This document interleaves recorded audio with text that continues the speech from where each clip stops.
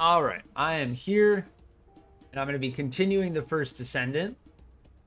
Welcome, everyone. Majestic Redstin Nudweiser. Thank you for popping in. I do appreciate it.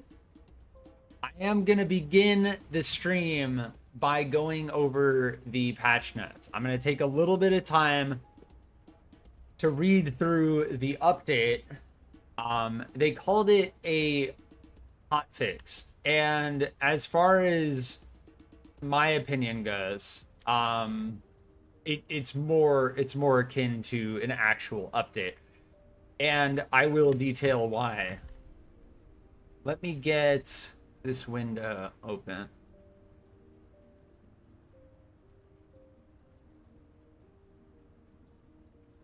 Here.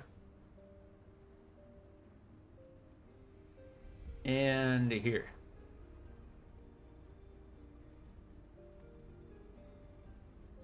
All right. So on screen is the web page for the hotfix 1.0.3.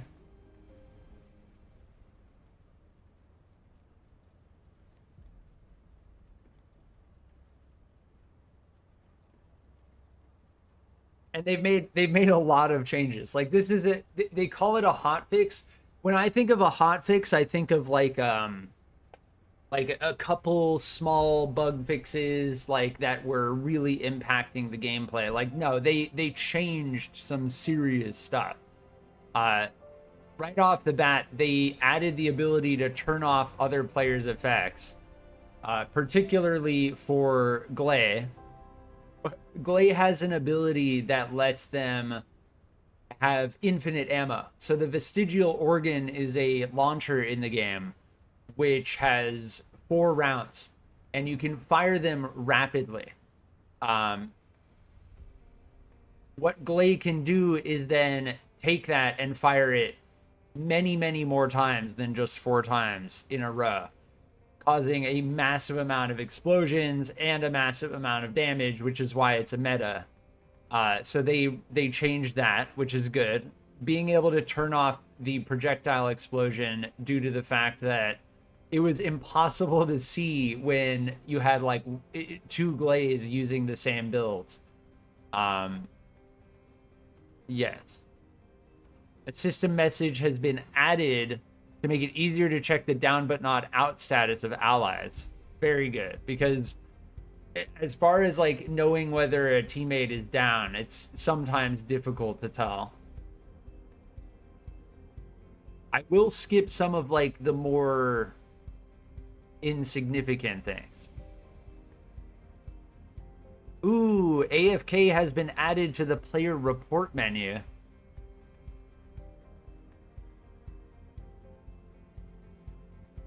To all the AFK farmers, you will get reported. And I will state my firm opinions about how I feel about AFK farming. If you're going to AFK farm, just don't play the game.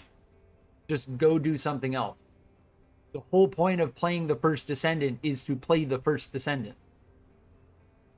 Even if there's an ultimate bunny that's taking all your kills, like, still you need to play the game and try. So that is my take. So it's good that they're adding that. I'm sure that they have metrics. I would even go. It's a point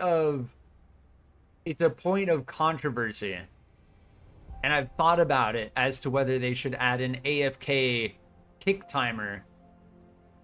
And honestly, if it gets worse and more out of hand, then they should add an AFK kick timer. Yeah, UI updates. Ooh, acquisition info. They updated view acquisition information directly in the target section of library. Okay. They're working on making that UI, like jumping from one page to another, a little bit easier.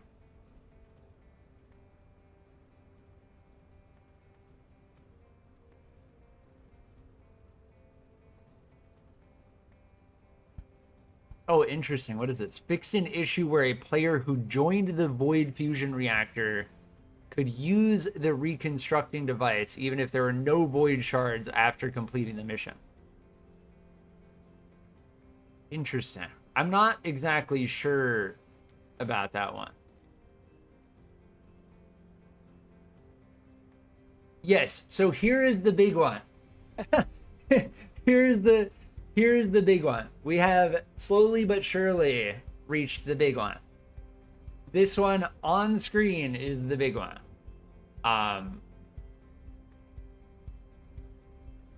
When completing a void fragment mission obtaining 2 types of void shard, the amount obtained has increased by approximately 1.5 times.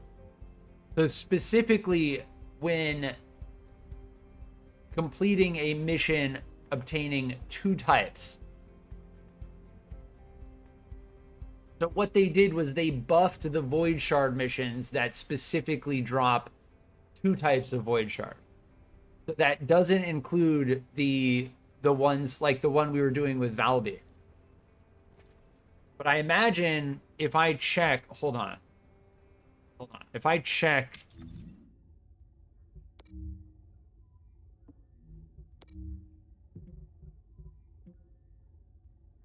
oh, they changed this icon as well. Yeah. So this drops 19 and 4 now. This used to drop 11 and 4. You used to get 11 and 4 polymer shard from this. I'm pretty sure. So that right there is an example of it. They also clearly updated the icon. So instead of like having to go around and hover, oh, this one's fire, this one's electric, you can just see them on the map now. So this one right here, I don't even need to hover over it to know that it's electric. Before you would have to hover over it to see that. So that's nice. That one's chill. Yeah, that's good convenience, UI convenience. We do like UI convenience. All right, getting back to this now.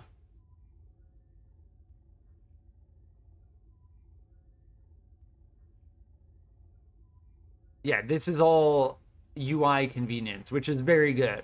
The UI in this game definitely over time needs to be polished, and that these are the kinds of updates that we're looking for sure. Extra Hero, welcome back.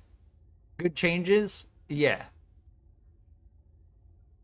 Yeah, this is what I'm talking about. Void Shard attribute will now be displayed on the map directly.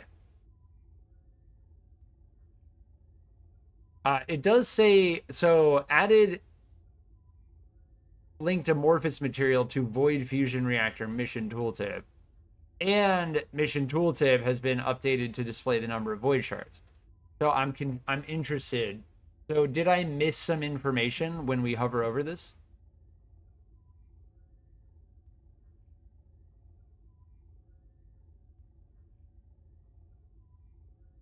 Oh, maybe they're talking about the void mission. Yes, look. Oh, this is what I was talking about like just yesterday. See how it says the linked amorphous material with amorphous 60 and 61, and then it has a check mark next to 61. That way, and it shows how many monomer void shards I have and how many polymer void shards I have. That is so.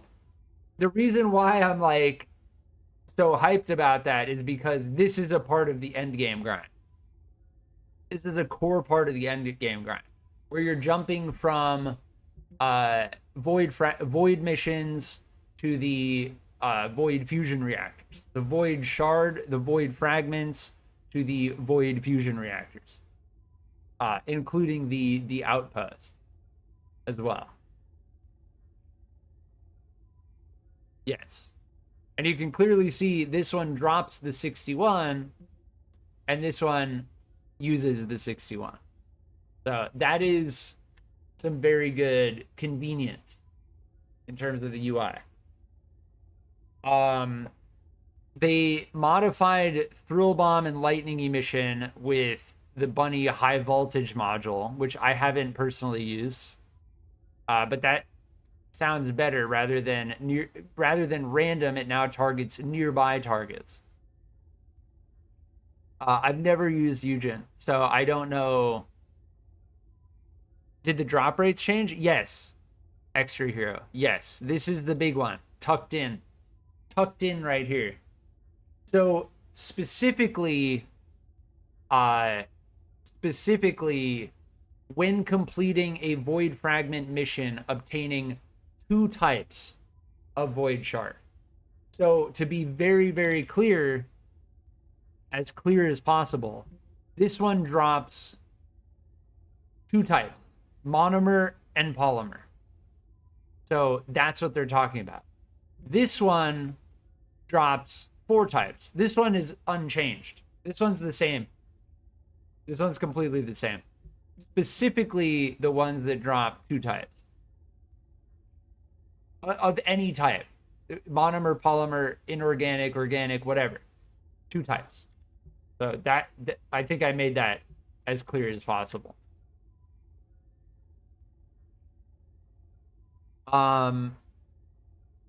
Electric condense sound effects. Okay, they're the sound design in some regards, they definitely need to add an ability to turn down the shield break sound in the game.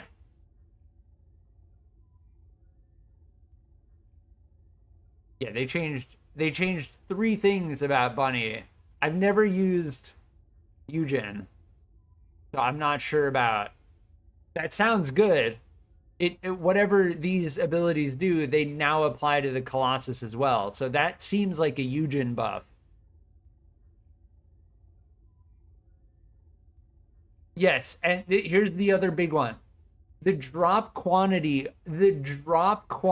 on hard difficulty has been increased by approximately 1.5. So 1.5 is 50%. I'm pretty sure.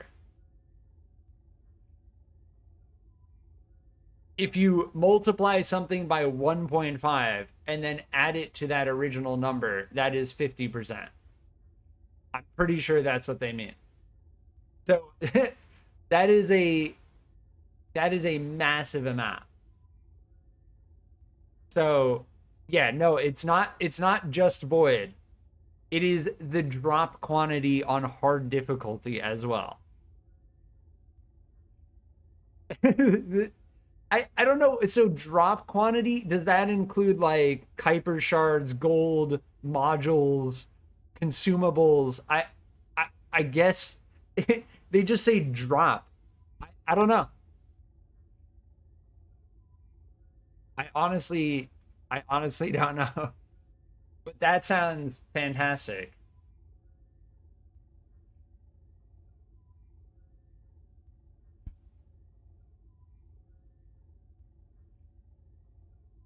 Yeah, as far as all these others go, this one is good too. I remember this is like the last quest in the main story. The time limit for that quest when you're at that level is pretty brutal. And if you have someone on your team, if you're playing public that you're hard carrying, you're not going to complete it in time. We'll find out. Trust Nexon.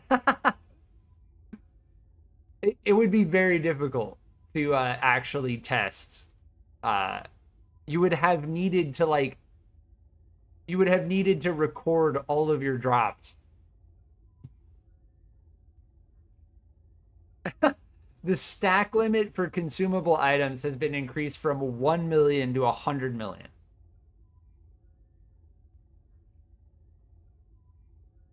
That's like that's for people who are just very deep into the end game and are like, why can't I increase this stack anymore?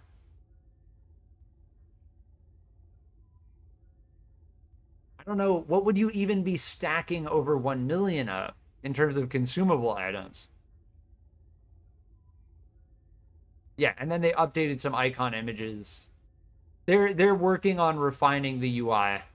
The UI definitely needs some serious tuning, so that's good to see. These are optimizations,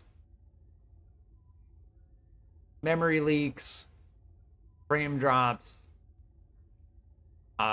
These are all good to see. I'm not going to claim to understand where to even begin in how optimizing a game like this works. I just know that those are always good to see.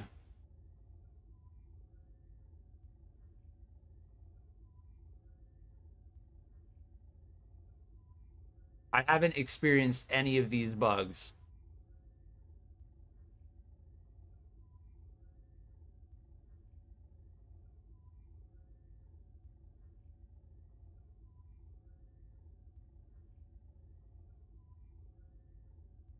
Wait, hold on. Uh, fixed an issue where the firearm attack of the shoot focus module was applied as a sum operation and not as a multiplication operation. But wait, hold on. The shoot focus module. Let me check.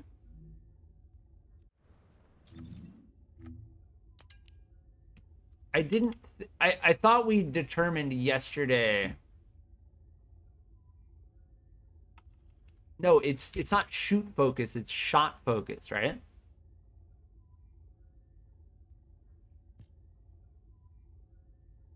I don't even know what module they're talking about. Yes, it's shot focus. They're talking about shot focus. And as far as acquiring this goes, there's no way to actually acquire it. Wait, what? I'm pretty sure they're talking about that module. This module.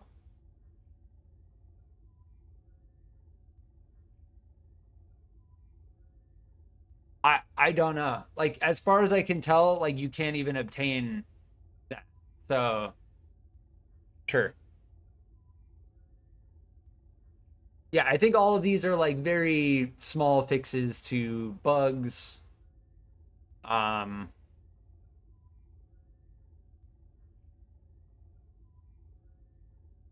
yes, we're good. We're good. That is the, so that's the on screen. You can go back in stream.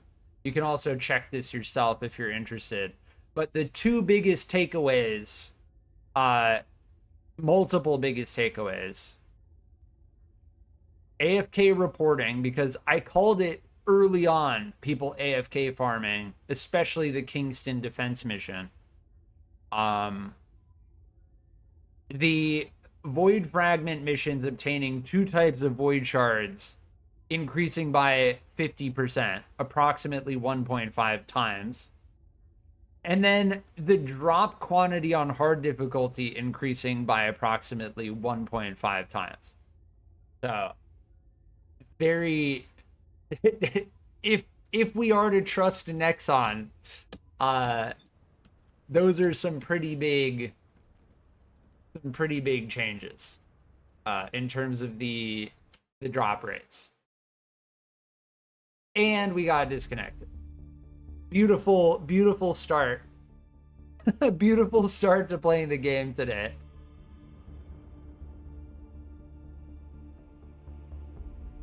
So I should have the Enzo blueprint complete at this point.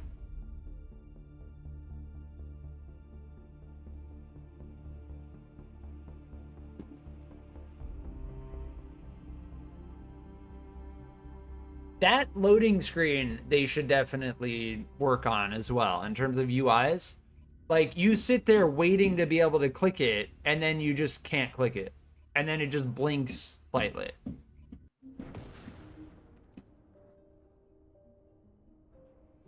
I think I may have heard construction going on in the apartment next to me. I apologize. If they start hammering something, I will keep my mic muted as best I can. And I do apologize. There's nothing I can do about it. But yes, so we should have... What do you need? Enzo spiral catalyst, stabilizer, and enhanced cells completed.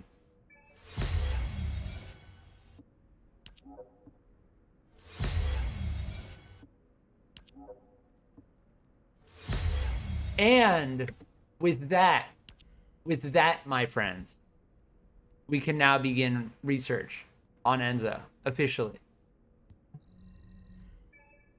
16 hours. Will you stream again today? So as far as streaming goes, it's actually interesting. There is a new release open beta starting at about, well, in about 3 hours for Throne and Liberty. So that's it's an MMO. It's gonna be interesting. I like trying new releases, just like Once Human, even though that like did not work out very well. So yes, I will be streaming later. Can't see me. Why? Because I extend their blood. What do you get when you All right, mix let's work on. So something I want to do primarily in this stream is I want to work on getting supply moisture up and running. As for grinding for another Descendant, there are several options that we have. Now that we are officially researching Enzo, like this stuff here, all good. We're good. We don't need to track that anymore.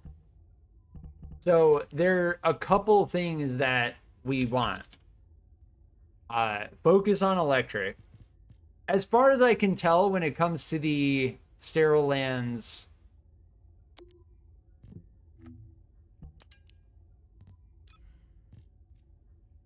ambush point, the Sterile Lands ambush mission, they didn't change that. This mission is what I'm talking about. And anticipated ambush point. Yeah, they didn't change that. Non-attribute dimension, isn't that what we want on... What do you get when you mix... That is what we want on Valby. So, yeah, we can run that a couple times. We need to level Valby to 40...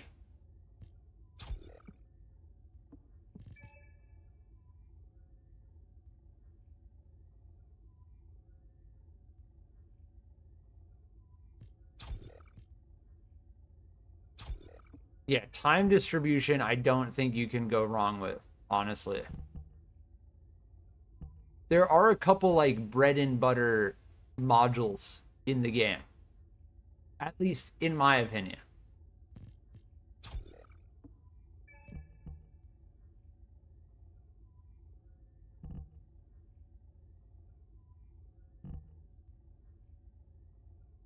Oh, I wanted to check that in the settings. Let me see.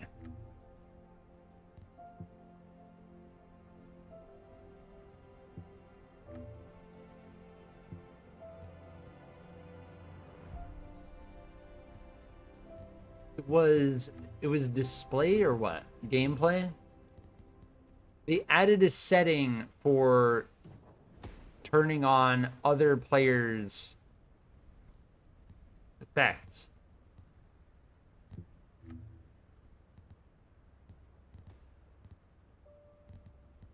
Yeah, I don't see it. Oh, here. Display settings. Here. This is what they added. So, show explosion effect during combat. Because if you've watched anyone who's, like, deep into the end game using Ultimate Glay with the vestigial organ, you'll know exactly why they added this. I don't have Glay. I'm not angling to get Glay anytime soon. That is why they added that. Because Glay can fire the vestigial organ pretty much infinitely. I don't know. What's a good crit mod?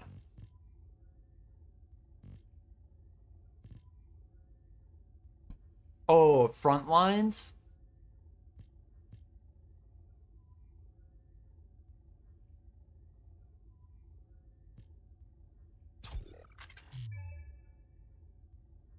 Front lines and emergency measures, you just go all crit skill. Well, this gives more crit rate. Front lines gives more crit damage, right?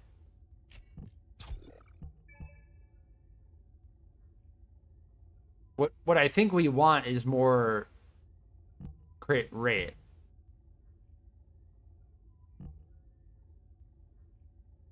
Now, the thing that's interesting about the terms is that it's difficult to tell. See how this is only 5.8%? Like, this module doesn't increase your skill critical hit rate by a flat 16%. It may seem that way, right? But what it's really doing is it's modifying. It is modifying the 5%. See how this is 5%?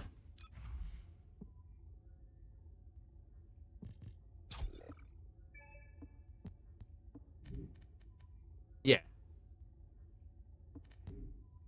So probably, because that's insignificant compared to a 20% flat buff, I'm going to go with the critical hit damage. The strike mod instead.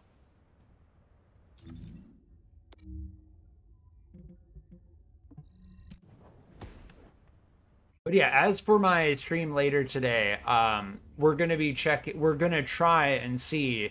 There's an open beta for a relatively larger release in the MMO genre, which I have explored in the past. It is not my primary focus, but Throne and Liberty is having an open beta. You've been ambushed. Oh, am I in private mode? Let it happen. No, we're in public. We're good. As a feint, it worked well. Oh But you my. let your guard down.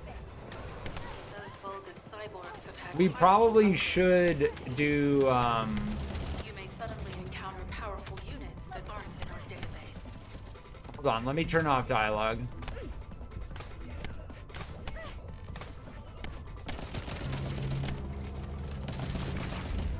We should probably do the, something I want to go for is the Thunder Cage. I also need to upgrade the mod on this thing, for sure.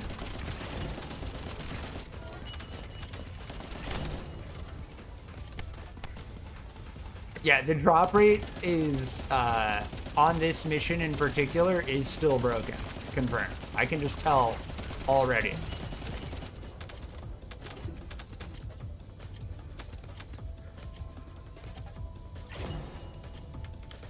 Sorry, I didn't hear, but how are you doing? I'm doing well, Redson. How are you? Thanks for being here.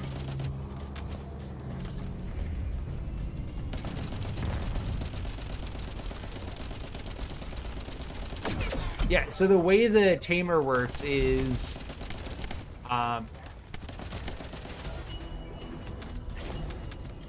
the way we're trying to build the tamer is the longer we hold down the fire button, the more damage it does.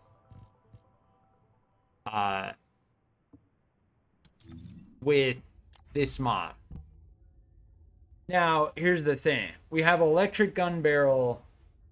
Right now we have it capped out.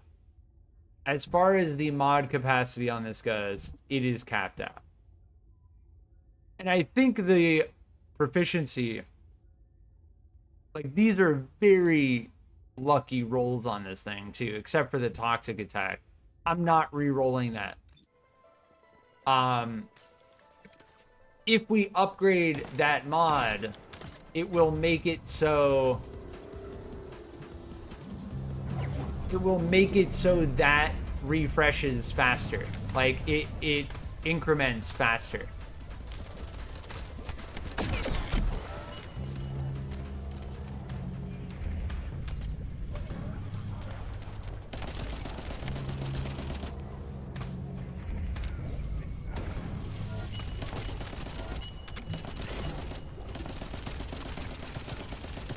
So it shoots faster, it does more damage faster, more better. As long as we're holding down the fire button. Like, look at that. Just melted. Obviously not enough, but that's why I'm like, yeah. That's why I'm like, we get that. We got electric transition.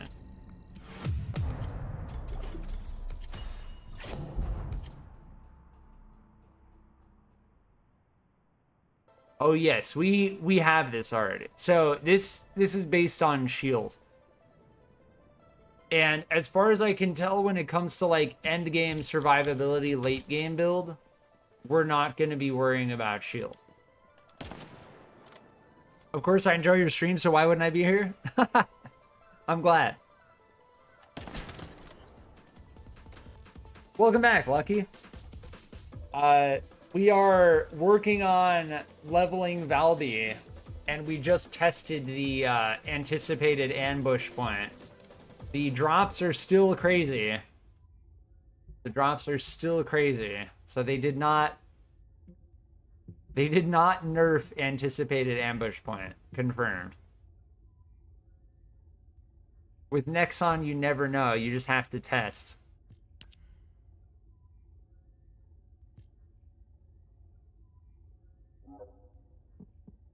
Yeah, to get the Thunder Cage blueprints, you have to play on normal.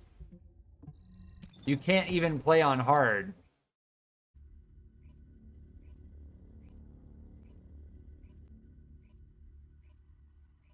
I'm reading patch notes. Yeah, we went over them briefly at the beginning of the stream.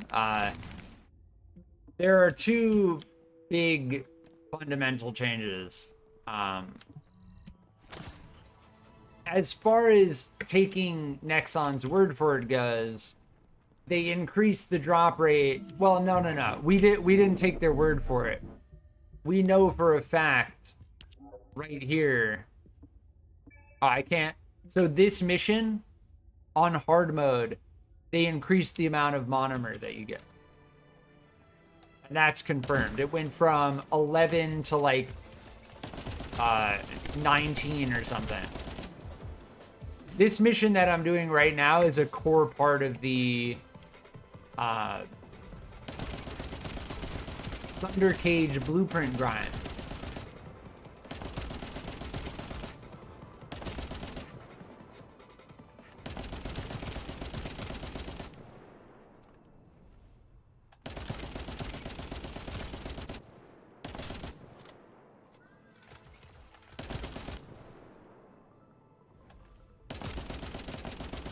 And as far as it being on normal mode goes, I don't believe there's any other way to get this blueprint aside from running this mission many times over.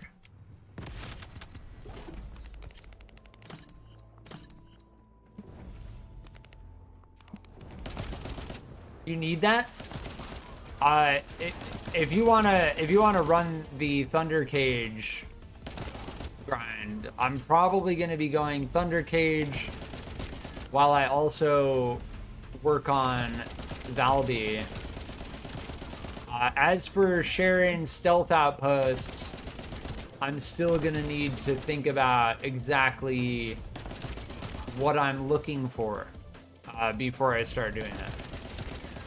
And I think we are approaching looking for an ultimate Descendant at this point.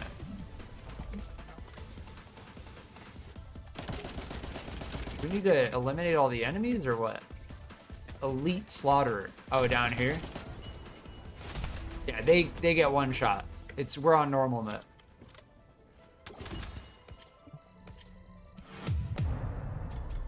I found a way to get advanced neural link circuit pretty quick for Enzo. Interesting. Yeah, we found that. So what I ended up doing was I just did I think it was Vespers. Yeah, I can't remember. I know that, so if you want positive ion, this mission's actually not bad for it. But you need the damage. Like, you need the DPS for it. The neural link for Enza. Yeah, White Knight Gulch. The one we were doing wasn't the greatest, for sure. But this one also drops overwhelming HP. So potentially. I mean, we ran this thing like 10 times.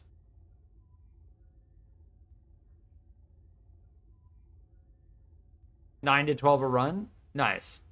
Yeah, I'm sure there's a better mission than this.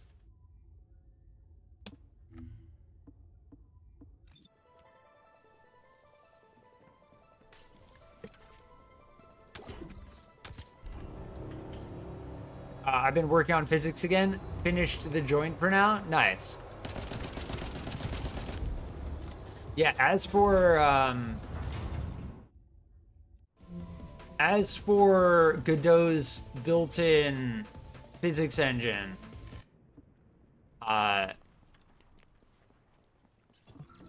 it's actually kind of decent as far as I can tell.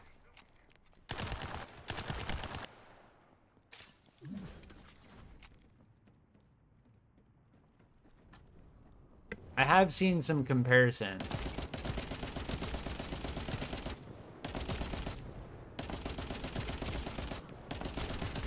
This is basically just like instantly one-shot all of the targets that spawn as fast as possible. Because it's purely...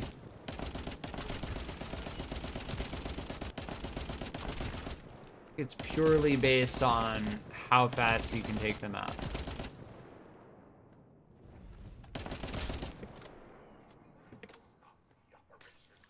Like, the time, there is no timer. It's a matter of, like, taking out the enemies.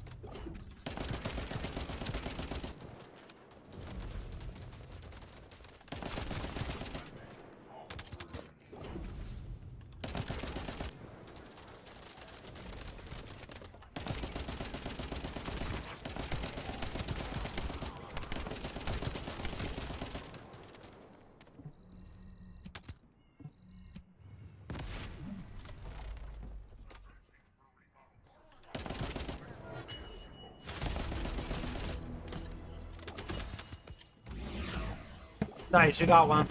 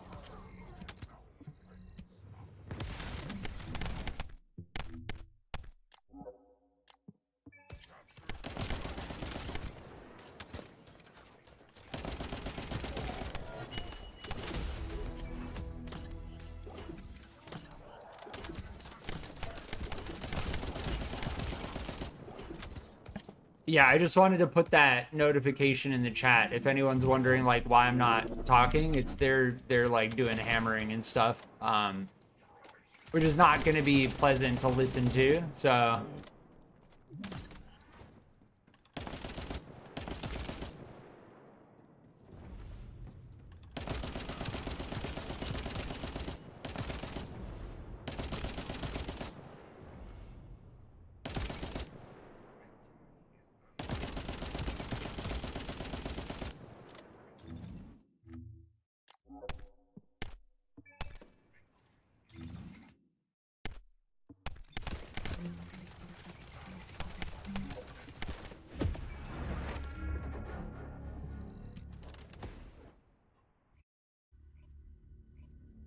yeah, I think I need to exit the public. I need to get out of the public, invite you, and then we'll go back private.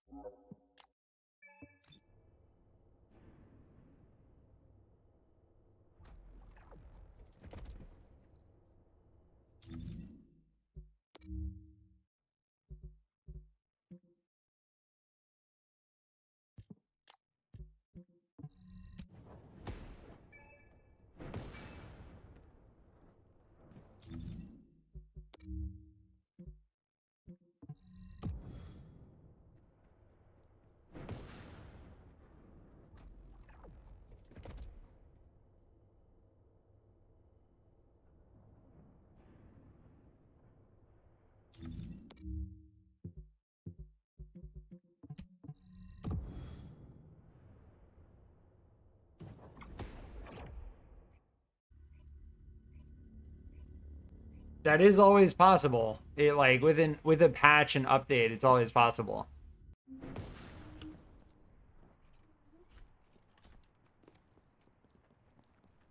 I haven't experienced any. I did have an issue getting into the game. After I updated, launched the game, tried to get in, I just like could not get in. And then I restarted my game again, and then it worked. But yes, it is always possible with a hotfix or a patch that new bugs can be introduced. But as far as like the update cycle goes for this game, it seems like they have it down pretty well. And as far as like a mid-season update goes, this one feels okay. Like the changes they made address some of like the biggest concerns. And that's what you want to see, you know?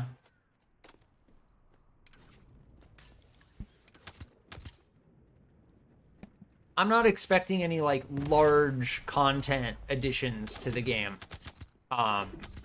until next season, which is why I'm holding my recommendation. Like, definitely play this game for free. But I do not recommend putting money into this game. If someone does put money into the game, I respect that decision. Like, everyone can do whatever they want. I'm not going to judge anyone. And at the end of the day, they're supporting the development. So, yeah, after we attach that bomb, the boss spawns down there, and you just instantly zap them. And then you get mission complete. And then you can just come over here again, right back here to start the mission. So we already got one to drop. It's a 20% chance. If I get another, well, we need 3, right? If we get another, maybe I'll look into what other missions we need to cycle. But this is a core part of the Thunder Cage weapon grind. And what upgrading the Thunder Cage does, as far as I understand it, I just realized I'm using 2 general rounds. 1 special rounds.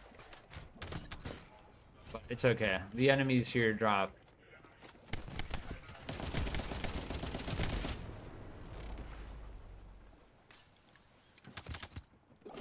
So to finish my thought, as far as the ultimate weapons go, you need, if you have an ultimate weapon, you need 3 more in order to upgrade the ultimate ability. And as far as I understand, the Thunder Cage in particular, the Thunder Cage's ultimate ability has a chance to cause an AoE thunder explosion when you kill an enemy. And by crafting more of them, you increase that chance and the AoE around it.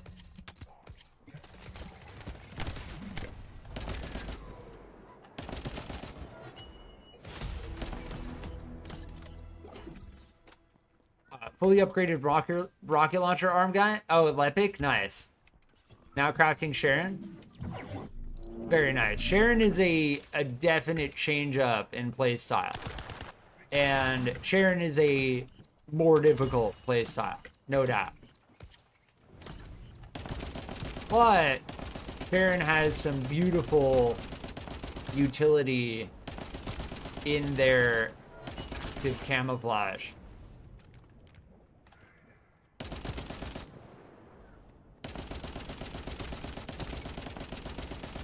Yeah, using a scout rifle like a silly weeper on this mission would be very good. Nice. Level 39 on Valby. I thought we were already level 39. No, I guess not. I beat the hard pyro boss. Don't know what the next one is. Interesting. When it comes to the hard bosses, I'm strictly gonna solo them. I've decided. It's just a decision that I'm gonna stick to.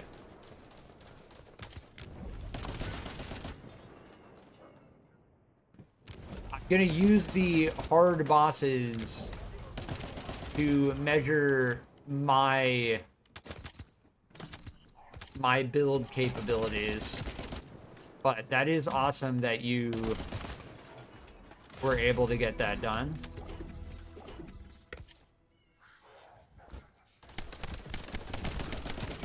The fact that this doesn't take so long is decent. Like, as far as grinding for the Thunder Cage goes, definitely seems like it's going to be more straightforward and simpler to just focus one mission at a time.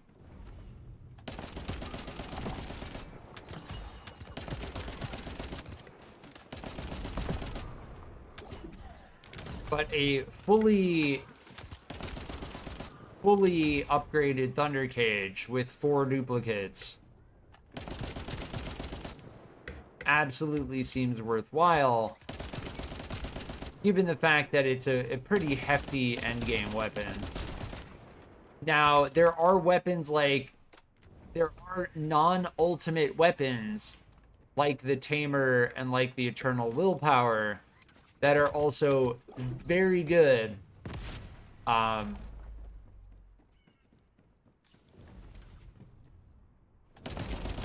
In terms of DPS.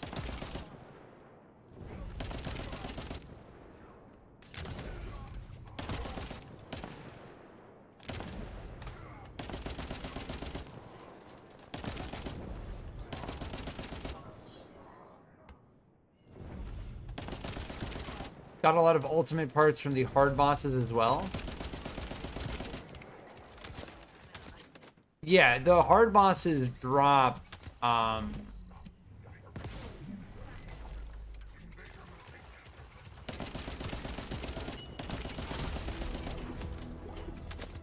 several things. There's another one. There's another polymer Synctium.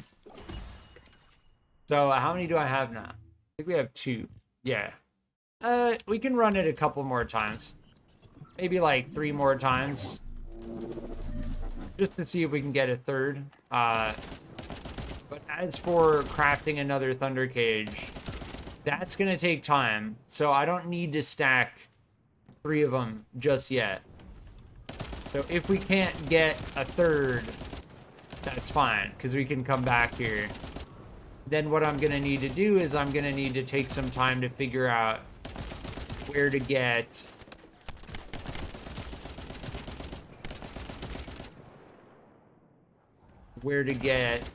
the other pieces, none of which we actually have.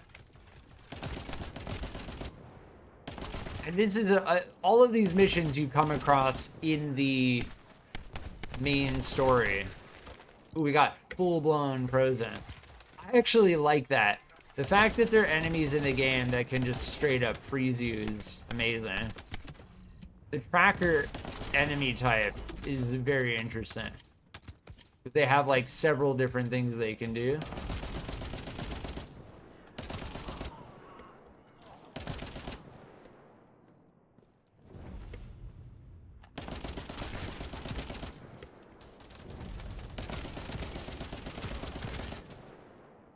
I'm trying to unlock that Python gun. Yeah, the Python definitely seems like one of the next things to get for sure. Absolutely seems good on Freyna in particular, given the fact that it is toxic, I think primarily. Pretty sure.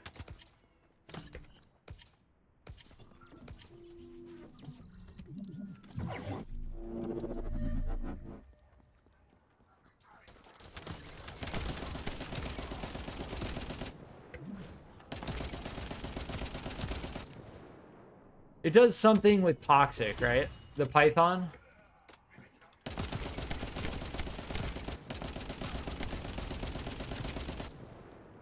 Just like how the Thunder Cage is specific to electric.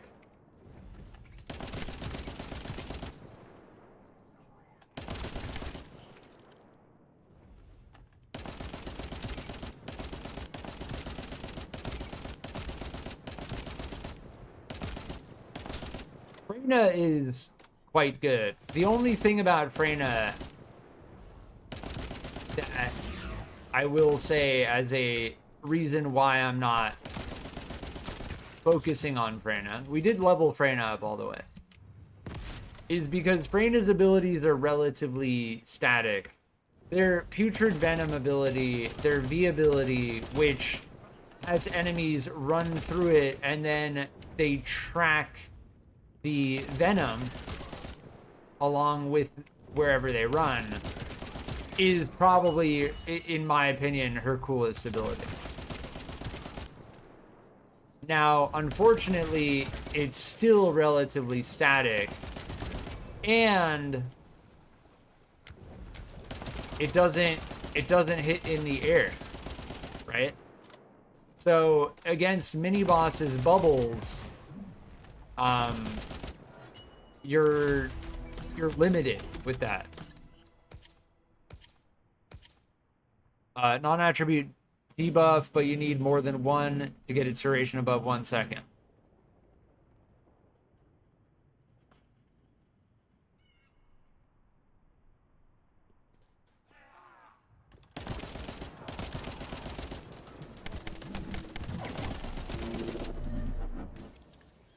Oh, you're talking about the Python's ability?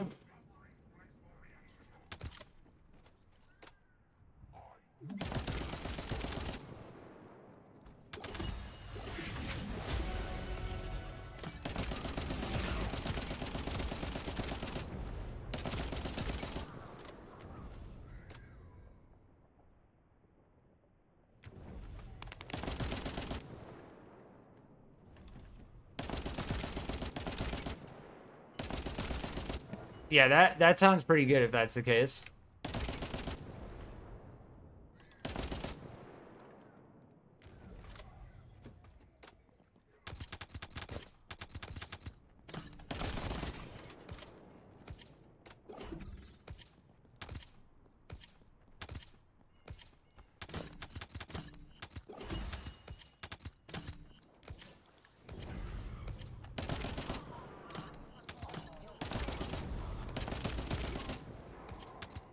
The gold farm on this mission is actually not bad either.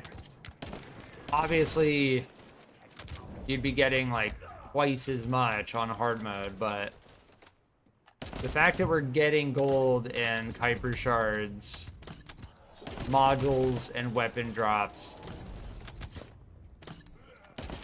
I've noticed that the Colossus battles, like, you don't, as far as I can tell, you don't want to farm Colossus battles. Like, Colossus battles are to crack Amorphous specifically. That's at least what I've found. All right, before I start the next one, let me check. We have 2 of these now. Let's check this. We can go and do this one over here, just so we don't keep doing the same thing over and over again. Switch it up a little bit. But yeah, the sterile land is where you get the blueprints for the Thunder Cage. The skillet base only has a 1 second uptime, so it's only active while you're shooting, and you can't sack it. Interesting. Wait, so...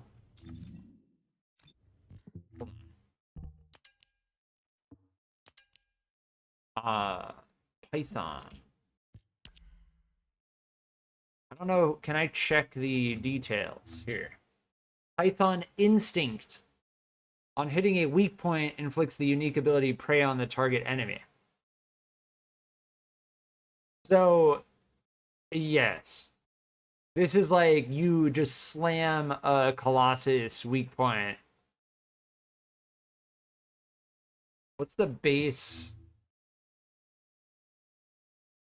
30 rounds per mag. Reduces their toxin resistance and non-attribute. So this would work with Valby or Freyna. Or any non-attribute, other non-attribute. Freyna is the only toxic character in the game. So that's why I say Freyna.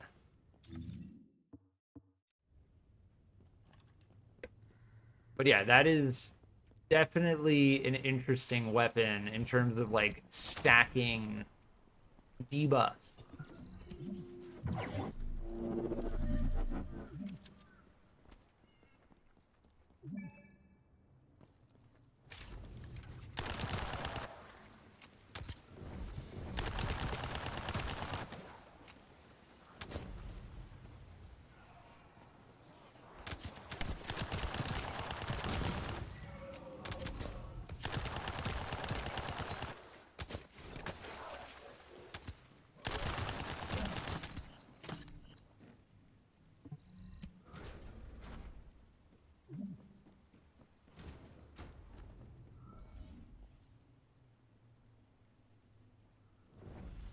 This mission on hard is another Kuiper farm.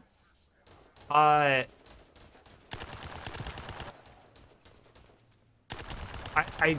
firmly believe that the best Kuiper farm at this point is the ambush point. Like, the only reason I'm doing this mission is for the Thunder Cage. But I could see it for sure.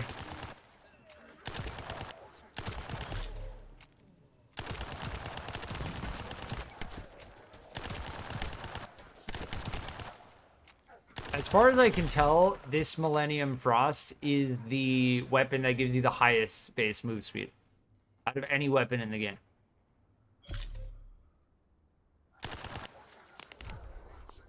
The Millennium Frost is by far, I think it's like with the next highest is like 650, so 25 extra move speed base.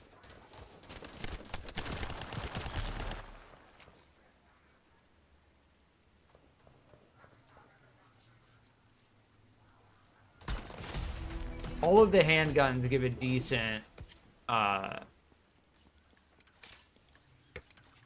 decent base move speed, but yeah, 675 is the highest that I found.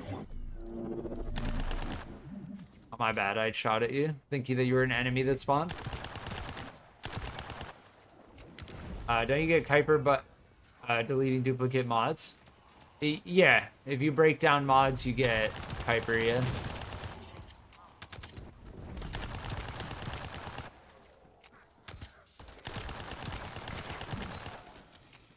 dismantle mods, you get Kuiper. You do missions, you get Kuiper. Yeah. It's not a... I don't think these go faster if we're both in them. Yeah, I think it's just we have to be individually... This one definitely goes faster with 2 people, just demonstrably. You can do 2 at one time, so it goes twice as fast. Well, there's an odd number, right? So not necessarily twice as fast, because you end up reaching that last single one. If you each do 1 at a time, each individually, you get up to 6, and then there's 1 remaining. So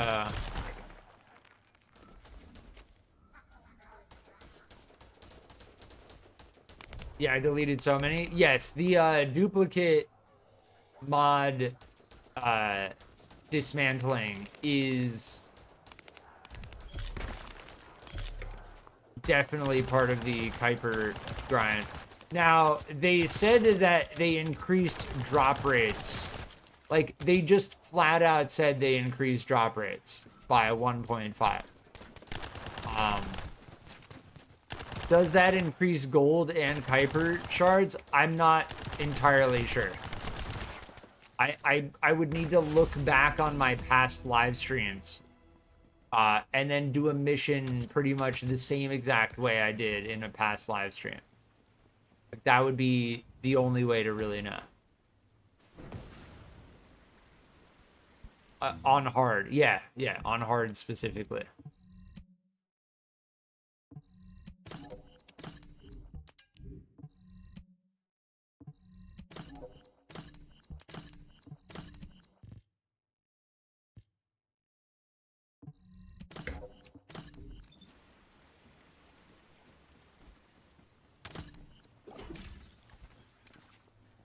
Same with the void shards as well. Or no. The void shards, I'm pretty sure they increased for the missions that drop 2 things. So if they, I don't think they said hard specifically for the void shards.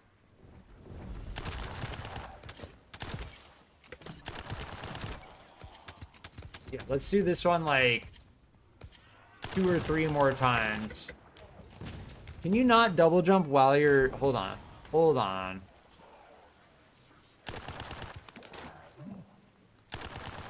Oh, you can. I was wondering, could I not double jump while I was shooting?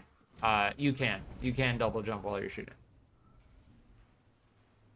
I would assume that means everything is 1.5x drop rate increase. Yes. That's what I assume as well. Yeah. So effectively a 50%.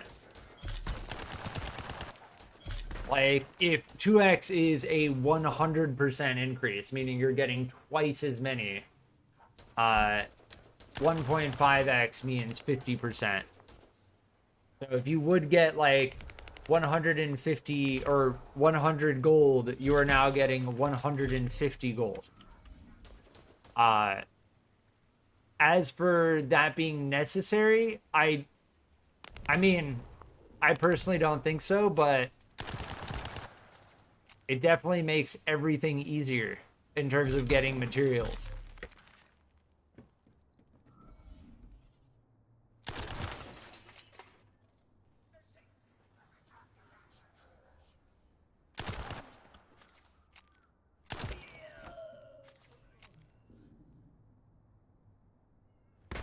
And they confirmed it did not change the ambush.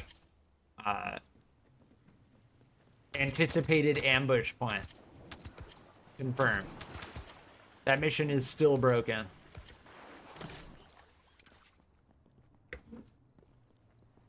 I will be right back, 1 sec.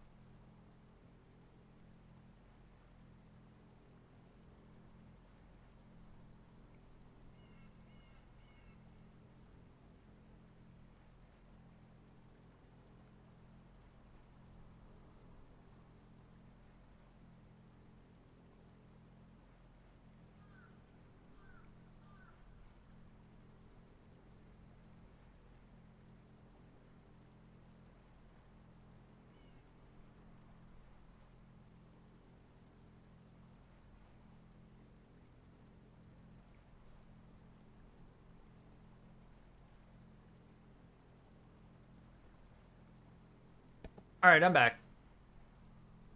Got another cup of coffee. We're chilling. We got a stretch in. Highly recommend if you're playing a game like the first Descendant or any other game, do take breaks. Take breaks, get up, walk around, stretch. It's good.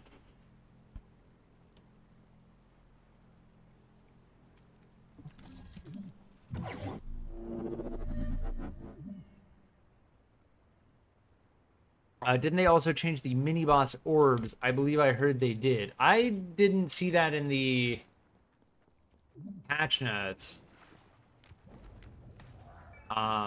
Maybe.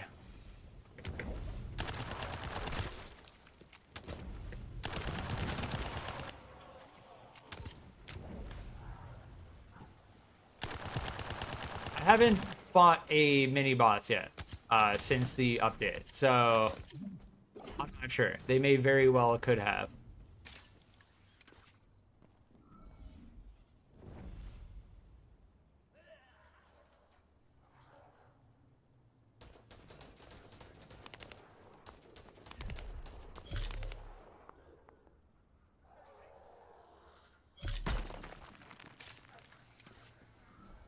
But just to reiterate why we're doing low-level missions, the Thunder Cage is a ultimate weapon in the game, and in order to get the blueprints to craft duplicates, in order to upgrade its unique ability, all of the missions are only on normal. So I would be doing this on hard if I could, but just to very much so reconfirm that,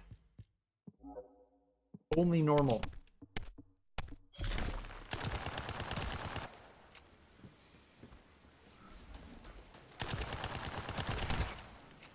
But yeah, as I was saying earlier, when I say the anticipated ambush point mission is broken, what I mean is the drop rate. There's the synthetic fiber. This is what we're looking for. 20% drop, 2-minute mission. As far as a 20% drop goes in this game, you know, you're gonna have to do it like 5 to 10 times on average in order to get one drop.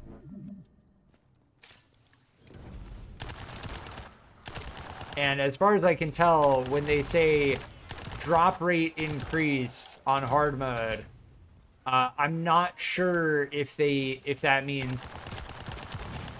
Let me check that. I can't do it while I'm in a mission. I don't think they increase like the module drop rates and stuff. You've got 2? Nice. Yeah, it's never gonna be like equal. Sometimes you'll get some, sometimes I'll get some. It's a random dice roll between anyone who's doing the mission.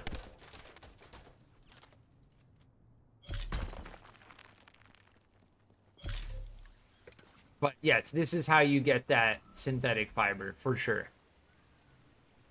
And it's a 2-minute. It's a little bit dry, you know. Always playing on normal when you're in the end game is always a little bit dry. You're just like, oh, everything dies in actually one hit, like just to demonstrate, like actually one hit. The damage numbers don't scale at all, and I'm using a handgun, which is one of the lowest damage weapons.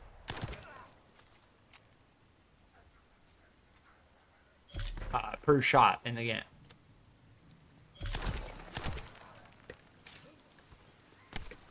If you're gonna do that one, I'm just gonna run back to the beginning and get the next one loaded up while you do that.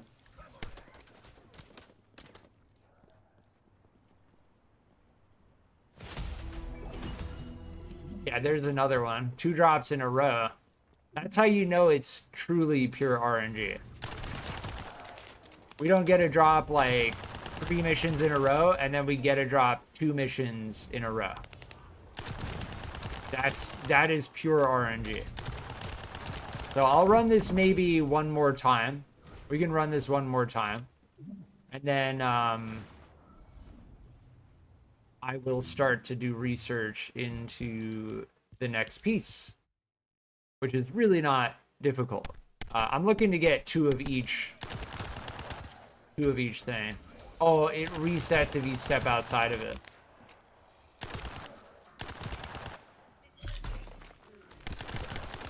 I was getting shot at, while I was in the menu, so I just started moving. The mission's already pretty short. Like, sub 2 minutes is already not a big deal. Okay, so this mission in particular is something you are going to have to do if you want to max out your Thunder Cage.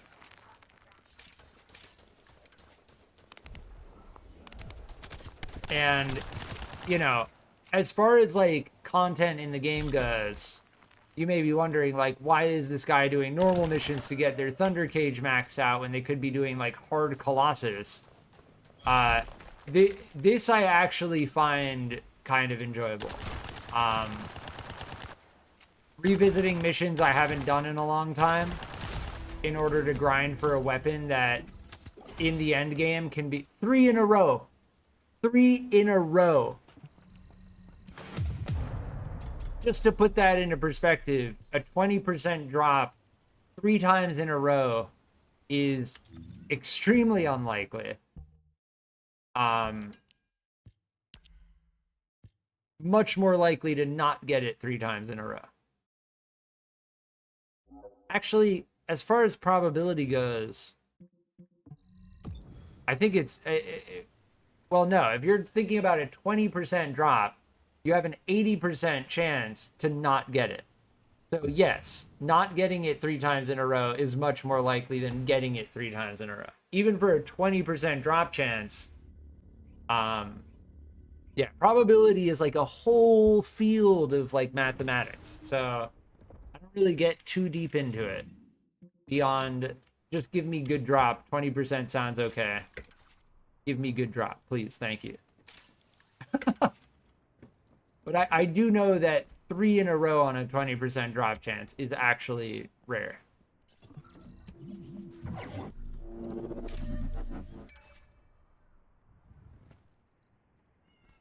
There's the double frame drop.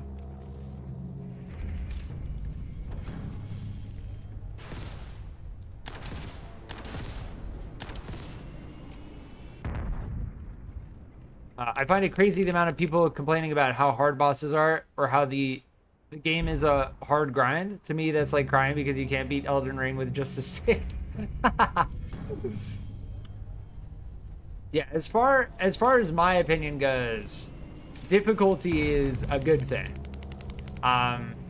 If everything in the game is super easy, the alternative is people complaining about it being too easy and then just running through the game without even having to try.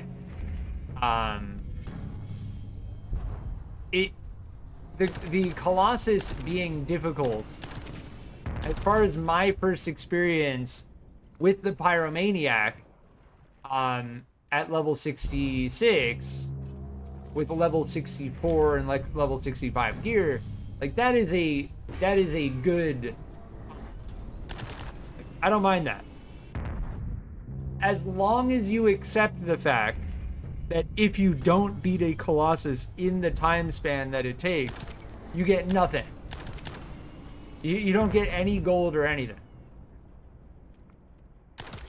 But that difficulty, the Colossus in the games are in the game in order to provide that difficulty. Yeah, difficult is way better. If it's too easy, then what's left to do? Absolutely nothing. Exactly. Exactly. It would be what are you farming for if you can just run through the... Yeah, exactly. So, yeah, I know what you're saying. If there's no difficulty, then everything in the game has less value, right? Because value in a video game comes from the difficulty of obtaining something. This game is built for longevity and people just can't seem to grasp that. Yeah, the thing is, like, with a big release like this, I think there are people who expected it to be released and they expected to be able to get through the main story in a couple play sessions as if it were like a linear story game. That's not what a game like this is about. Like, they're looking to get, like, I have over 100 hours in this game. I was looking forward to this game being released for like weeks and weeks before it came out, and I fully anticipated needing to put over 100 hours into the game in order to unlock certain content. And that, in my opinion, is legit. I like that. Like, I can cruise, I can farm, I can, you know, sure, what I'm doing right now is to get my Thunder Cage maxed out, but that's a part of the end game too. Like, if I want to do the end game hard bosses, having my Thunder Cage, you know, well, the Thunder Cage is primarily a farm weapon, but in order to get the stuff, the Thunder Cage is a tool to get the stuff. You use the Thunder Cage to get the stuff to beat the bosses. Yeah. The Thunder Cage is a very good tool.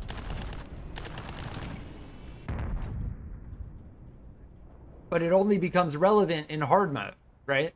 Because once you get to level 100, it's like, well, do you need all you need is any level 1 convenient level 100 weapon, and then you can just one-shot everything. So it only becomes relevant in hard mode. I had no idea about this game until my friend told me to try it. Now I'm 100% hooked. Yeah, it's good. It's on the level, and this is coming from a person who has 400 hours in Warframe. It's on the level of Warframe, but it lacks polish. And I don't think it's fair to just flat out compare it to Warframe, because Warframe's been out for 10 years. This game has been out for a couple of weeks.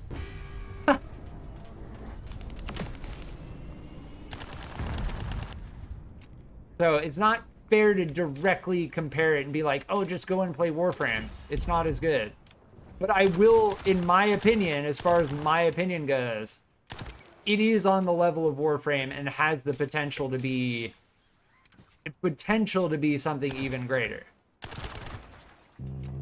But that's my opinion as someone who has 400 hours in Warframe and got to the Cambion Drift with the Entrati token grind for the Necromech, and I'm like, yeah, I don't really want to do this.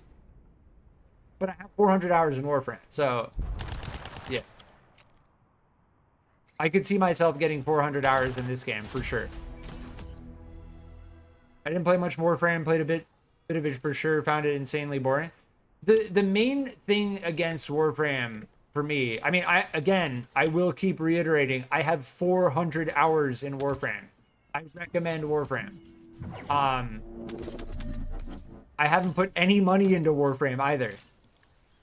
You can crack relics in Warframe and get prime parts and then trade them with players for platinum. Like, you can obtain platinum without putting any money into the game. The thing that I found to be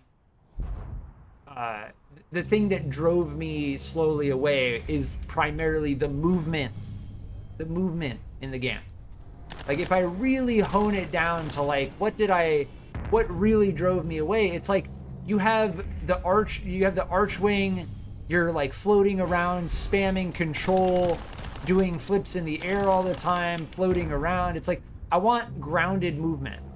Like, I want grounded, solid movement, which make my movement abilities feel even better because regular movement is more grounded. I think the grappling hook in this game is actually cool. I think it's an actually cool mechanic. On the surface, it seems simple and kind of like plain and boring, but it's actually enjoyable to like click on something, grapple it, and move. Like this is satisfying movement in a game. Yeah, someone said, look how much Warframe and Destiny have changed over time. Give this game time, and I'm right there with that. Yeah. And again, it's about accepting the game for what it is and recognizing what it is. I don't play this game in hopes that one day it's good. I play this game because I enjoy the game for the moment right now. And I have said many a time as well, don't forget that it is Nexon. It is Nexon. Enjoy your time in this game now. Because for all we know, they could make some really bad decisions. You know, look at... I reference New World a lot, because I have many hours in New World. Which is an MMO, very different style game. But what I'm getting at is developer decision making, right? Like, just because the game is getting updated doesn't mean those updates are going to be good. Updates can introduce new bugs. They can change things to make them more annoying. So, if you enjoy the game now, enjoy the game now. And just accept whatever changes may come. Right now, I'm enjoying the game, and in the future, when they come out with Season 1, we'll see. We'll see. It may be a complete blunder. It may suck. They may make the game really annoying. They may implement a content wall that nobody likes. Who knows? Who knows? They've done a good job so far, but who knows? That's my take overall. Yo, I can one-shot the Necromech Demolist on Steel Path if you want to hit that up at some point. I appreciate that. I appreciate that, Lucky. As for Warframe, I don't think I'm gonna be going back to Warframe for some time. The isolation vaults and the Entrati token grind, along with Plains of Eidolon, I just, I haven't been feeling it. I streamed Warframe very briefly in the past, and I recommend playing it, but personally, like, I'm pretty burnt on it, if I'm being honest.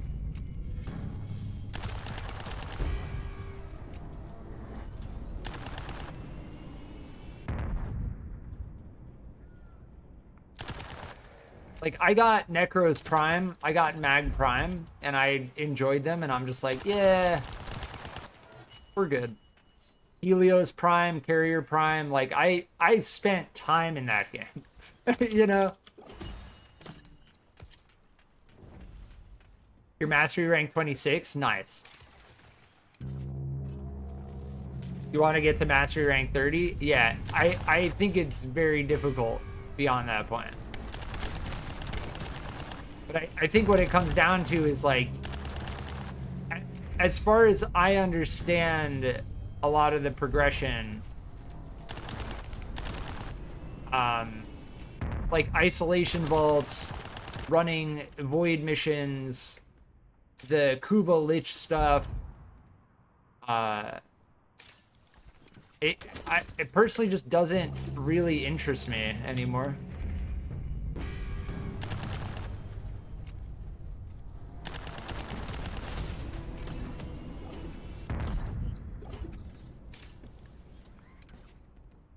Warframe is a great game, though, and I do recommend playing it for free.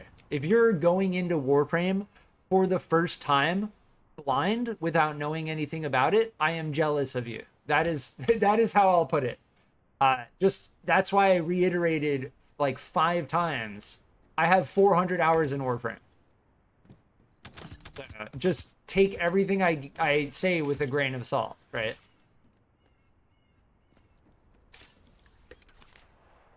Let's do this one more time.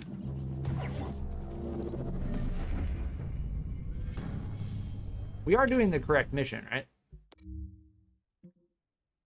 Yeah, Thunder Cage Nanotube. Yep. Like, where's that 20% drop? Did I get one? Hold on.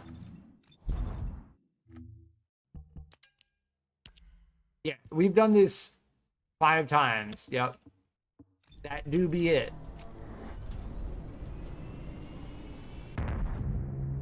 Yeah, they're talking about Warframe. As far as I can tell, when it comes to the first Descendant, in terms of mastery, are we proficiency 27. We can keep using this. Getting beyond 15 mastery rank in the first Descendant is considerably more difficult than all of the previous ones. It is not linear. That 15 you see in the top right corner of the screen, it is not linear. And I'm gonna say what you're gonna start to see is a lot of players, streamers, with a 15 in the top right corner. Getting to 16 is going to be a feat as far as I can tell. It's gonna be very different and more difficult than the first 15 mastery levels. Like, we're not going to see the prime hands animation for quite some time. That's why I didn't skip any of them, and I embraced it while it was happening, because I'm like, yeah, once we hit a certain mastery rank, it is going to get insanely difficult.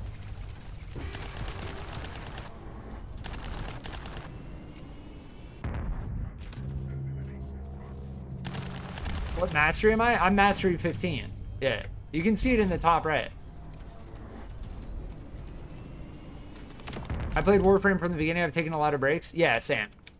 As for the 400 hours I have in the game, I started playing, stopped playing, started playing. The last bunch of hours I put in was last year in spring during the Valentine's event. All right, let's go check the other mission. We ran that plenty. That is feeling like not a 20%, but we're good. We got 3 in a row leading into this one. My luck got burnt out. That is, mind you, just to be clear, that's gambler's fallacy. When you're rolling the dice on a mission for a 20% drop, your roll is the same every single time. There's no such thing as your luck burning out. There's no accumulation. Unless they added some like deep programming to the game that I am unaware of.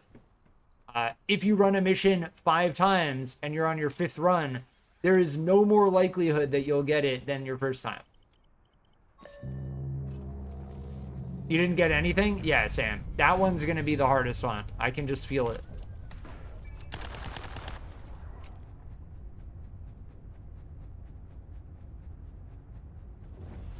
I watch it 140p to save data. Yeah, no problem.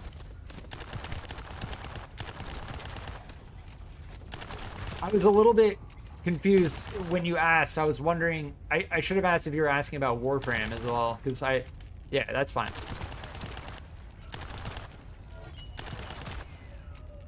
I don't remember what my mastery rank is in Warframe. I know I reached like gold hunter, if I recall. I can actually check that quickly. Warframe achievements, gold hunter. Yeah, whatever mastery rank that is in Warframe. You get mastery rank from like getting your weapon proficiencies up, getting new frames leveled up. I'm pretty sure that system between Warframe and the first Descendant are very, very similar. Now, how to make a system like that, like a core progression system like that in a game, different?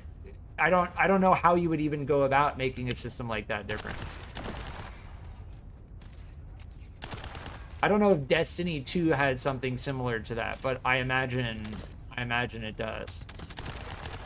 Because I remember seeing there was some type of like hunter rank or something. From what I've heard, it's worse with Nexon. The more you grind, the lower the drop rates get. That would be kind of cruel. like core programming in the game, like, oh, this person's done this 10 times, we'll lower the drop rate a little bit. I don't think that's true, but it you know, as far as Nexon memes go, it's pretty funny. I truly believe this game is pure RNG. And with pure RNG comes strange things like getting a 20% 3 times in a row and then doing another 20% 20 times and not getting a single one. Like that is pure probabilistic random number generation. If you heard players saying consistently like, oh, I did Seed Vault 5 times and I finally got the Sharen drop or whatever, then that may indicate that there is some type of cumulative increase to your drop chance the amount of times you do it. But I firmly believe it's pure RNG. They just went with like, yeah, let's just make that number randomly generate from 0 to 100.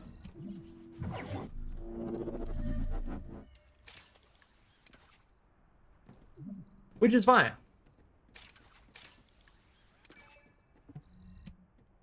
As far as the vaults go in this game, I've made my point very clear. Do not get sucked into the vault grind, especially not until... Wait, what?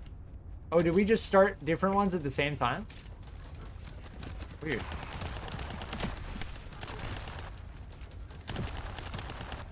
Yeah, I think if you start this one first, then you end at that one, and then you're closer to the mission start, right?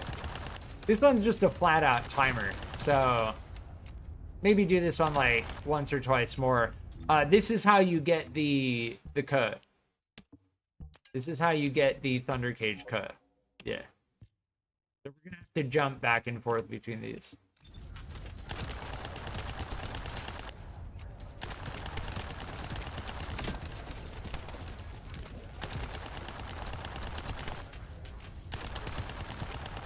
Yeah, as for all of the enemies dying pretty much instantly, I haven't been using my abilities too much.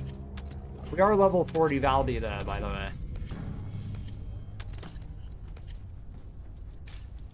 We're still gonna hold on to our energy activator until it becomes very clear that I need to use it for some end game grind stuff.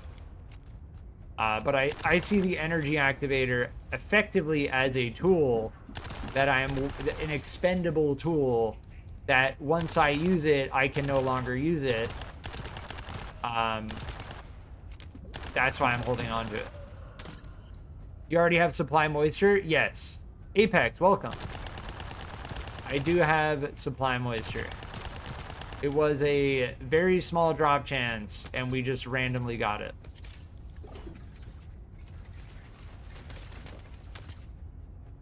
All of the Transcendent mods, I think, are like a 1.6%.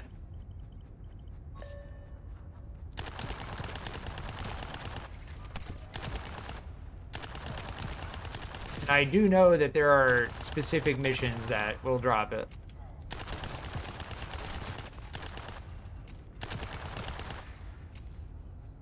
Crystallization catalysts are actually easy to farm. Yeah, the only thing I'm missing for those are the neural whatever, right?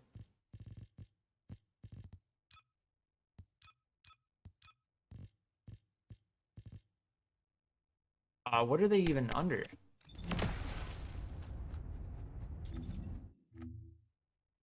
Enhancement material. Yeah. This thing, the murky energy residue, or the mixed energy residue. Yeah, where do you get mixed energy residue? Where's the best mixed energy residue farm? I know where to get the neural.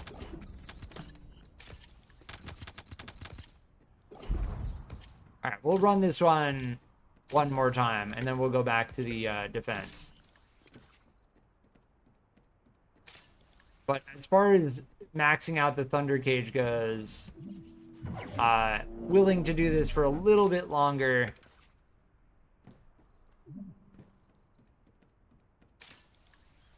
We'll see. I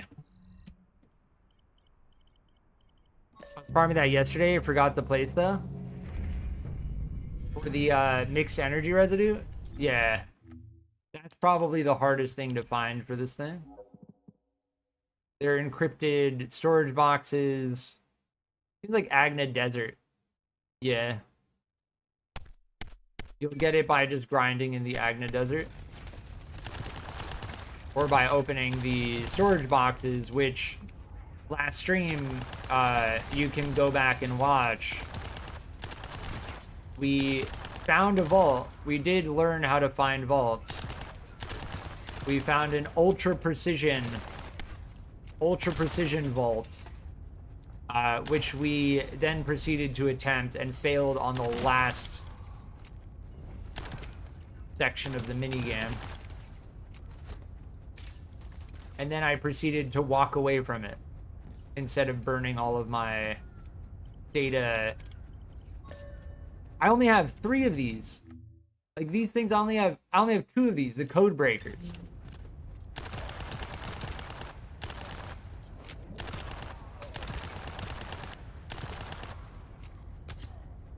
I still think that as far as grinding for code breakers goes, it's the ambush plant.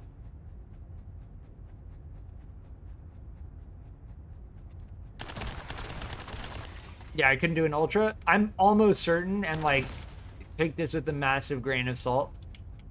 Conspiratorial Nexon hate.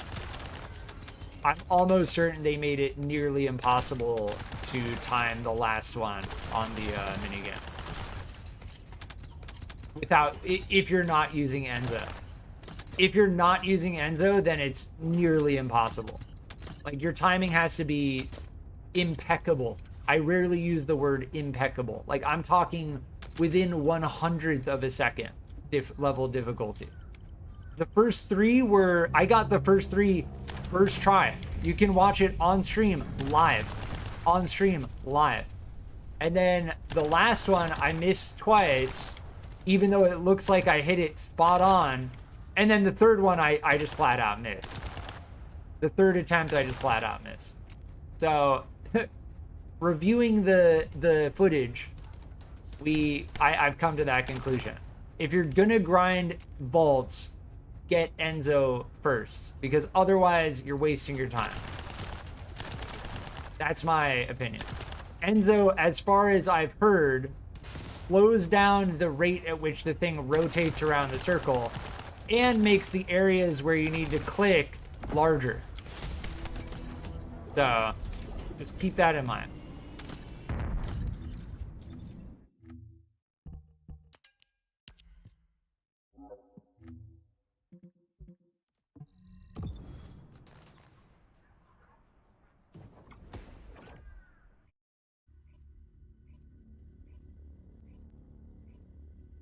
As I said, I can share some code breakers. I got 9 ultra, 9%. I don't think you can share them. Yeah. Can you?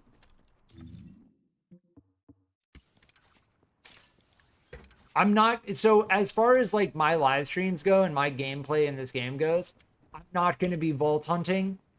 Vault hunting is not something that I'm going to find entertaining.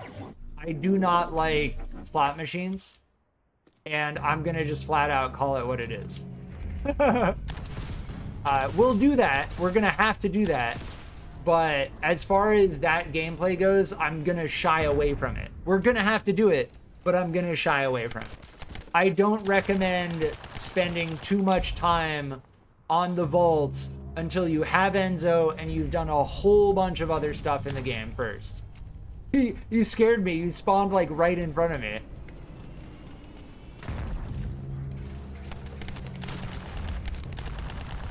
I open, you stand next to the vault and still get the drops. Oh, interesting.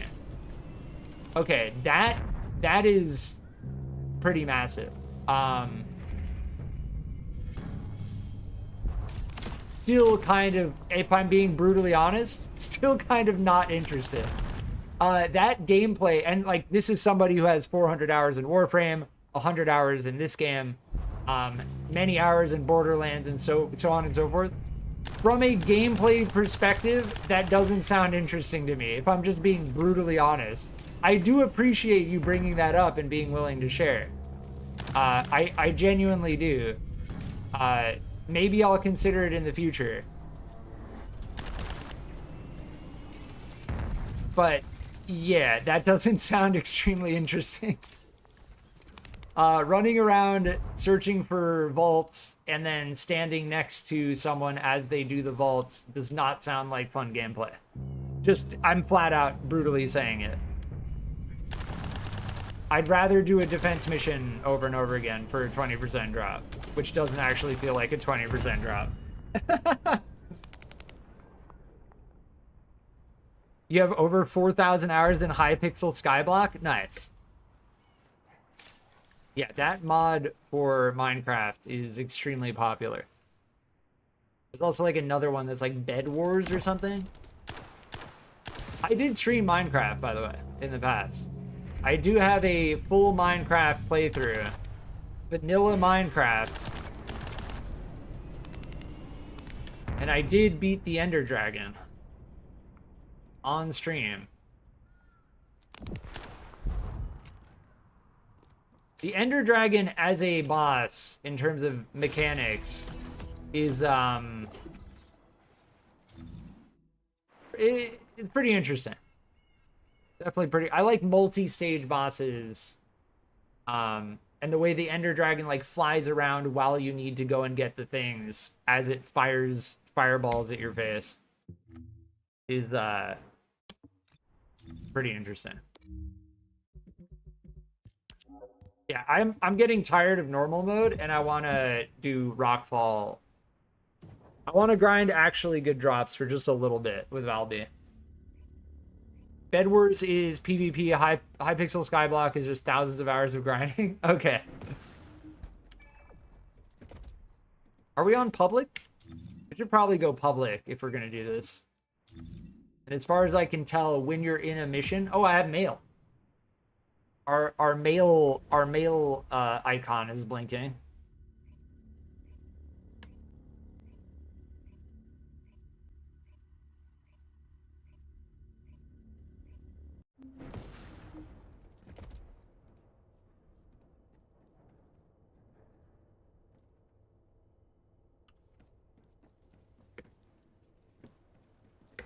But yeah, we got 3 drops in a row, and then we did those 2 missions a couple times over, didn't get a single one.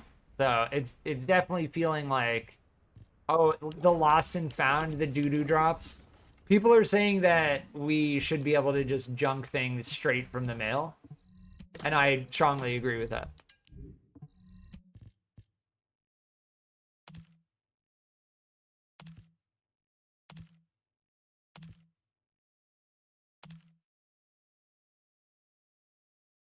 I think SMO is fire tech, but I'm not going to have SMO for a long time, so... Junk.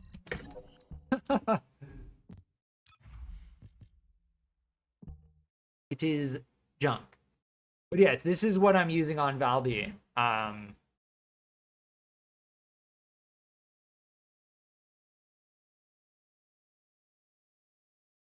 Yeah.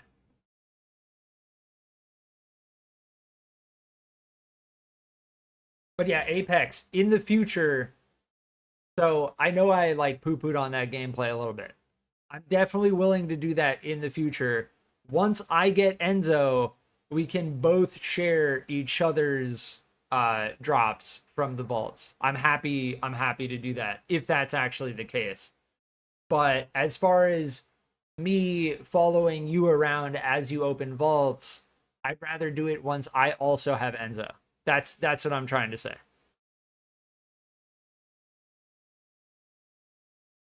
But to reiterate, I do appreciate you bringing that up. Valby's crit damage with supply moisture go burr. The flat 20% is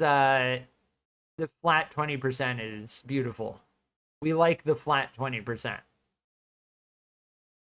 We do, and the skill duration up, but that flat 20% is very nice. I think if the devs ever decide to lower that, people are not going to be happy about it. We'll just put it that way.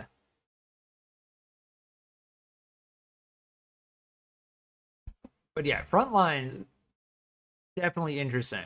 Now, as far as I understand the crit mods, between front lines and emergency measures, that skill critical hit rate, this is where the wording gets strange with the mods, right? So skill critical hit rate, you'd think that it would be a flat amount. It's not. We just confirmed that earlier. That's not a flat 16%. Because if it was, it would be crazy, right? But here's the thing. It doesn't say modifier. Skill critical hit rate modifier. And before, when we were looking at defense stuff, right? Spear and Shield says skill power. Iron Defense says skill power modifier. Do you see what I mean?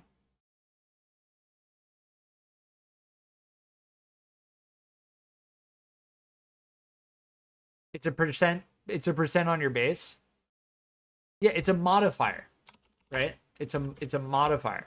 Like, this doesn't add a flat 16%, but it doesn't say modifier. It just says skill critical hit rate. Just like this says skill critical hit rate. It doesn't say modifier. So it's confusing. Like, you have to test it. Now, as far as the skill critical hit damage goes,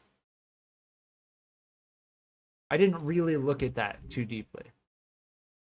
The skill critical hit damage is 1.508 with the mod. Without this mod, it is 1.3. So we got like a 0.2%, 0.2x. So 20%, that's 20%, right? I think going for the skill critical hit damage is better than going for the skill critical hit rate. In this case.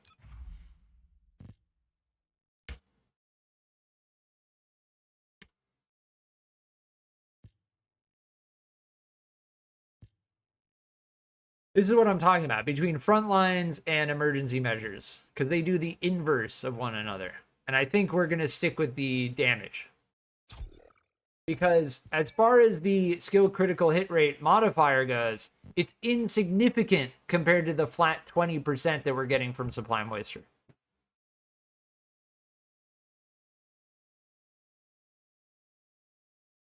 Yeah, supply moisture is very good.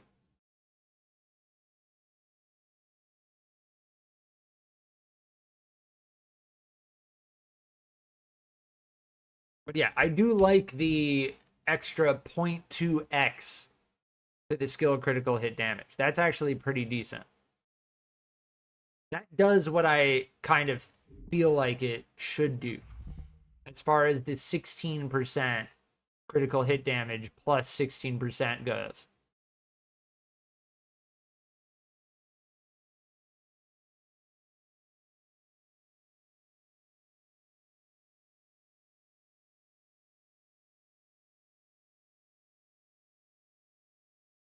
Yeah.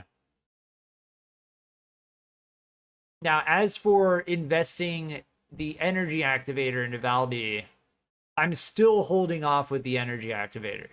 Because as far as I can tell, getting a third energy activator is going to be very difficult. It's going to be very difficult. We're going to need to start cracking vaults with Enzo, ideally in a party, because we all benefit if we all use Enzo and we all crack the vault while we're standing right next to each other, then we all get the benefits. It's kind of like a communal, if that is actually how it works, it's like a communal event.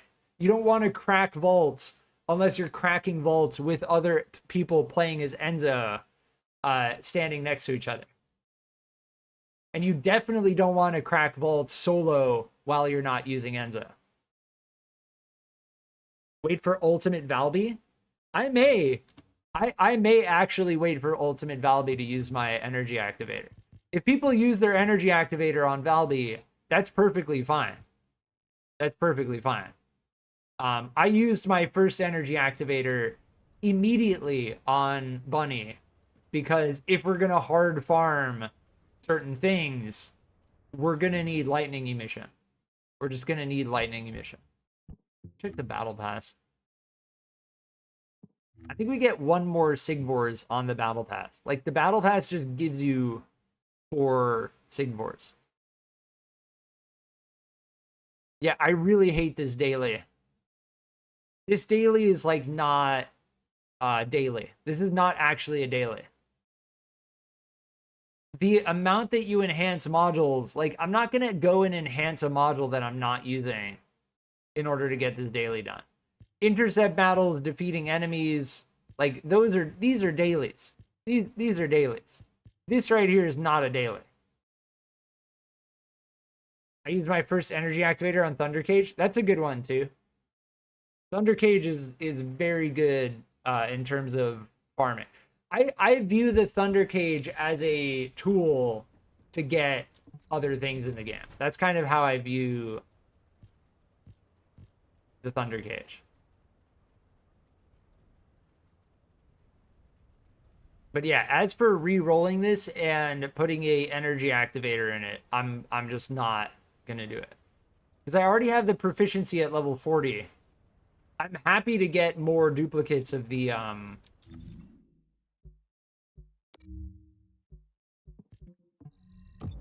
happy to get more duplicates of the blueprint so we can upgrade the ability.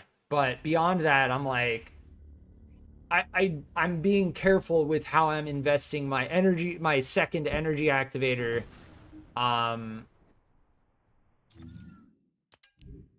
And I'm careful about how I use my control axis.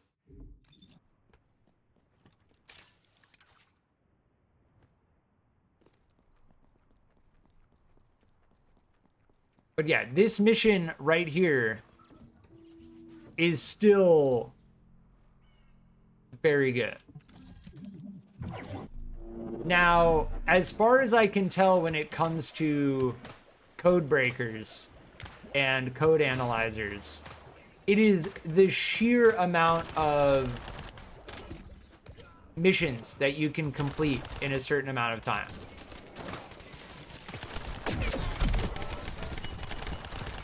That is what determines the rate at which you get code breakers, because it's just a random chance drop from any mission pretty much on hard mode.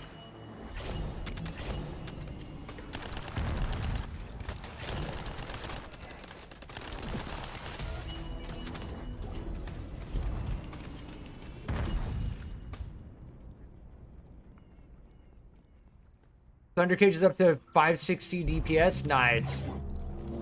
You can boss with it if you go full crit with supply moisture. Yeah. The Thunder Cage is good all around, but my point is that its unique ability is AoE, right? It can be used because of its raw capability in terms of DPS. I'm just talking about its unique ability. You shoot one enemy and then all of the enemies around it die. That's kind of what I'm talking about. Like convenience due to the unique ability. Why is my frame rate getting wrecked?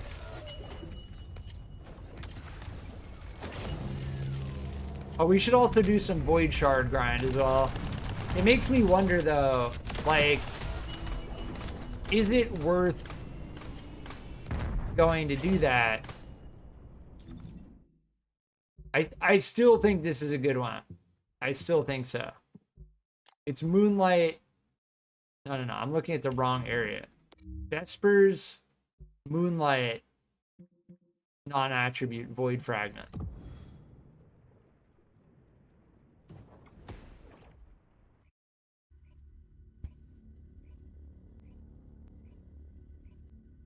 Yeah, we are integrating the Thunder Cage grind.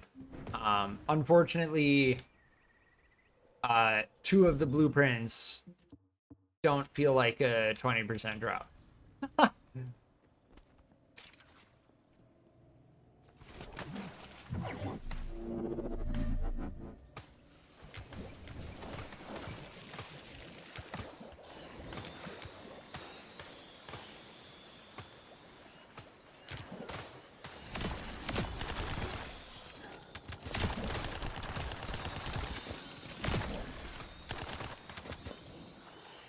Yeah, I do say it like that. Well, I said it earlier in stream that when you're interacting with pure RNG, you know, we got 3 in a row. We got 3 in a row, and then we did like 10 more missions and we didn't get a single one. That is pure RNG. That's how you know you're dealing with pure RNG.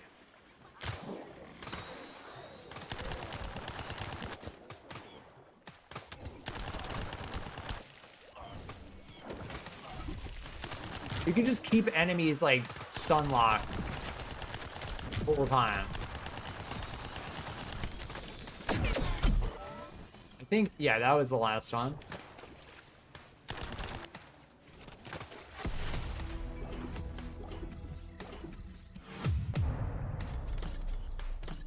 If you have 4 Valbys, you can get this sub 30 seconds.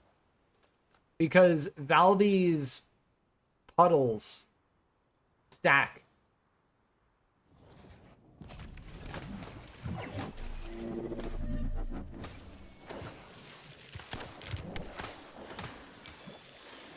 Python was more my speed. I think I have a couple Python.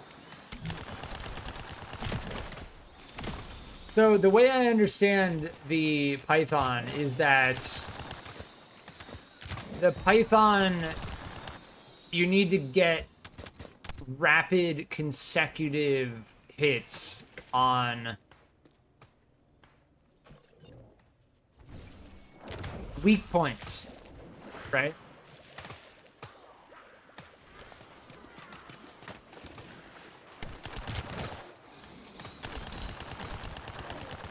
So you get rapid consecutive hits on weak points, and you debuff the enemy an absurd amount, and then your damage scales based on how many hits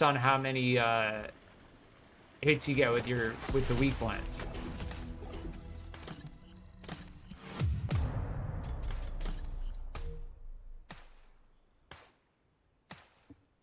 Now, what I want to look up, I want to find a non-attribute where we get 2 to drop at a time.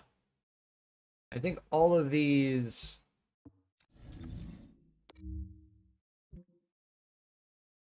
Yeah, I'm pretty sure... we'll look. I'm going to keep looking. But if I think about it, I'm pretty sure non-attribute is just... We already looked at that one.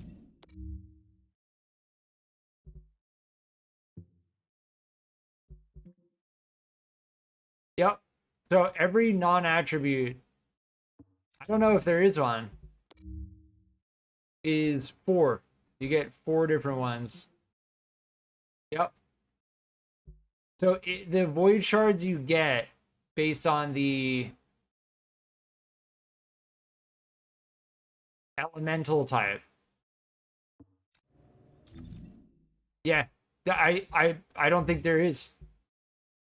As far as grinding for void shard goes, yeah. Non-attribute void shard grind, you are going to get one of each type, no matter where you are.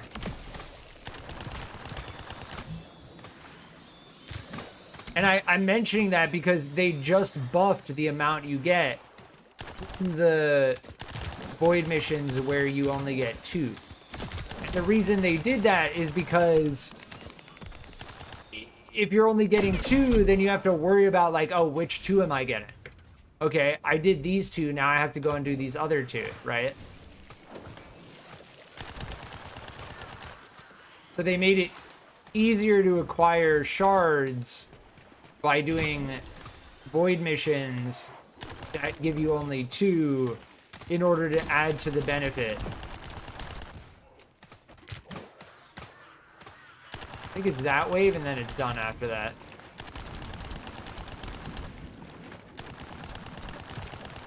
Oh no, it was one more.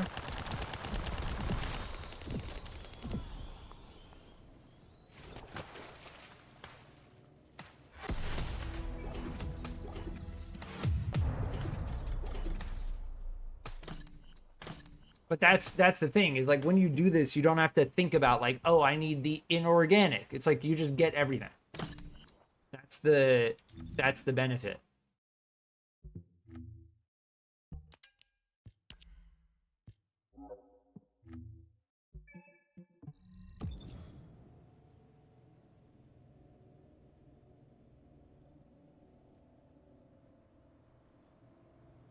But with non-attribute, you get 4x4, so 16. Attribute, you get 16, so 7 and 7, so 23. Exactly. 16 and 7? Where are you getting 16 and 7? Wait, where are you getting 16 and 7? Hold on.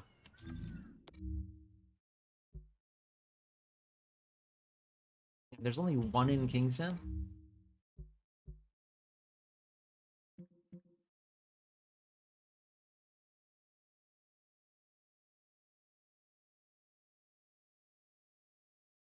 White Knight Gulch, the mountaintop.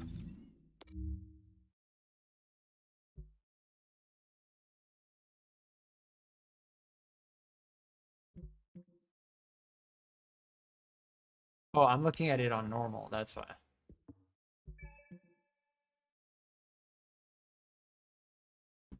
Oh, weird. You get inorganic and polymer. With Freyna?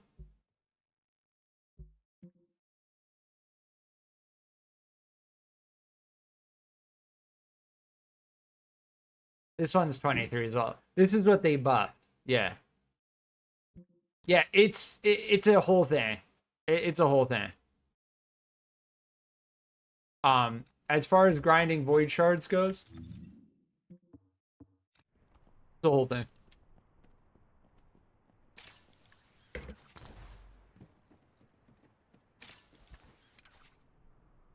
And by it's a whole thing, I mean, like, yeah, depending on which mission you're doing, you may be getting certain void shards, you may not be getting other void shards in different amounts. Yeah. It's not equal.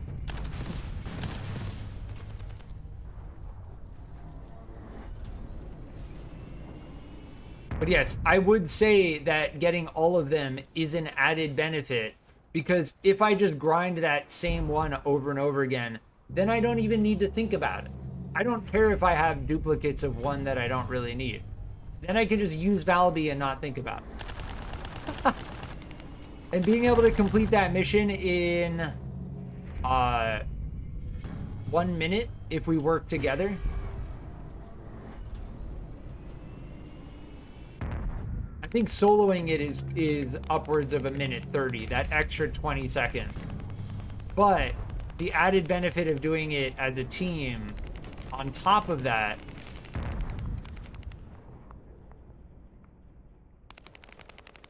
just drop the third part of Ultimate Bunny. Nice. Yeah, the ultimate grind is it's a grind.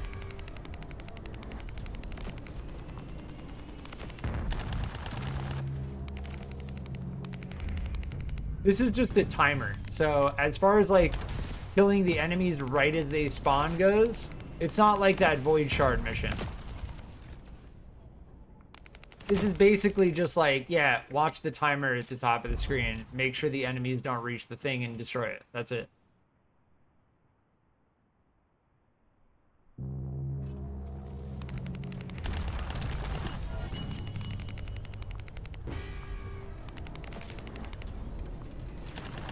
You're just missing the code now. Ultimate Bunny code.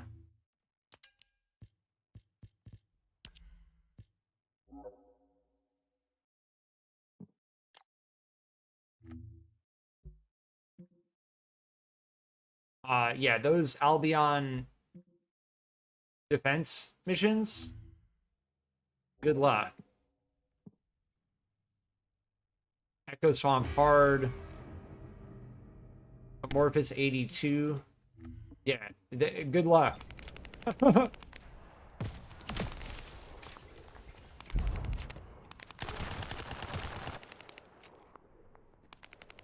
And then I assume, yeah, they're hammering again. I'm gonna mute Mike.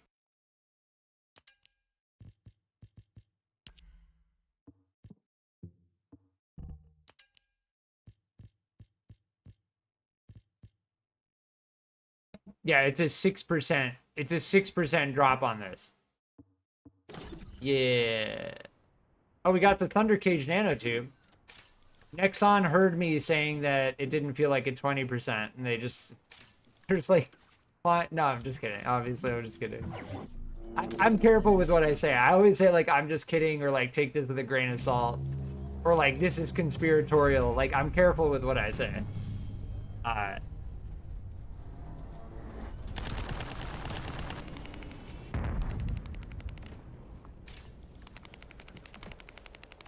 At the end of the day, as far as like the truth goes with regards to the drops in this game, like it's pure RNG. Like, just, you gotta accept it. It's pure RNG. Sometimes you'll have to do something 30 times. Other times you'll get it 3 times in a row. That's it. Like, that's the, I've said it time and time again. So I joke around about it. I do joke around about it, but I'm careful with like how I sum it up. Stabilizer on 6%. The bunny code, I'm pretty sure. Oh, I wanted to check that quickly. What was the other one? The 52? Yeah. Good luck. So that I'm laughing about that because it's a 3% drop from the Amorphous. And then you only get that Amorphous after doing a defense mission for like 10 waves at a 30% chance.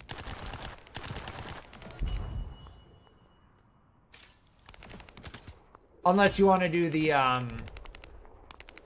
outpost with Sharen, which is probably the way you would actually go about getting it, right? Like, if you're actually looking for this thing, you're gonna go here, Echo Swamp hard. Yeah. What is it? The 82? Yeah, we just looked at the 82. The 82 acquisition. Yeah, the strategic outpost. This one right here. On hard mode. Yeah. You're going to need a lot of 82. That's all I'm going to say. And you're going to need a lot of 82 unless you want to sit in a defense mission for hours, potentially. All right, we can jump back to the other one.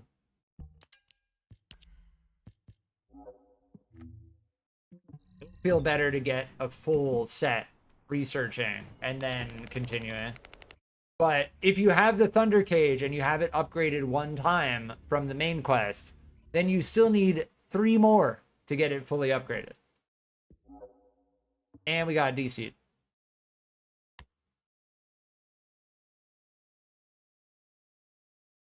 Also got 3 code analyzers in a row. In a row? That is exactly. Yep.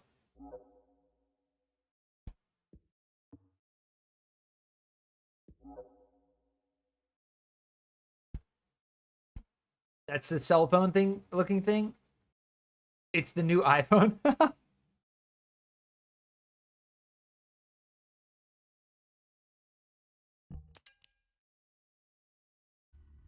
Yeah, it happens. Again, you're rolling the dice, right? Like, it's just something you got to accept about the game. Just don't get sucked into the pay to progress. Like, seriously, don't. It'll feel very bad. if you play this game and you get sucked into the pay to progress, it won't feel good.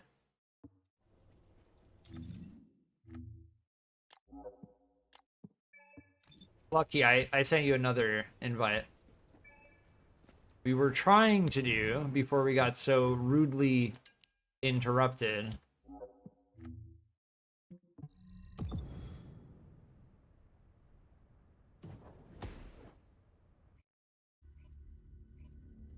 Missing the weapon levels to put catalysts. Nice. Yeah, so that's kind of the idea with the Thunder Cage is like...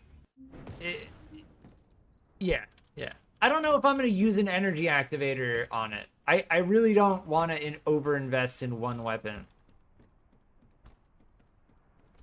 Like, I'm not using the Thunder Cage. Like, I already have my proficiency maxed out on the Thunder Cage. But I will use the Thunder Cage when it comes to doing some of, like, the hard endgame stuff. And that's why I'm holding off on using my energy activator, because I may very well want to use my energy activator on the Thunder Cage if things get insanely difficult.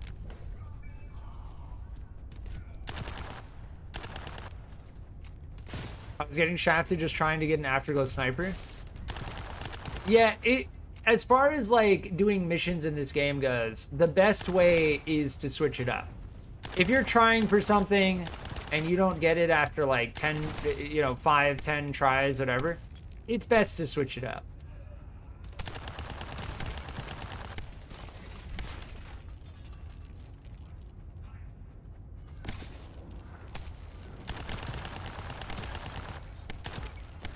Like, there are a lot of things you can unlock in this game.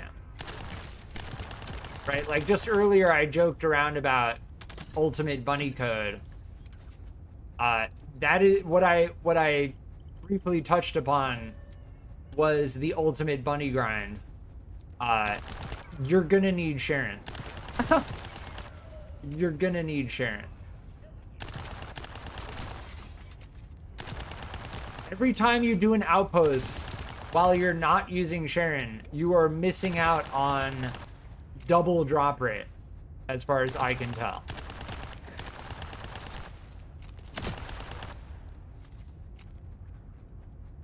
Oof, I'm using Sharen, so it's all good. Nice. If you're using Sharen to do outpost stealth, then you're doing it right. If you're grinding outposts and you're not using Sharen active camouflage, I hate to say it, but you're not doing it right. I hate to say it. That's my brutal hard take.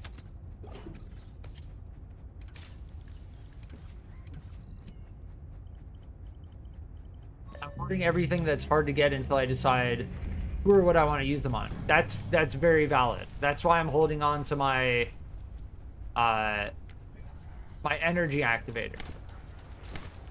But at the end of the day, like, let me just be clear, like, it really, you gotta play the way that you want to play. If you want to use your energy activator on whatever, use it on whatever. Just be careful if you use it on a weapon, because you just can't use it again. You can't take it off of the thing you use it on.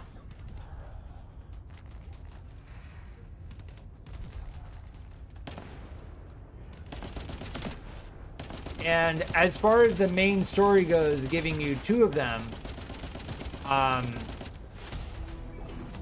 just recognize, like, yes, that is very kind and generous. But as for your 3rd energy activator, good luck. I just, like, I wish you the best of luck.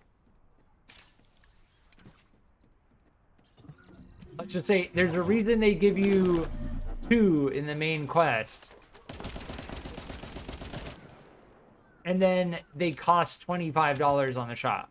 Like, let's just put that right out there. Nice. We finally found general rounds on the ground. We finally found them. After years of searching, we finally found some general rounds on the ground. I'm glad they reduced the explosions for Glay. I died from not being able to see you while they do that. Yeah, the Glay vestigial organ meta combo is definitely a thing. I think it's like sensory. Her ability is like sensory something. I can't remember what it's called, but it basically means you have infinite ammo for a short period of time. And as you can imagine, to get maximum benefit from infinite ammo, you use something that has very little ammo and extremely high damage in a short period of time that has a very long reload time. And then you're good. That's what a lot of people who are using Ultimate Glay are currently doing.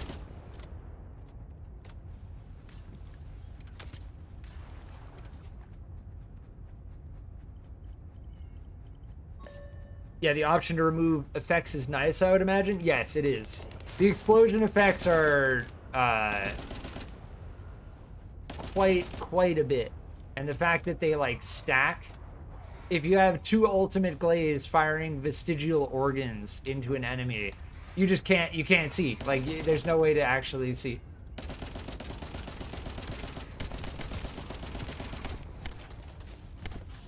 I'm okay with him doing that, but blinding me with the black smoke is so bad for the team.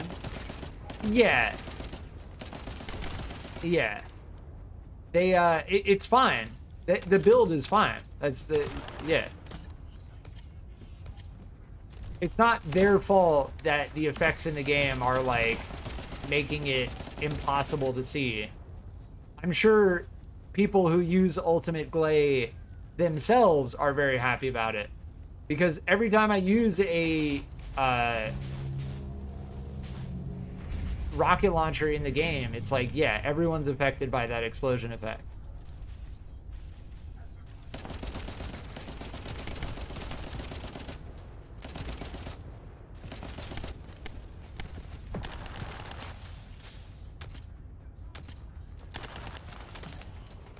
We are on the valiant hunt for general rounds again.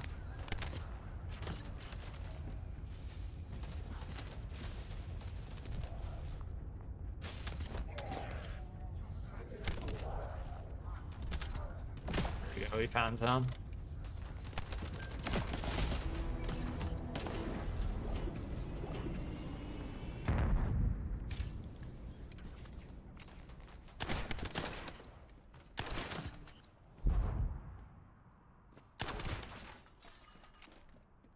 I like the Millennium Frost. As far as, like, farming move speed, when you come to realize the fact that Bunny derives a lot of damage from being able to move, you realize that the weapon with move speed is the one that gives more DPS.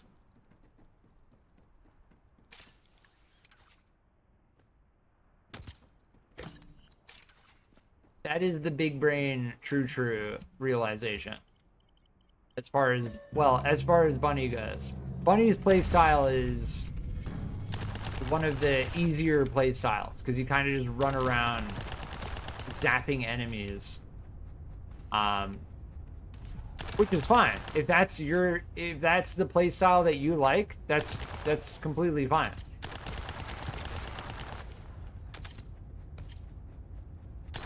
As far as my opinion goes, like, I used my energy activator on Bunny because of the lightning emission ability. The fact that you can zap orbs by jumping around and running, that's amazing.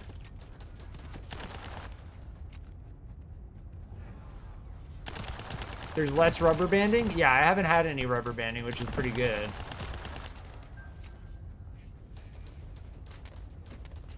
They did mention several performance optimizations. There were like 2 memory leaks that were mentioned. But it's going to take them some time before the game is... before I think I can consider the game to be well optimized. Like, the nature of the animations, the enemy spawns, the textures, the calculations, so on and so forth, they optimize it to run solely on like higher end systems, or consoles. Consoles being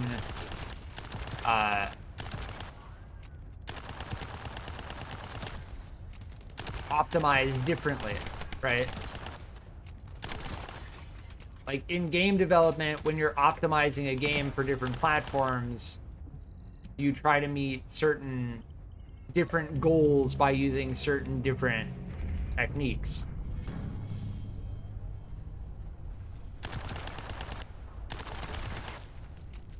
And I found a very good balance for my graphic settings.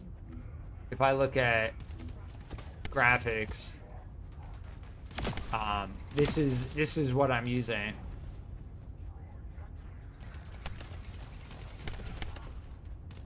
And as far as my hardware goes, I average about 80 frames per second and at 1440p.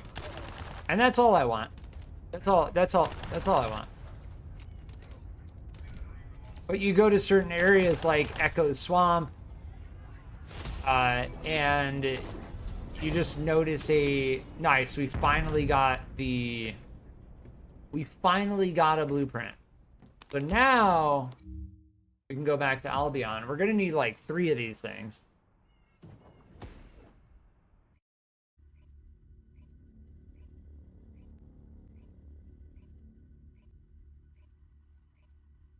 Now we can start crafting another Thunder Cage, which we will then use to get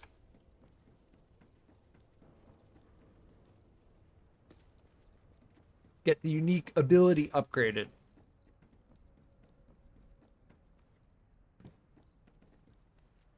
Yeah, some areas are rough. Yeah. And I've talked about it in the past as well.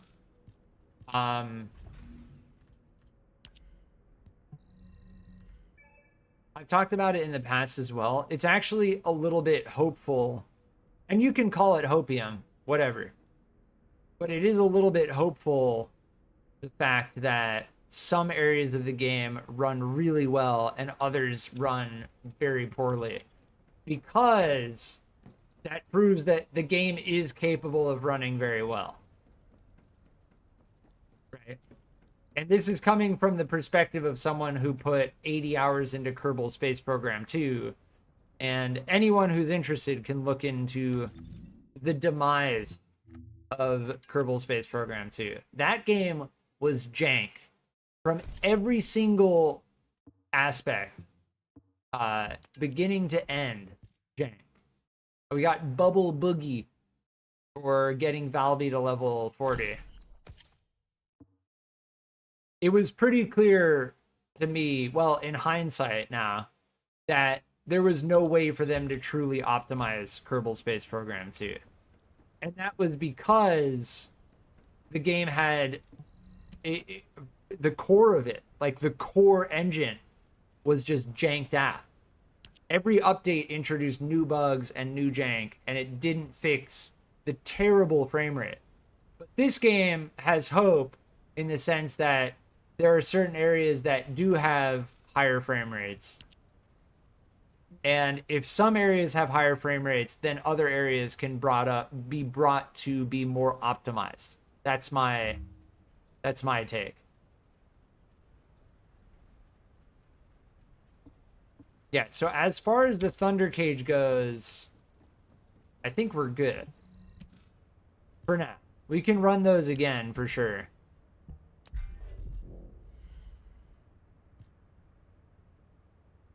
As for Enzo, we're good. Super, welcome back. Yeah, the energy activator blueprints. That's not the hard part. So, the hard part with the energy activators is going to come in the form of these 2 things. This is what everyone's going to be looking for. How do I get conductive metallic foil? How do I get low carbon activator? This, I guess. But I've been playing the game over 100 hours and I haven't had any of it drop. So what you're really going to be looking at are the encrypted vaults.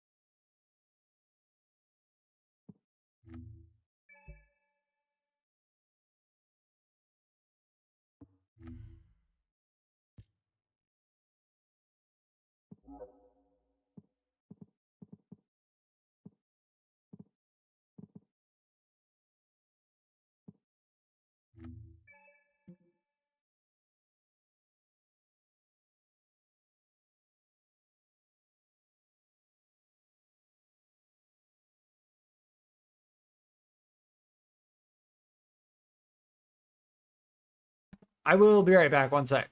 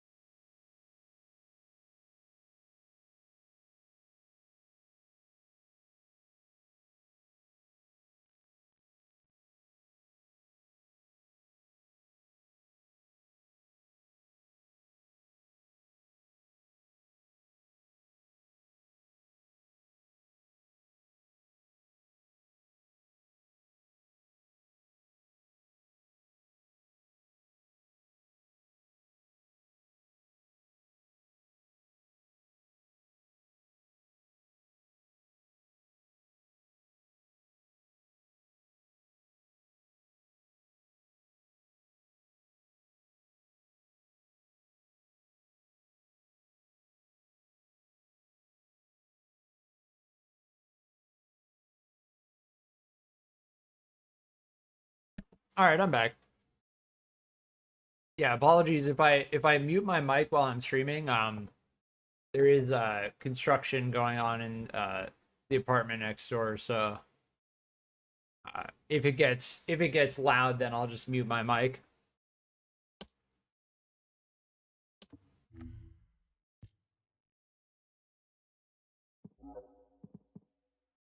Yeah, as for finding the mixed energy residue, it's basically like spend time in the Agna Desert on hard mode. Otherwise, find a encrypted storage box.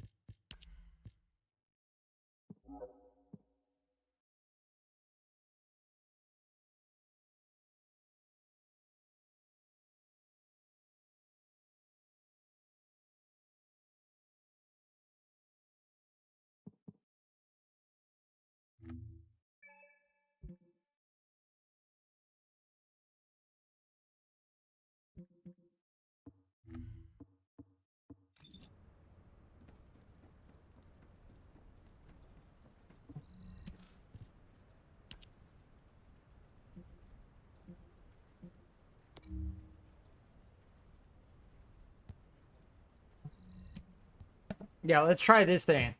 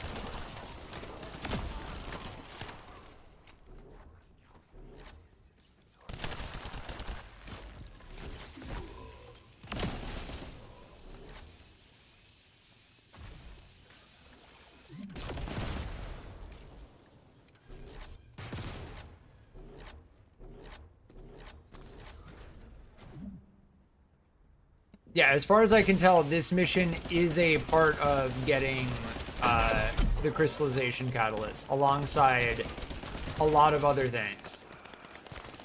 So doing this for sure is worthwhile. This is also how you get Sharen on normal mode. But cycling through these on hard mode is how you start to get, like, yeah, I don't remember having to do so many of these. I thought it was only, like, 2. The hard mode missions have more steps to them.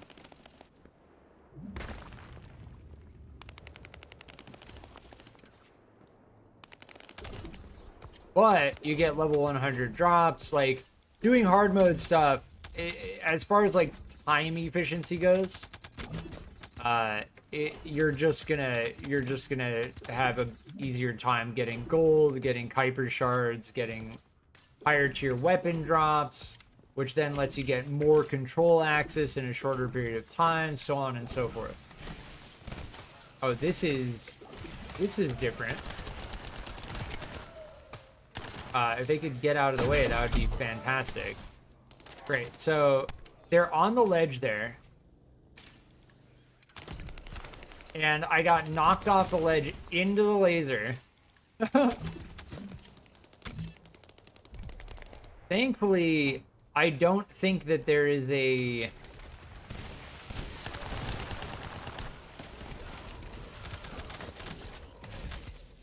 area where you can fail the mission due to like one teammate not being in the area.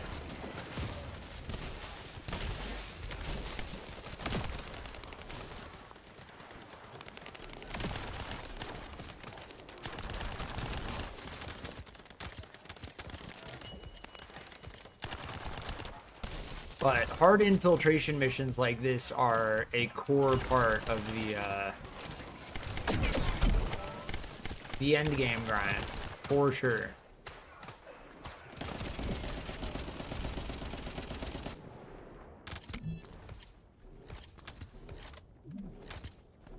Now, it says that the mixed energy residue has a chance to drop from the enemies in this area.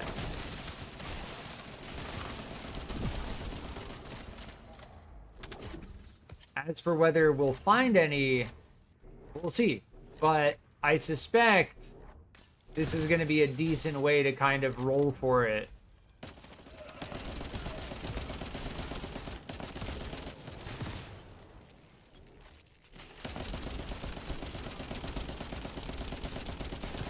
Yeah, see, like, this thing is not here in normal mode. In normal mode, this is just simply a timer.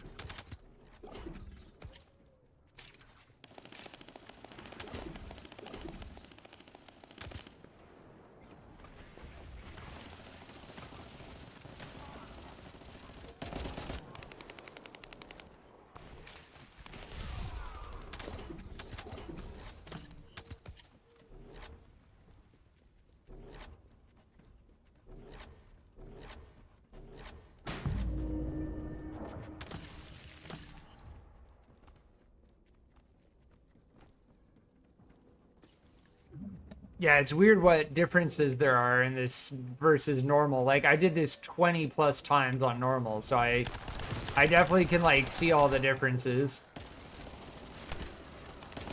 Yeah, this thing here is definitely not here in normal mode.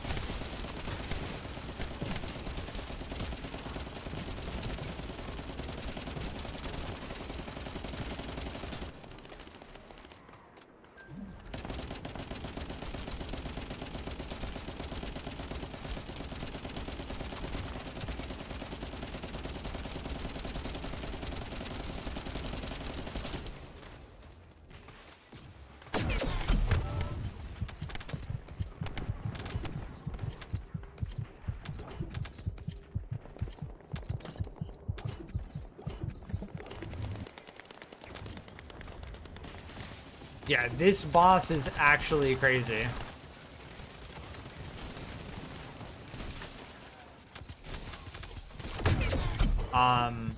Those orbs that I got hit by home onto me.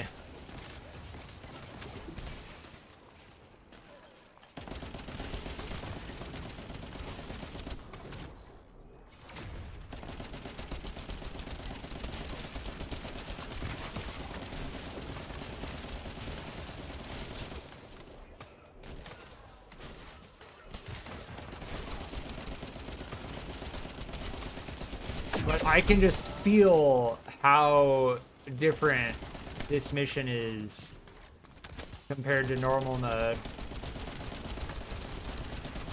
This tamer slants. Like when I get it rolling and I'm getting those like last hits with it in the mag, it slams.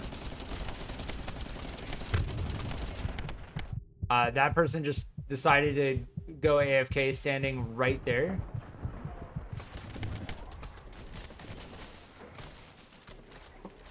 Meanwhile, I'm taking all of the hits.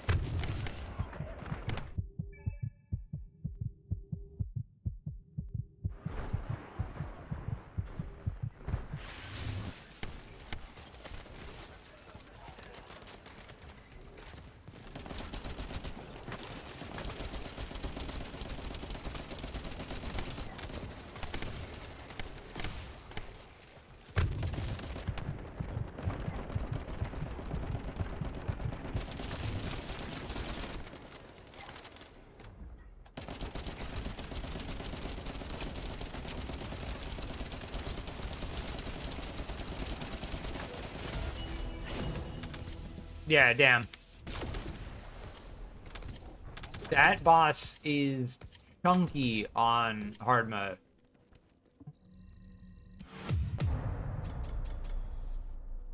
Under 12 minutes, not bad.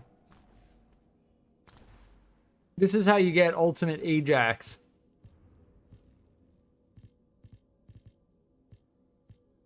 You get an absurd amount of drops, and we got a code breaker. Yeah, apologies for like intermittently muting my mic, but the hammering and the construction is continuous, so sometimes I'll kind of just stop talking, and then that's because my mic is muted and there's construction sounds going on. So as far as I can tell with the lost loot, the thing I've heard the most is that people want to be able to junk things directly on this screen. And I strongly agree with it. Because of this. I strongly agree that I should just be able to junk these right here. But here's the problem. It's Nexon. No, it's just to not be so jokey. They put a bag space for an obvious reason, right? Like we can all like Path of Exile, Warframe, any type of MMO. There's a limited bag size for a reason.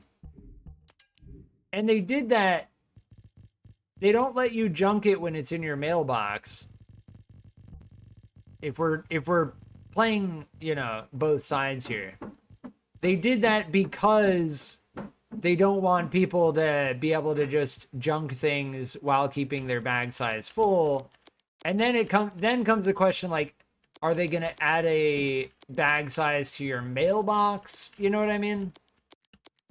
It's tough.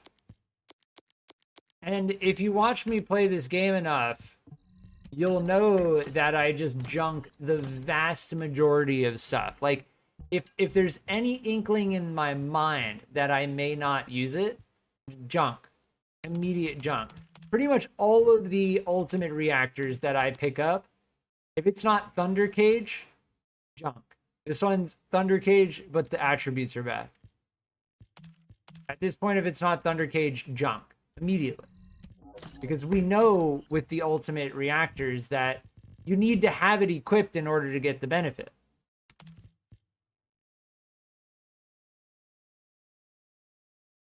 That's actually not too bad. Absolutely, they need to allow us to delete from the mailbox. It makes no sense why we can't. Well, it does make sense if you view it from selling inventory space perspective, right?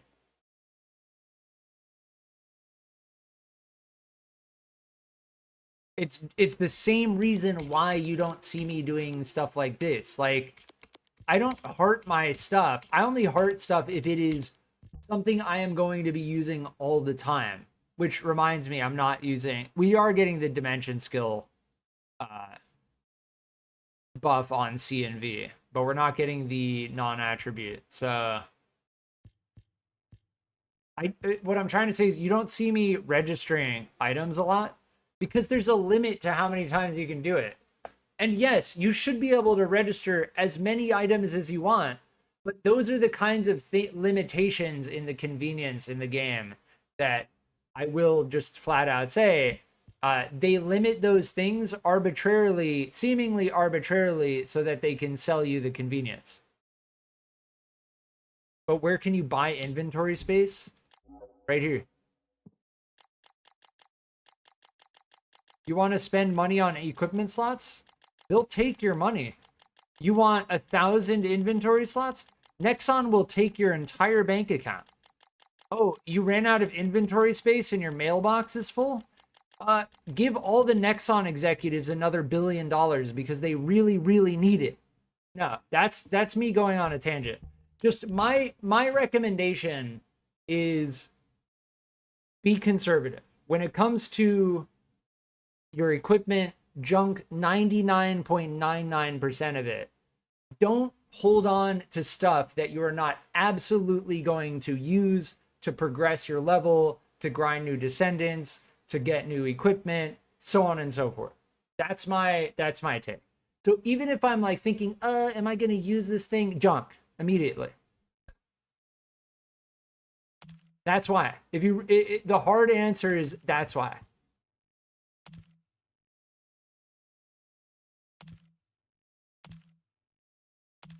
So my recommendation is someone who has over 100 hours in this game, who recommends playing this game for free, is be very conservative with the amount of inventory space you're using. I'm already getting concerned and taking very clear note of the fact that my bag is at 41 right now. And I'm very specifically, these two need to be checked out.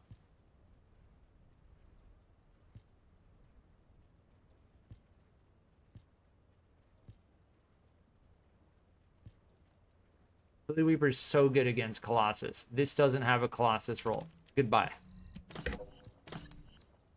Yeah. Yeah, apologies if I feel like I'm getting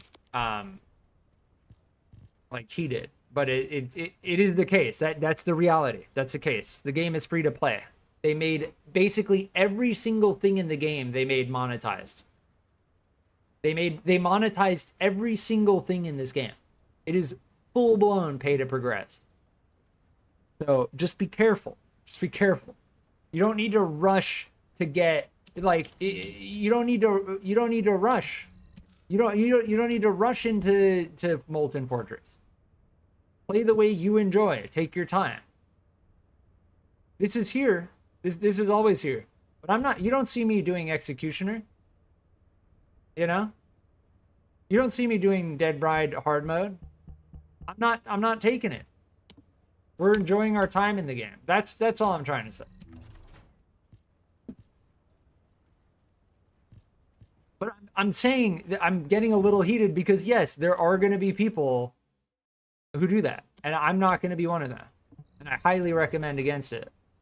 But again, it's not just Nexon, right? Like, you look at Path of Exile, you look at Warframe, you look at... I'm sure Destiny 2 has a system like that, too. It's with any free-to-play game, MMO-style free-to-play game. Inventory space is one of the first things to be monetized because it's a direct benefit in the end game so that you can have every specific purpose-built setup preset that you want, but you need to pay for it. You need to pay for the slots. Why am I holding on to this one? Non-attribute fusion.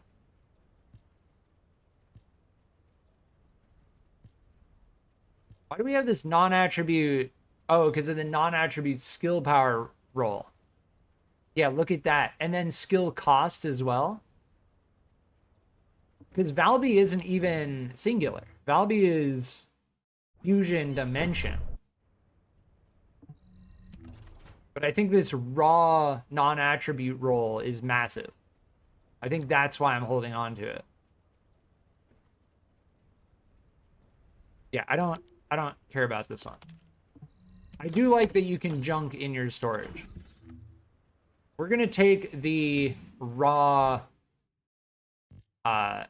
non-attribute roll. Now I'm gonna have to look through these quickly. Fire tech.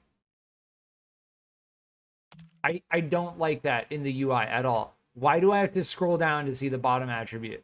That is trash. That is trash UI design. Trash.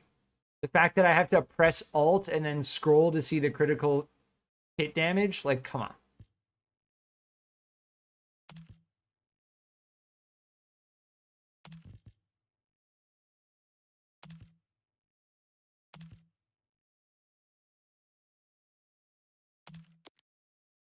Toxic tech. This actually could be good on Sharen.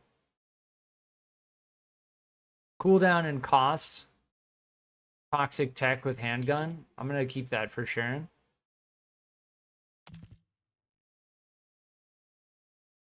Fire tech is SMO. I don't care about fire tech. I just don't care.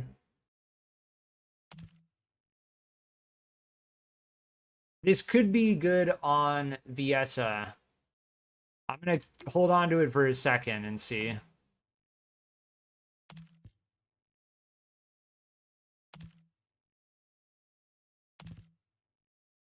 That's the one that we just, yeah, that roll, a core roll like that is very good. Destiny does not have that at all. Okay, good. Yeah, see, Destiny has other elements where they paywall entire storylines with DLC. These are all not level 100, so goodbye. Like, the Lightfall DLC is just flat out, oh, you want to experience story and areas? What is it, like $50 or something?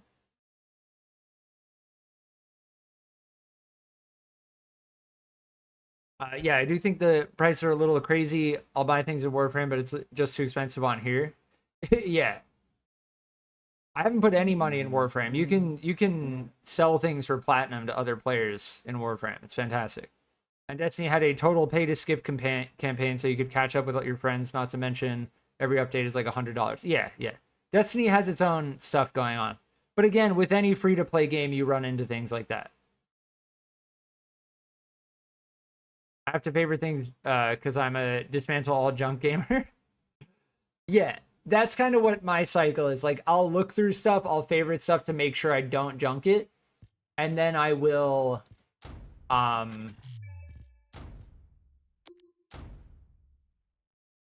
when it's in my storage here, I don't keep it favorited because there's no reason to do that.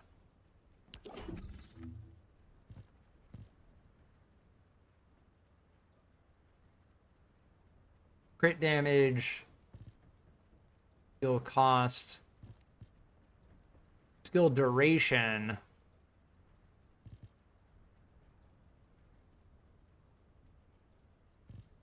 Nah, the crit damage on Freyna is whatever.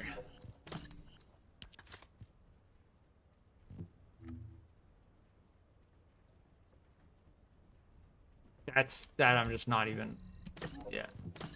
I want to hold on to 1 for Viessa. Viessa is toxic tech with her Blizzard, which like just deletes the Pyromaniac, which is huge utility. And then once I have it in my storage, I just unhard it because there's a limit on that. Destiny is not free to play. Yeah, I mean, it really gets into like the meanings of terminology, right? Like, you can play Destiny for free. It is free to play, but a lot of the content is locked behind paywalls. See, like this, I'm just debating. I'm like, nah, I'm not going there. We're not going to hold on to that just because it has chill resist on it. Modules stack infinitely. They're modules that give you, like, immunity to burn. I'm not going to worry about chill resist on a sensor.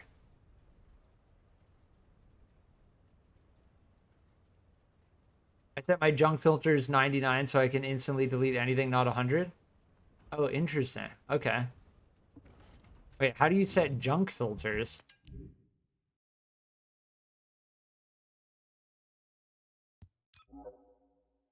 Oh, okay. So we can instantly junk anything? If I set this to 99? Yeah, it's free to try. If you like it and want to play more, you got to pay for DLCs, raids, and dungeons. Yes, yeah. Make sure you do all 3 though. Okay. Yeah, I want designate all tiers. Anything under 99, I just don't want to even look at anymore. I just want to insta junk, turn it into the thing that stacks infinitely. External components with set effects include. I don't care. Just 99, include, and designate all tiers. Enhanced react. I'm never gonna enhance. As far as enhancing reactors go, I don't recommend enhancing reactors that are lower than level 100 because level 100 is that level. It is that level that you're gonna be at. Once you hit level 100, you know you've just entered the end game. I did. I enhanced a reactor at level 64 to get past Pyromaniac, which is one of the only reasons I would recommend doing it. If you get stuck on a Colossus.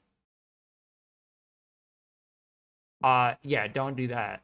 Ultimate tier and lower. No, rare tier and lower. We don't want to automatically junk ultimate tier. And we want to exclude weapons with enhanced unique ability, right? Rare tier and lower, weapon level 99. Yes. Rare being purple, blue, and then common.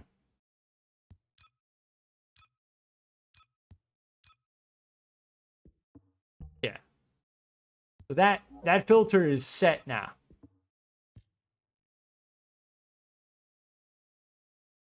You still got to hold the designate all junk button. Oh, okay. Yeah, but it at least marks it as junk instantly. So I don't need to even bother going through and yeah, that's fair. That's a good convenience feature. There's the Valby spray. Kind of cool. It's so interesting that there's sprays in this game and other players can actually see your sprays. I don't see people spray stuff that much though. I wonder if there's a way to turn off other players' sprays.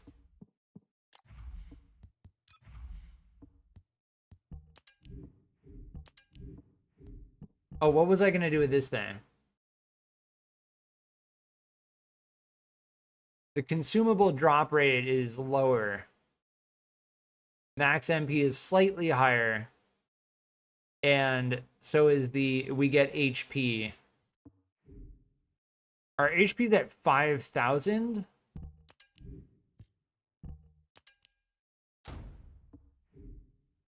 Now it's at 6,000, so we're going to go with the HP. And that max MP roll is better. So, junk. I love just seeing 0 right here. Like, no items, we're good. Now we have... now we have these guys to go through.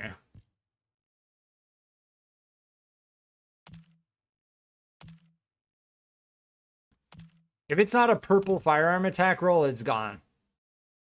Oh, this has a gold firearm attack, and maybe I think I have another one of those. We have another Eternal Willpower that's just absurd. Yeah, if it's not a purple firearm attack roll, then it's out. That one's looking interesting, but we have another Silly Weeper that is, like, so good for Colossus.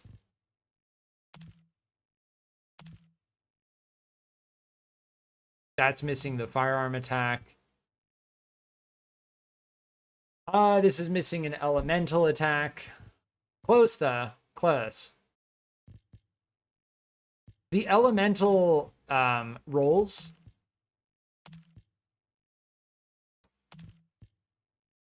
as far as I can tell, a chill attack is the best. Because you have a chance to freeze... Look at this one. Like, it doesn't know what it wants to be for. Chill attack, when you freeze an enemy, has a chance to disable them by freezing them. And I've noticed that that's very good. So as far as the elemental types on a weapon go, chill attack is, like, the best.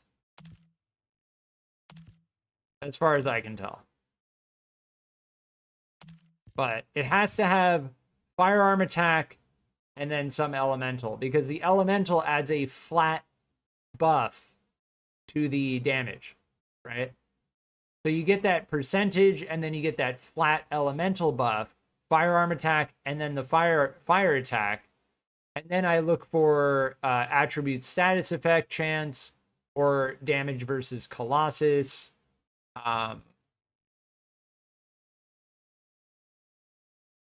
Yeah, this could be good. We'll compare it to our other Blue Blood Bloomer.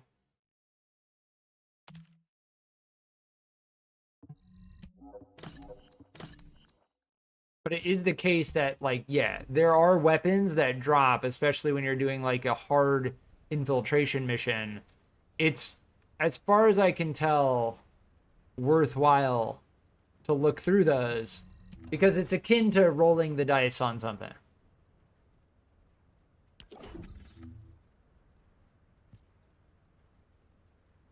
This doesn't have an elemental roll, but it has the Colossus roll. But the attribute status effect trigger rate doesn't matter. Well, that makes me wonder. So the attribute status effect trigger rate, if I have a chill mod on this, right? Like chill enhancement, I assume that increases the attribute status effect trigger rate of our chill attack that we just added to it. But this one has raw chill attack. 1,200 extra damage. And this one has the Colossus roll, but no elemental. So it's gone. We're looking for the firearm attack and then the elemental. And chill attack, that attribute, ultimate chill attack attribute, is very good. That's very good. Oh, I had another Burning 44. Let's compare these two and then we're good. 1,200, 1,900 electric.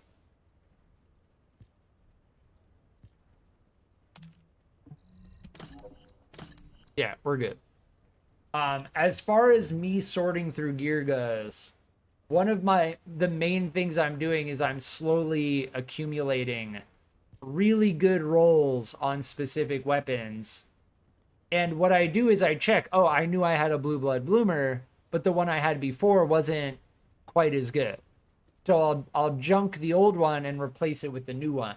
That way I'm not stacking like 10 Blue Blood Bloomers and then thinking about buying more bag space.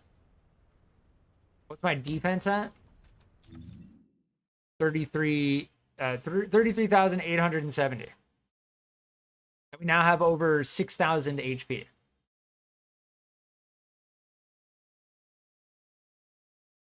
And that is without a energy activator on Valby either. Primarily because of HP amplification, which is amazing.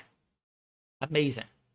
One of the best survivability mods in the game, as far as I can tell. Now, I could invest in supply moisture. Let's just do it. Let's just do it. We're going to invest in supply moisture because it's one of the best Transcendent mods that I've seen in the game so far. So as far as putting gold and Kuiper shards into it, it's going to be worth it.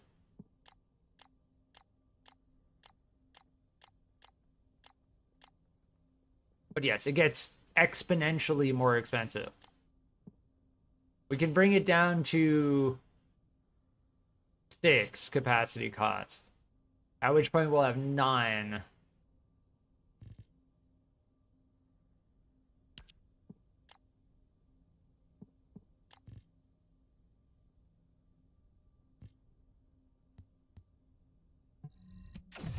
Yeah, front lines is going to be a core aspect because we're getting our skill critical chance flat 20% buff, and then we're buffing our skill critical hit damage, right?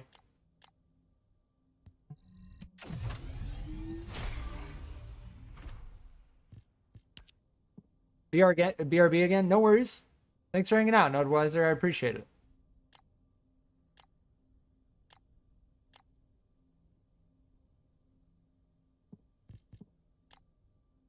I'm bumping this up after bumping up supply moisture back and forth just to make sure that we have a balance. But yes, after getting this up to enhancement 8, you can see that jump is massive. 93 to 170. Yeah, we'll get it up to 7. But after that, it starts getting insanely expensive.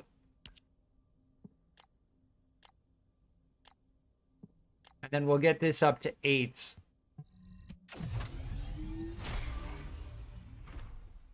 You need a mod to scale that flat 25%. What mod do you mean the?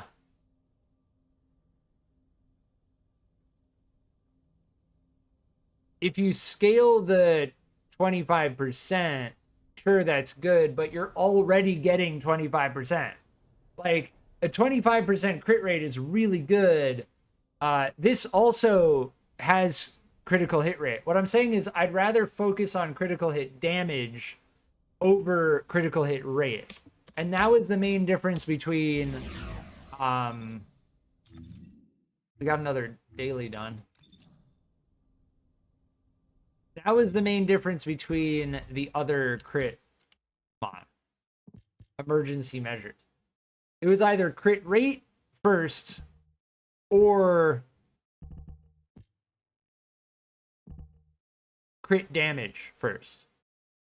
And I went with crit damage first over crit rate. Because that crit rate isn't going to outdo that 20% flat. Like that, this is the thing that makes it even worth thinking about in the first place. Yeah, that's my take on it. I feel like you could go either way. It's whatever.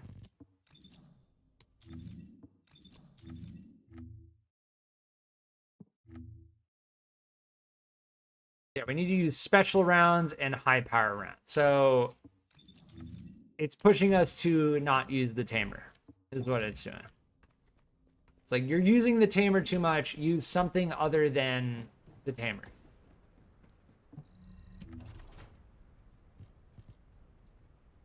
So we can use the Burning 44 And we have the, we already have the Sigvors.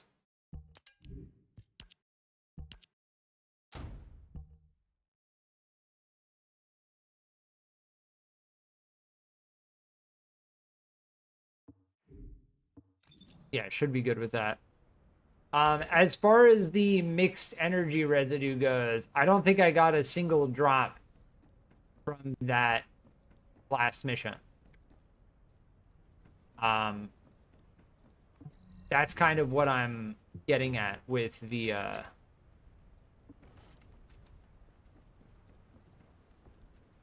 vaults. Like, you really want mixed energy residue? Like, you're looking for spiral catalyst or crystallization catalyst, and you want this thing? Like, it's gonna be a storage box.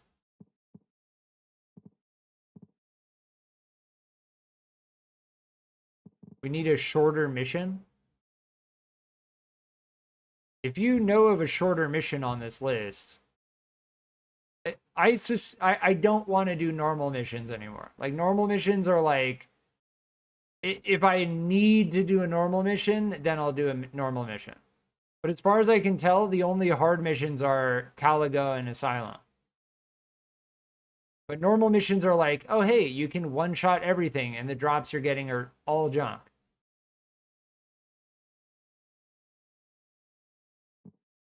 I don't know if Caligo is shorter than the other thing. You also do get Caligo or Asylum. You also do get these Amorphous, which, if you do these, then you go and break them open at the Colossus.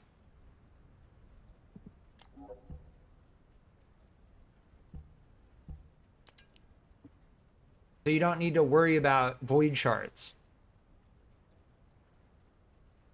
Yeah, we definitely don't need 97. That's for sure. I do not. I just opened a vault. I know a good place for neural circuit. Sure. What's the place for neural circuit? I know it's in White Knight Gulch, right? That's where they drop.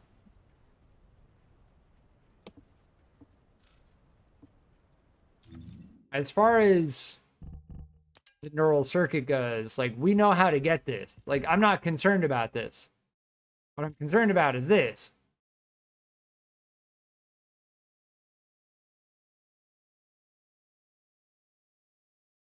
If we really want crystallization catalyst, the mixed energy residue is what I'm interested in. And I have over 100 hours in game, and I've never seen it drop. So that's, you know what I mean?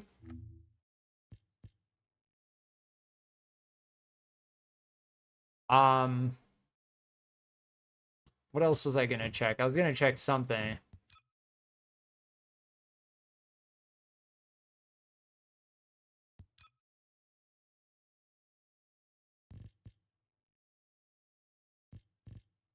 Yeah, I'm pretty sure it's gonna be vaults, and I'm not opening vaults until I have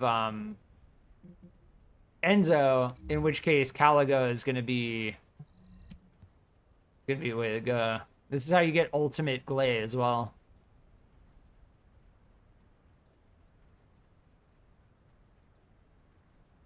It's either going to be this or vaults or normal mission grind where we just kill enemies in one hit over and over again. And I'm not opening vaults until I have Enzo, and I just did a full cycle of Thunder Cage grind. Normal mission? Yeah, but again, the normal missions are, you're going to be sitting there one-shotting everything. And like, I've done all those missions. Like, it doesn't give you the drop chance, you know? Yeah, but that's the only way to get neural circuit. That's my whole point. As far as I understand the neural circuit, you want to get this, there is no hard mode way to get it. There's no hard mode way to get it. My argument is that if you're gonna do a grind, always go for the hard mode option first. because otherwise you're like missing out on gold, you're missing out on weapon drops, Kuiper shard increased drops, so on and so forth. That's the argument I make. Now, yeah, we could. There are a couple normal mode missions in the desert that have a chance. We don't know what percent chance. If I had to guess, it's probably like a 0.1% that drop the mixed energy residue. I've never had one drop. And I've done a lot of missions. Done a lot of missions in this game. The only thing I haven't done a lot of are the hard mode infiltration missions. So that's kind of my whole point. And you get amorphous material here, which you can't get anywhere else. It's going to be worthwhile to do these. They take a little longer. They're more difficult, but that's, I think, where it ends up at the end of the day.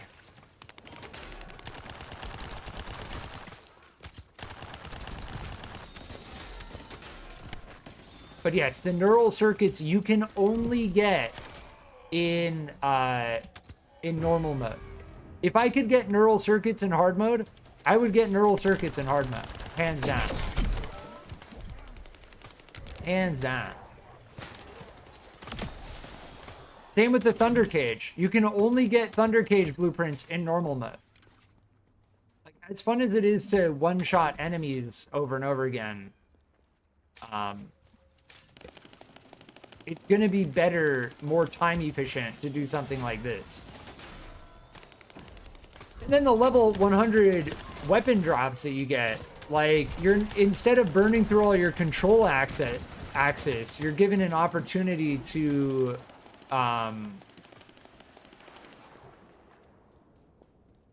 look through the gear that dropped instead of just instantly junking it.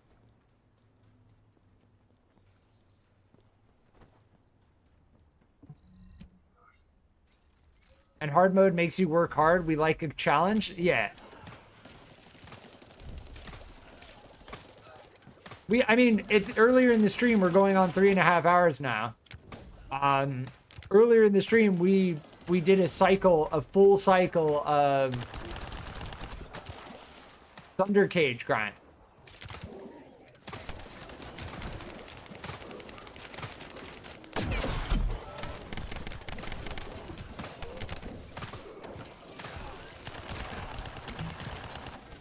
And with the Thunder Cage, we're doing it in normal mode. Oh my, that guy has a lot of health.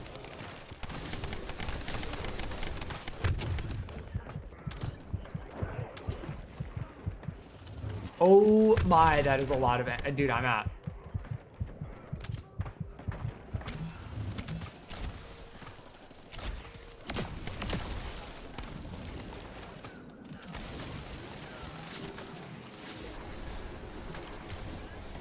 Yeah, this beam weapon can't actually reach over there. We're only doing this with 3 people, which is probably not good.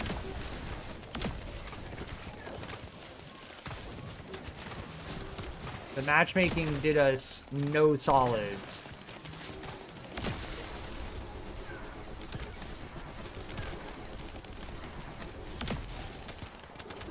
Look at these weapon drops. This is insane.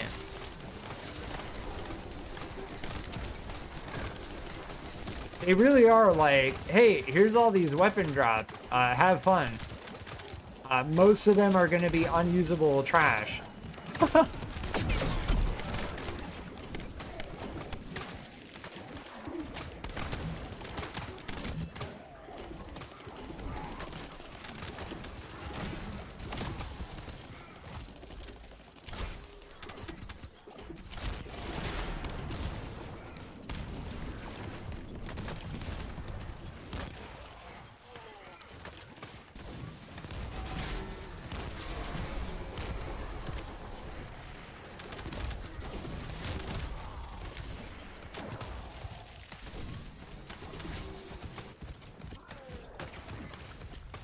Damn, this Storm Warrior is very, very strong.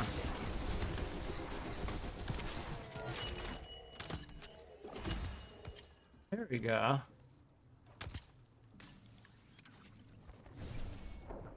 Yeah, there is a time limit too. So like if you can't get the enemies off of the point, you're fried.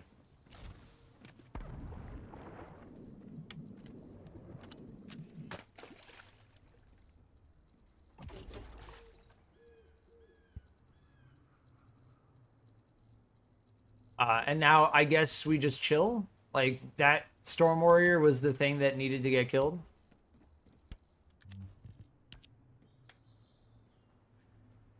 Total bongos emote time.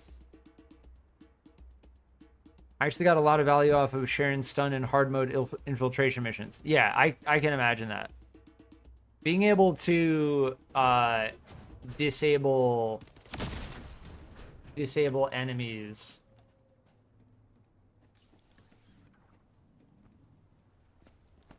As far as like battle suit melting rounds goes, it's not ideal because being able to stun the enemies while you get damage off due to survivability is probably better. I was using battlesuit melting rounds, but in hindsight, battlesuit melting rounds is kind of like a support ability almost. And it only helps if you have a teammate, because if you're debuffing them, you know, your teammate gets the benefit of the debuff as well. So if I ever solo outposts again, I'll probably just not use battlesuit Transcendent.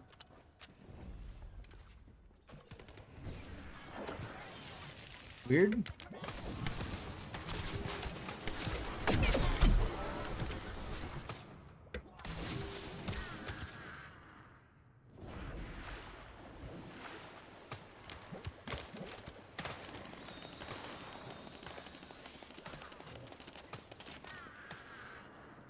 Yeah, you can't use this when you're in the air.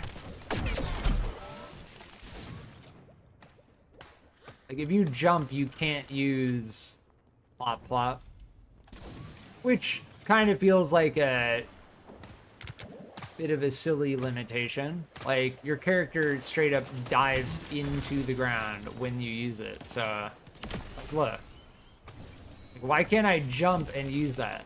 Like it would make even more sense if I had to jump and use it.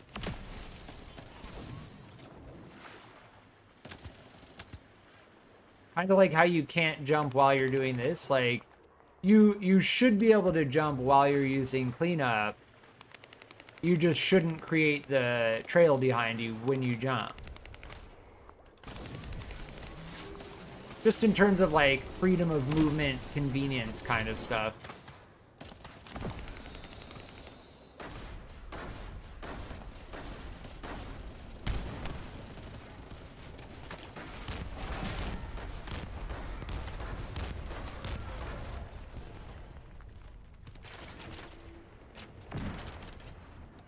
Elite never got to attack?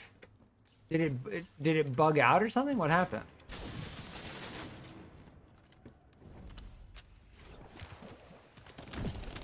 Because we were just like sitting there waiting for quite some time.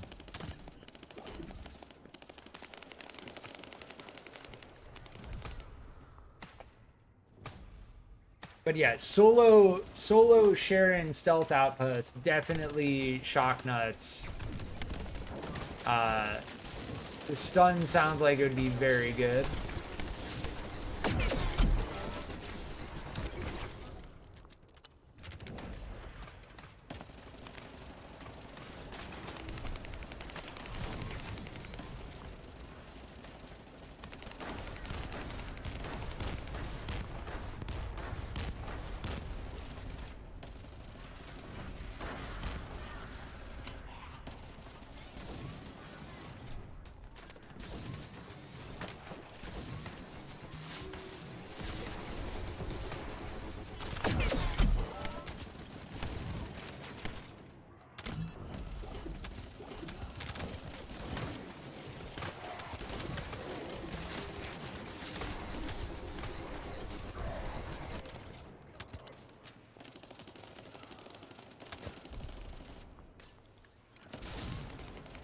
I was using it more on these because it works on the elite, so I just chain stun them. Yeah. Yeah. As far as the stun goes, the stun works on pretty much every enemy other than like mini bosses. Mini bosses and colossus. As far as I can tell.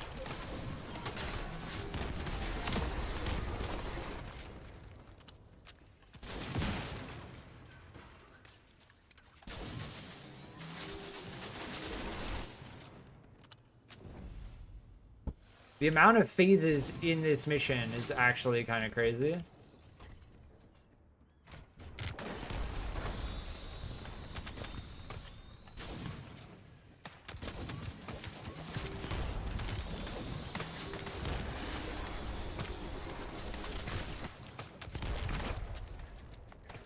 As far as Caliga goes, this mission in particular, like, definitely seeming like one of the longer ones.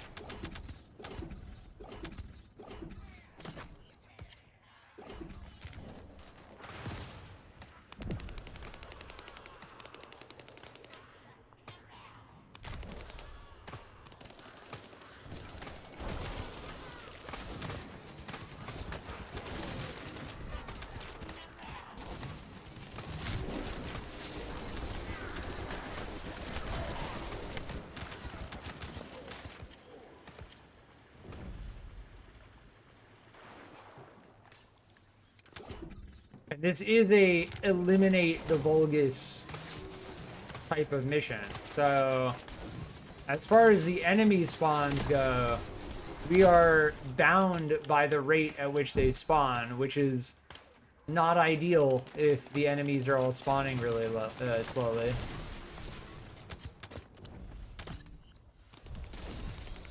We'll see how long this one is. I'll make sure to check it. I'm pretty sure the Asylum is shorter. And the reason we're doing this, well, there's several reasons. One of the reasons is we want the mixed energy residue.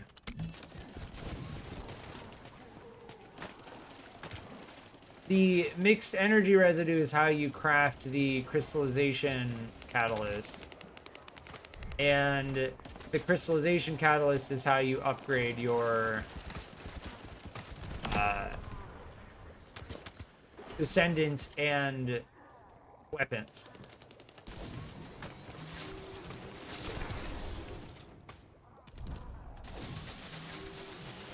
Yeah, that section right there was long. That was very long. Oh, no way, man. No way.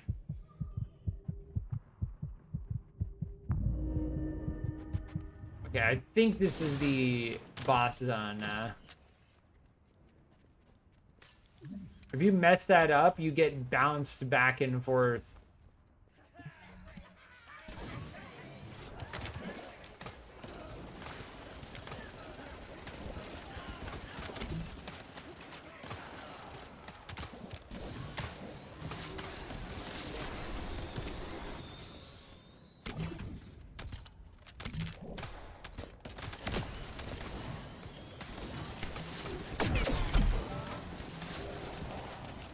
Oh, did the weeklies reset? I meant to check that.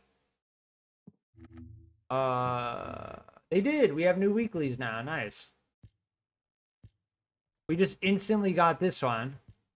Oh, look, they added 3 supply coins. So, if they keep adding supply coins like that... So, I went over it last stream. I basically calculated. I did the actual calculation. As of right now, at the current rate, you will not get enough supply coins to actually unlock everything on the supply shop, even if you do all of the dailies and the weeklies. And I'm talking like all of them, even if.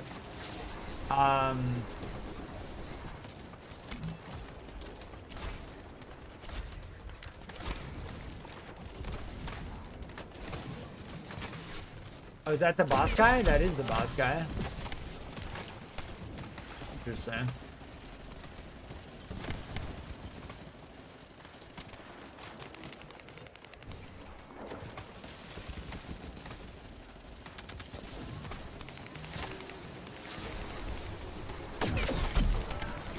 That is an AoE. And we are ticking toxic damage. Looking for the health drop. I remember this boss. As far as I can tell, yeah, when those get destroyed, they do an absurd amount of damage. And then they create a pool of toxin on top of that.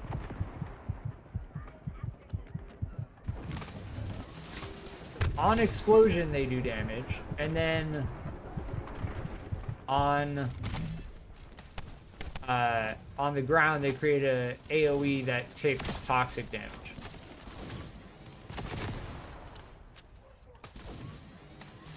And this thing is so limited in terms of...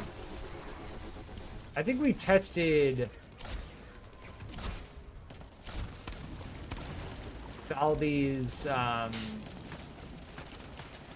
ultimate, and I don't think it actually ticks damage on the orbs, unfortunately. Yeah, I was standing in toxic. My bad.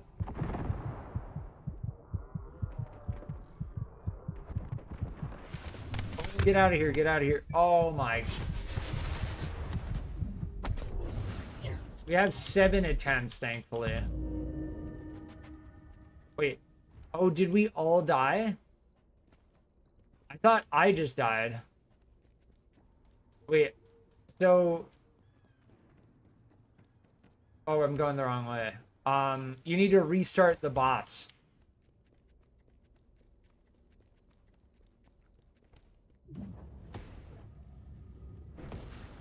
Yeah, so we all died, and then we needed to restart.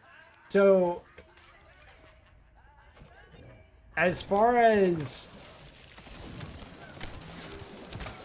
I understand it, when you're downed, there's no timer, right? Like, there's no timer that's, like, ticking down.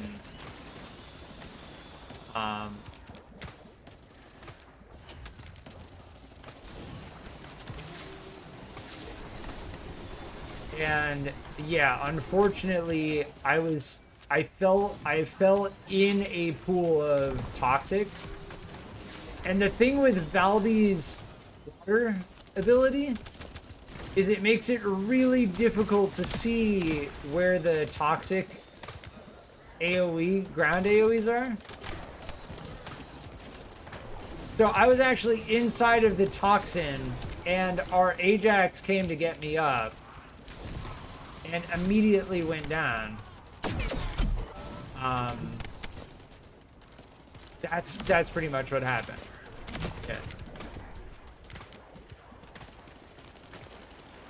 And then Lucky tried to get us up as well, and the same thing happened. So just like we need to be careful about the toxin being created. And as far as their mines, like the toxic mines, I don't know if we actually need to destroy them. Like, I think they kind of get destroyed on their own over time.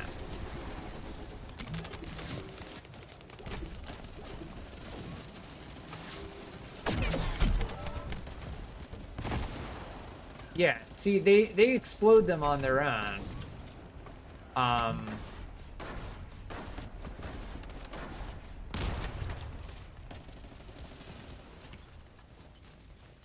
That's at least what I'm seeing. I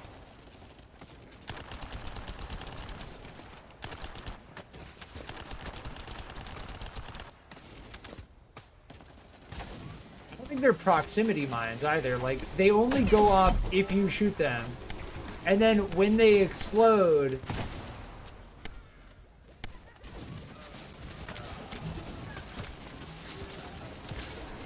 they create the toxic AoEs.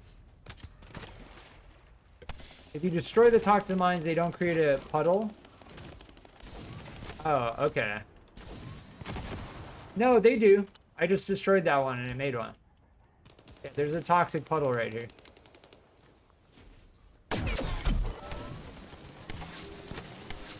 Oh, no, they don't. You're right. So while I was hitting it, it must have just expired. Okay, yeah. No, you're right. So that is an added benefit of destroying them before they go off. Okay.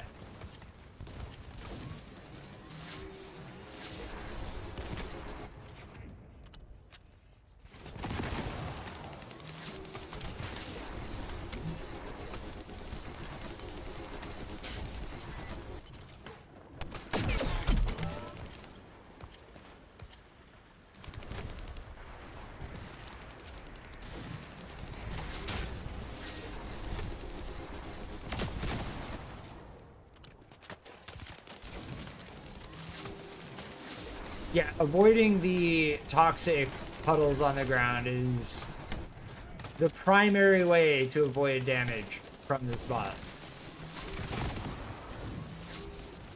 Like, if you just don't stand in the toxic puddles, you're fine.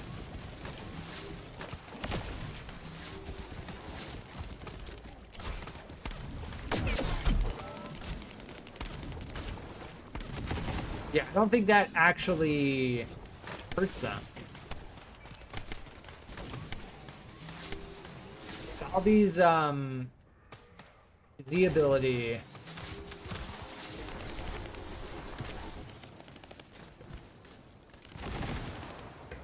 I out of ammo? I am out of ammo.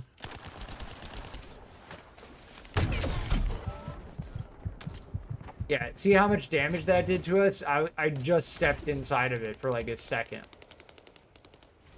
I'm looking for health drops now, for sure.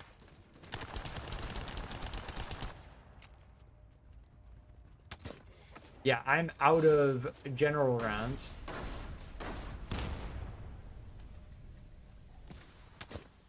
Or I'm out of special rounds, I mean.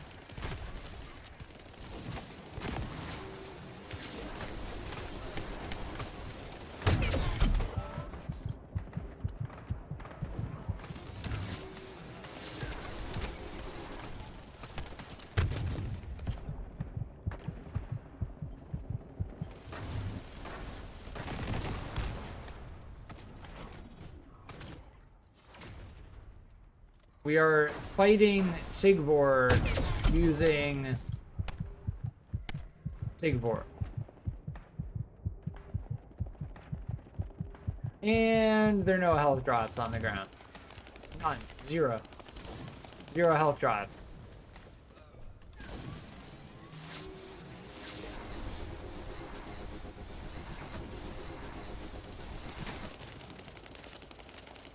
This is where Bunny's lightning emission just comes so in handy. Because you can zap the orbs.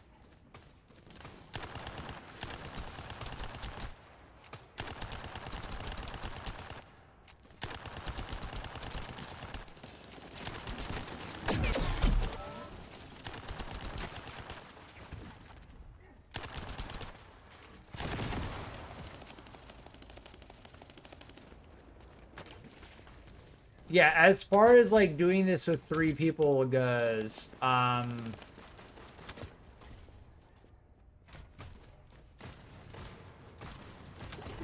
don't know what the scaling is on that.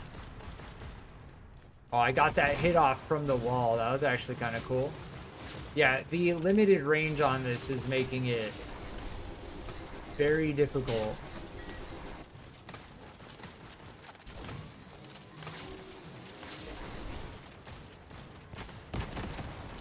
At least you have an Ajax? Yeah, I would say... So as far as Valby's abilities go, like this is kind of where these bubbles that we're dealing with are where the limits start, you know, yeah.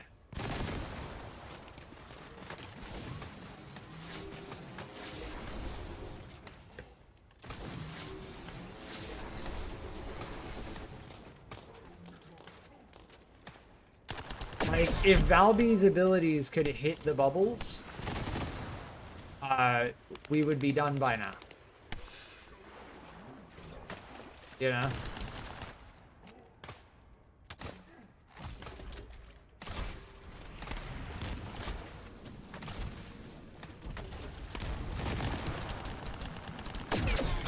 I just don't have a weapon that's long enough range, you know? Like, I've got my beam weapon, and then I've got my pistol. Like, maybe I could quickly switch over to something.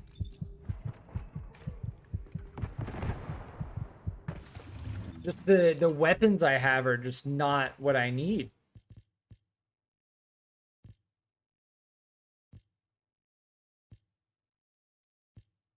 I need a firearm roll.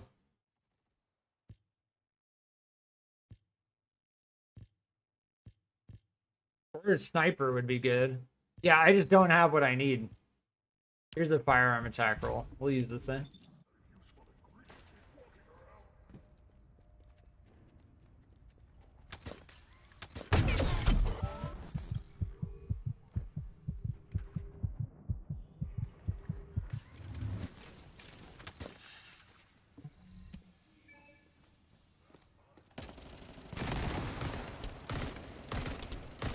Now I can actually shoot at the stuff from a decent range.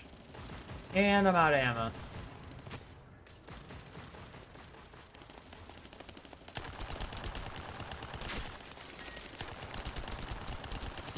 Pistol is also very limited in range, so...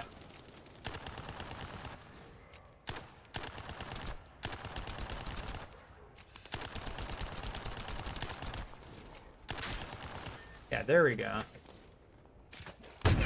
Now we're in final phase.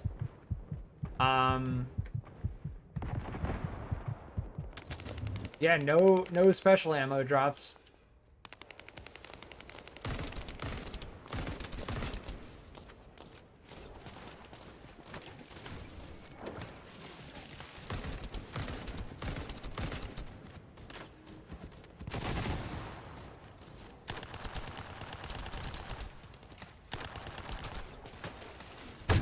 Oh my god, man. The thing is, like, they fade out on the edges. Like, if you look at the edges of these puddles, like, this edge would hit me right here. The way they actually look, it's like...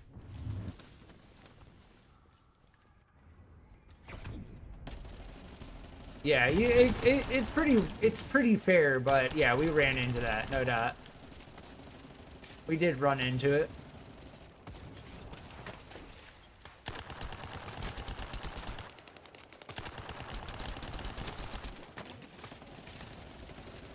And don't get me wrong, Bunny would struggle here as well. It's not like Bunny would just like do insanely well, but during that orb phase, no doubt.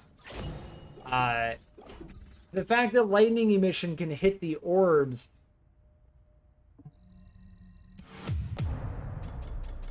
just makes it good. But yeah, that was almost a 30-minute mission. So I'm never doing this mission again. As far as hard infiltration missions go, I'm never doing Caligo again. And then also I'm never doing a hard mission with only 3 people, because as far as the scaling goes, the scaling is not linear for the infiltration mission.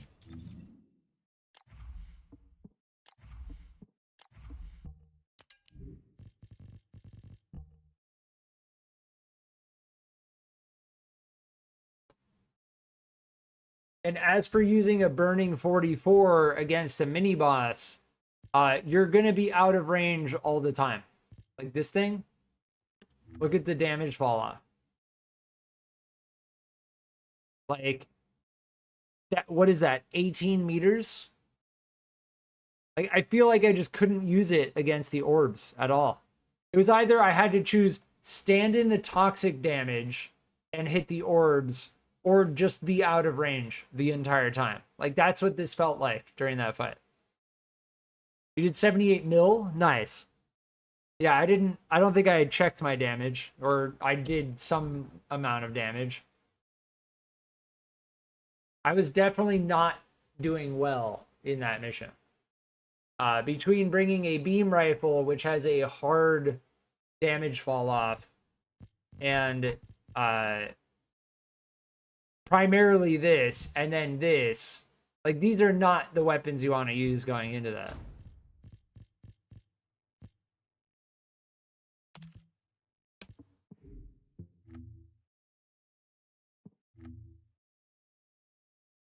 Yeah, as far as doing dailies goes, don't go into a hard infiltration mission trying to get your dailies done.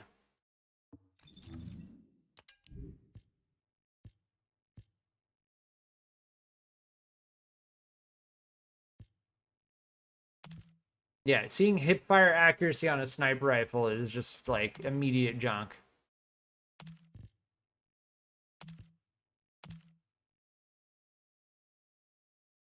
It seems okay. Electric firearm, sure.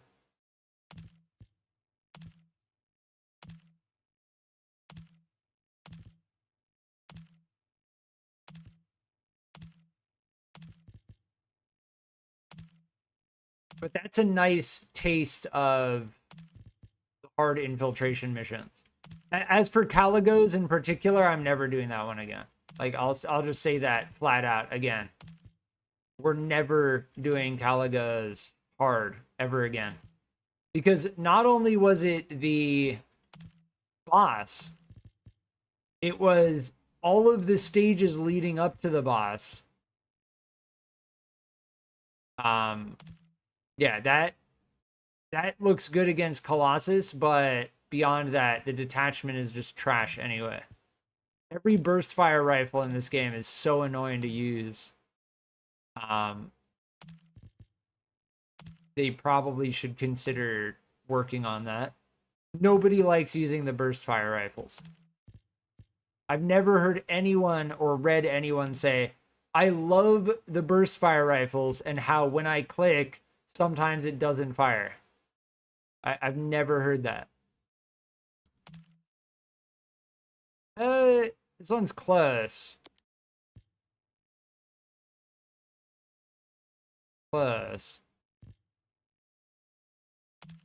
I really would like damage versus Colossus, though.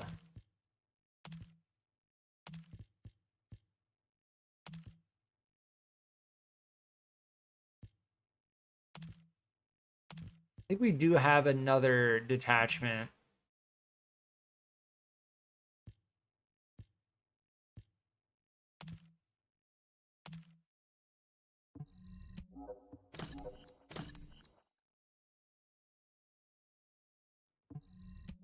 That's another thing that they need to fix. Like, why did I have to do that twice? What? I had so many things junked that I had to junk it twice.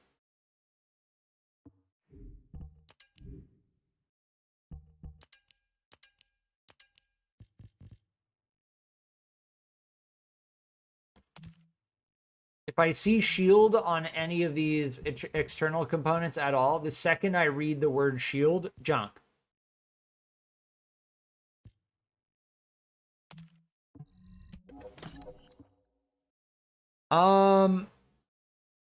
This is close. We do most infiltration missions, so you could get the most amorphous. You have to check the box to get double your points. You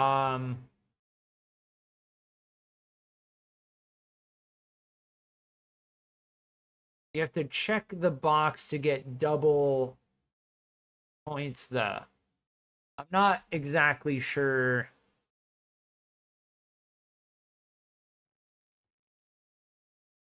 Yeah, the consumable drop rate is too good.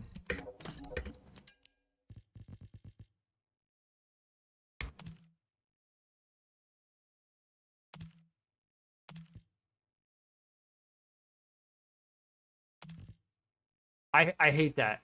Why? I hate that so much. Nobody's like, oh, on my cards for my reactors, I want a scroll bar. Nobody says that ever. In terms of UI design, like scroll bars are like the last thing you ever want to have to deal with.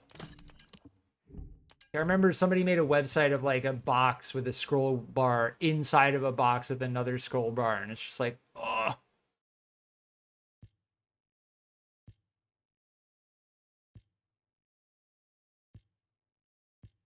The chill attack. No, the electric attack on that's too good. Alright, I think that's fine. Set all hard modifiers? Oh, okay.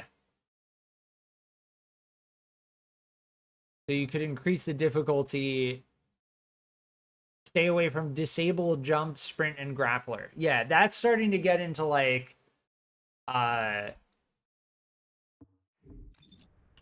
hard mode modifiers to get increased drop rate. Like I'm not, that mission already took 30 minutes. Like I'm not getting stuck in a mission for 30 minutes again.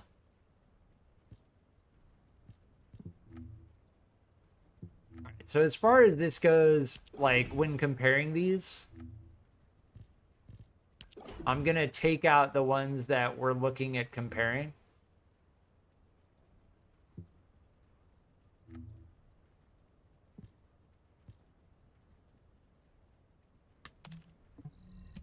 And then I'm gonna delete one of them.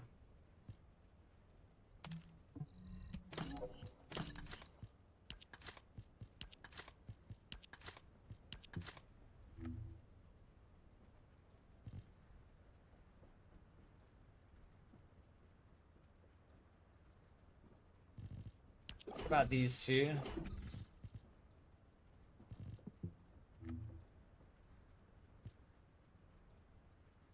$1,300, 16, 11.2 versus 12.2. The attribute status effect trigger rate is what we like to see. I will be right back. One second.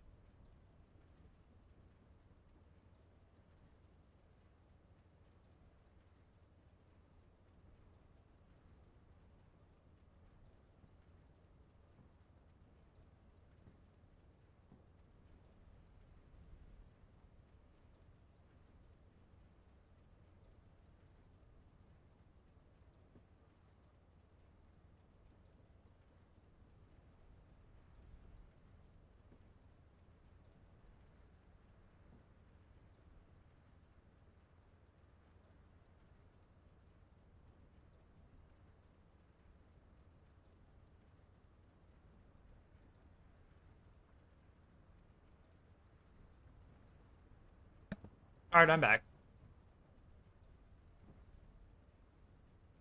I can't blame you for not liking it after that.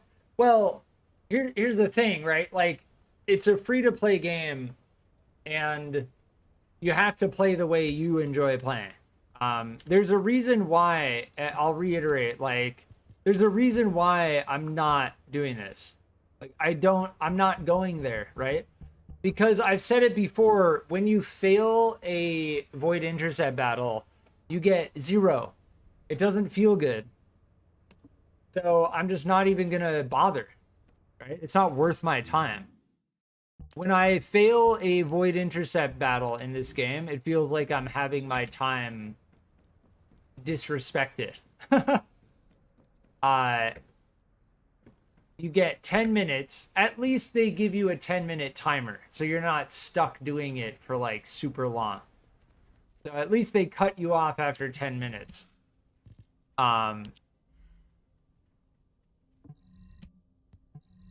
Nice. Why did I get 5 supply coin? Wait, what?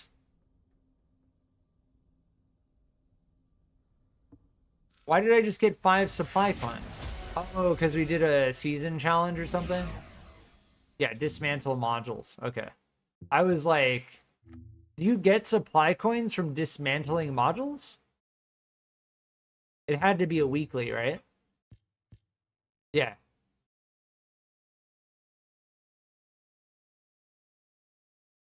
Everyone games differently. Yeah. I'm like a Super Saiyan. I keep coming back after all this time. Yeah, everyone games differently, and I throughout my 100+ hours, I'm almost certain we're at 110 at this point, right? Let me check. Yeah, we're at 113 hours. So 100 and over 100 guaranteed. As far as my experience and like what I'm focusing on and how I'm enjoying the content of this game goes, like I am not diving deep into like the hardest challenges. Like I'm cruising as far as like getting weeklies goes, getting dailies goes, like I'm cruising on this. I do need to do 2 intercept battles. So if I'm going to do those, I'm going to do one where I need to crack an amorphous. I highly recommend not doing void intercept battles unless you have an amorphous to crack. Otherwise, it's just like... There's some sets, supposedly, that drop from the Executioner hard mode that are very good. I feel like we could do this, but... there's nothing that I'm trying to grind specifically. Like, we'll get there. Ultimate Viesa, Ultimate Blay, Ultimate Ajax, Ultimate Lepid. Like, that's where the grind is. This is where the ultimate Descendant grind takes place.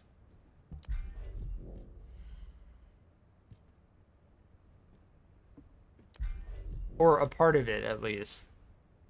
Yeah, we did get Enzo Stabilizer. I don't think we got it from that 6% drop, though. I'll tell you that much.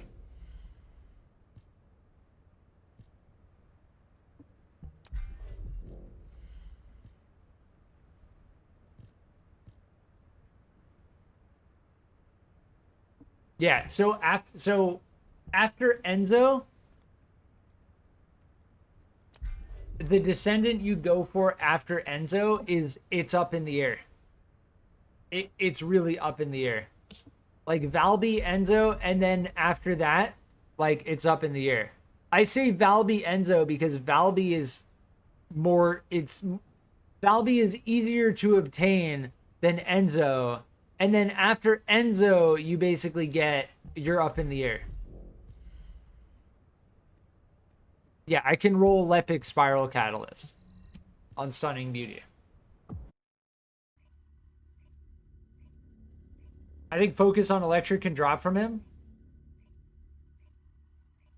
Interesting. I wonder what... See, without knowing what the drop chance is, it's kind of like, well, if I want Focus on Electric, I'm probably just going to do...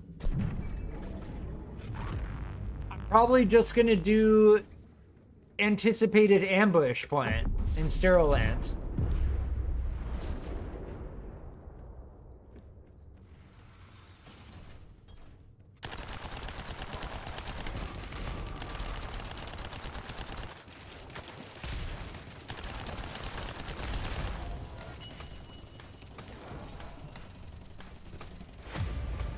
Why was that Ajax still shooting? Oh, we have Shape Stabilizer we can use. And honestly, I should just run this again immediately.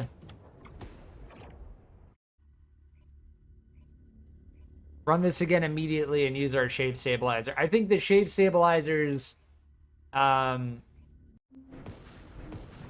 impact the less likely drops, right?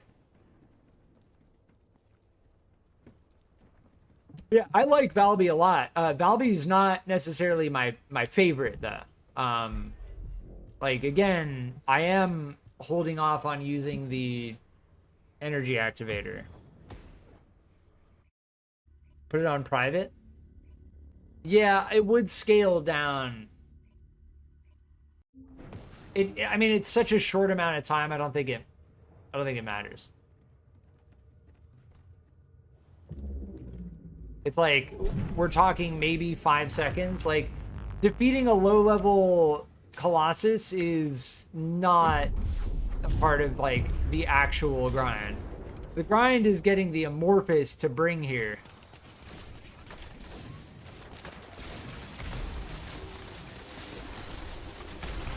Yeah, see, that kill time was like 5 seconds. Yeah, it makes the Lepic Spiral Catalyst 20% rather than 15. And we got another Energy Activator blueprint, which is the rarest thing you can get from this, but it's not what we're looking for. I don't know, man. I seen you playing in water, caught in 4K. Yeah, as far as the energy activator blueprints go, like I'll make it clear again. I have 3 of these. These are 3% drop from Amorphous. A lot of different Amorphous. I have 0 of both of these. 100 plus hours of gameplay. We are finding these from the hard infiltration, along with the polyatomic, which you get specifically in Fortress.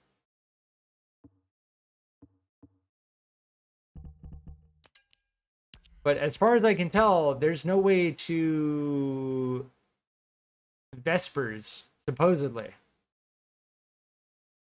Like, Vespers, I guess... I guess you can get it from this. What do you get from the 16? Hold on. I love getting stuck in that menu, pressing escape, and just not having it let me leave it. Yeah, I'm pretty sure this is how we got Valby enhanced cells. Yeah. As far as I can tell, focus on electric. When it comes to this, this is the mission you want to do. But the problem is, it says normal. So there's no way to get this. The only way is the Forgot Tense or Unknown Laboratory on hard. And I bet you, see, on this screen, it doesn't tell you what the freaking drop chance is. It tells you where to get it. It doesn't tell you what the drop chance is.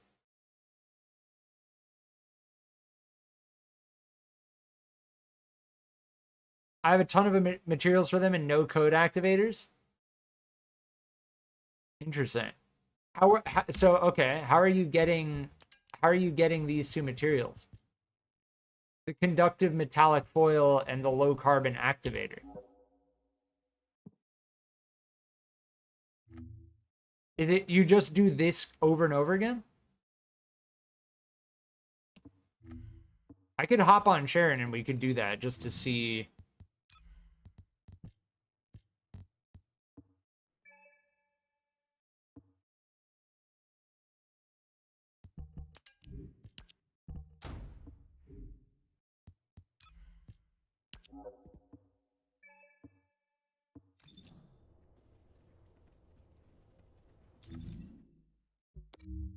This mission, as far as I can tell, I actually haven't done it. But this is the one that drops the low carbon, a core piece of the energy activator. So I'll go and do that just to see, because I have 0. So I want to just see, right? Let's just see. And then it comes down to, oh, we got 40 seconds. Quick, let's go. Wait, are they going to stealth it though? Are they Sharon's? At this point, if we leave and then come back, it's going to be on cooldown anyway. Run! We have 20 seconds.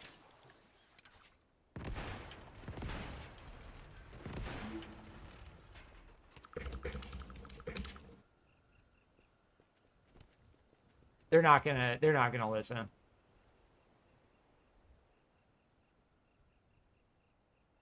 I'll try. I'll try to stealth it.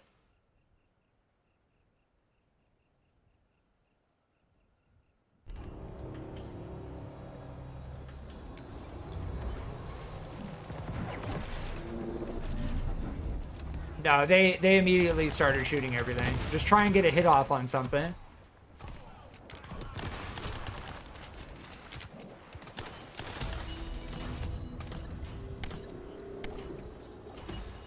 Yeah, we got the amorphous one. What is even in this thing? Ultimate Lepic? Sure.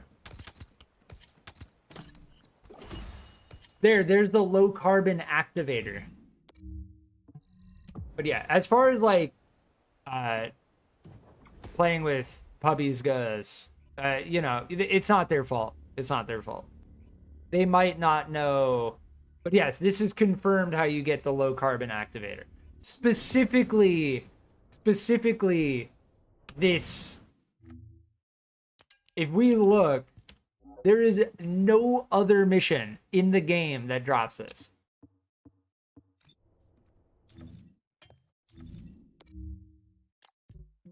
And yes, it is on normal. It has to be on normal. You can't do this on hard mode. We could run this a couple times.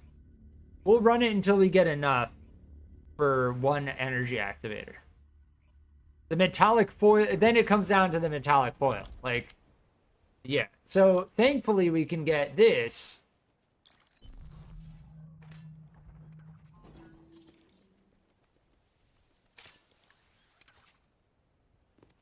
But as far as everything else goes, yeah, good luck. Oh, we have a 3-minute cooldown. See, this is what I'm talking about. So, because I joined public, we get that same cooldown. If we had joined private the first time, I don't think we would have gotten a cooldown, and then we would have been able to repeat it immediately. And at this point, if I jump over here, it's a 3-second cooldown. We're still in private.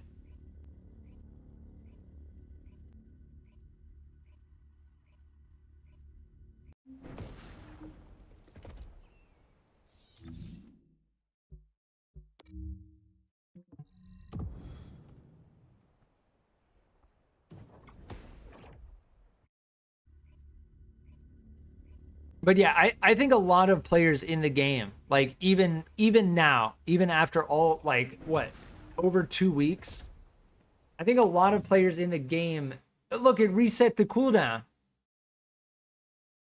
Fully reset.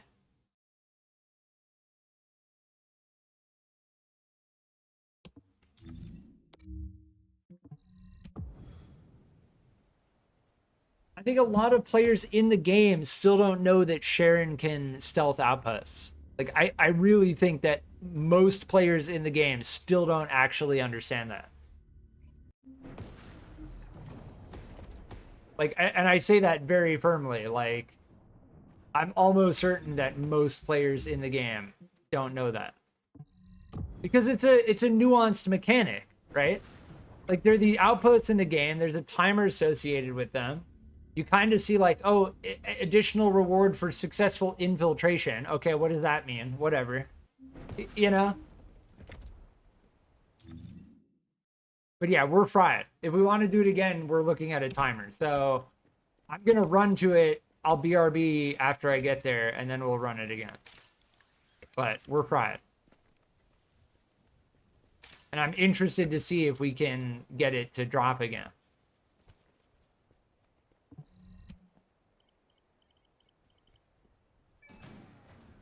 It's a weird thing. Like, if you join a public match, a public area,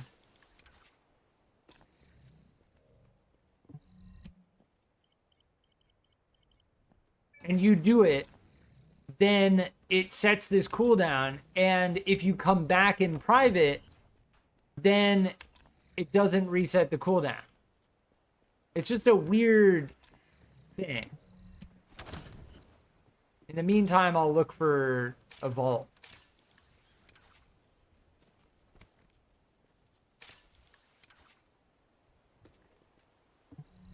Yeah, I like Kingston. The Kingston area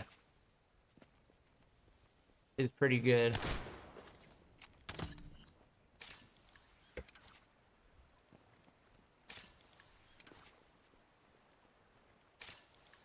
I don't know where to come in from. There's one there, and then one down here. So do this, go up here, do this one, go over here, and then we're good. I think it's just 3. Yeah. This day is taking way long to end. I just want to play. You'll get there, Nudwiser. I believe. You'll get there. There will be time. There will be time.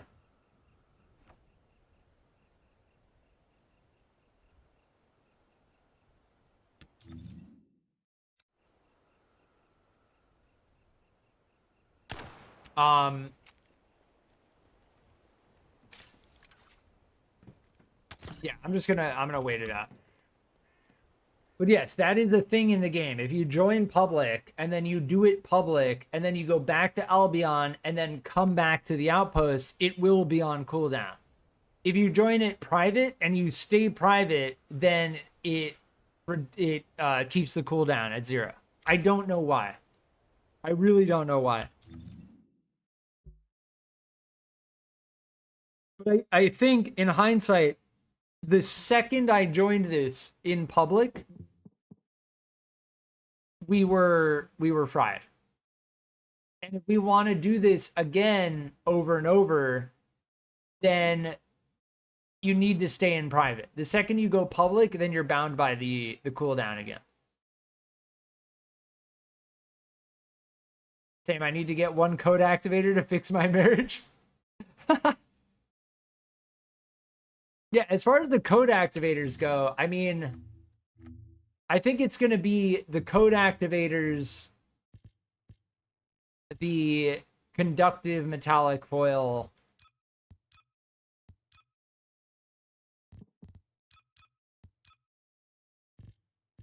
yeah, these things, the energy activator blueprint. When it comes to the energy activators, these are just like a rare drop. If you open a whole bunch of amorphous materials, you'll eventually get one of these while you're looking for something else. And then as for the basic materials, we just found out how to get this. So this is not a problem anymore. And then the other 2 materials we know how to get as well. All right, we're good. Yeah, this is only 3. And then this is on normal mode. So soloing this is going to be easy if I ever need to do it. But thankfully we have Lucky with us. Oh, I forgot. I was saying it right as I was doing it. Did you get a kill? Did you get a hit?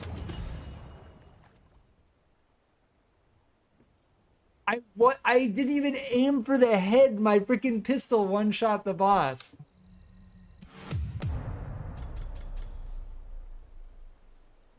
You didn't get a hit? Oh, my bad.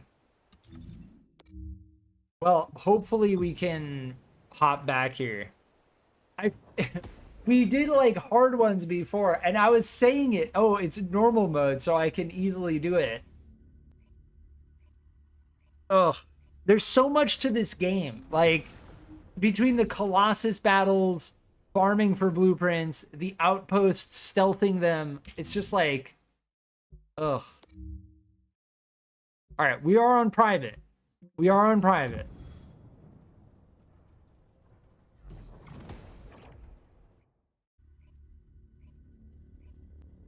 If Valby uses scout or sniper, it will count even if they aren't in the ring. Yeah, I don't think you need to get in the ring. You just need to shoot one enemy. Yeah, and awesome. It's not on cooldown again. The cooldown is the biggest thing. No doubt, the cooldown is the biggest thing.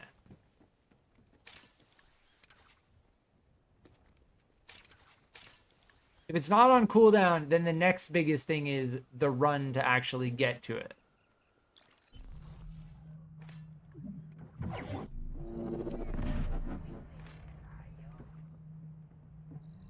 As for stealthing this, we didn't even stealth it the first time, and we still got the the low carbon activator. All right, we're good. Yeah, as for that boss, they will die in one hit, so...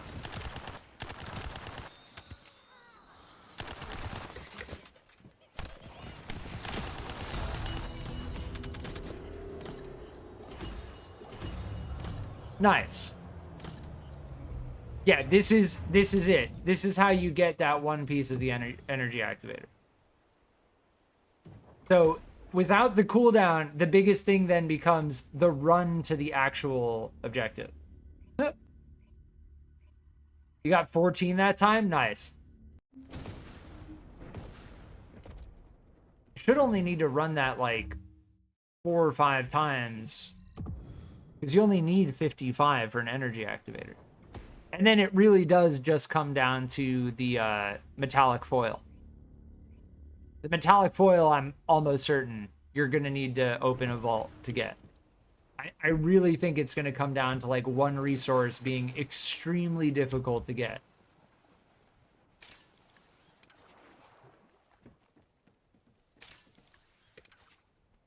Not even extremely difficult. Just like you need Enza. Oh, now it's on cool. See, it's random.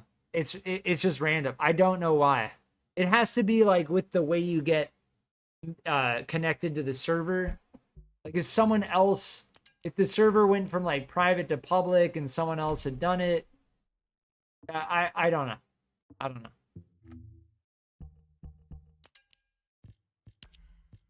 Yeah, the conductive metallic foil. It's all Vespers. It's all Vespers. So you're just going to have to find a mission in Vespers that you can do really, really fast. And I think it's all normal. No, this one's hard. No, that one's hard. All of the missions. All of the missions are normal mode. Right? Yeah.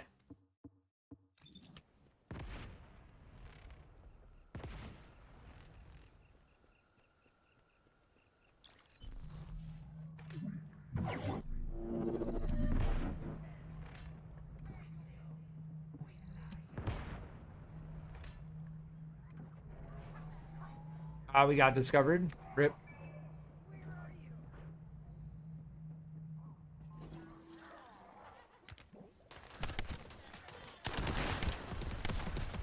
I don't think it matters though.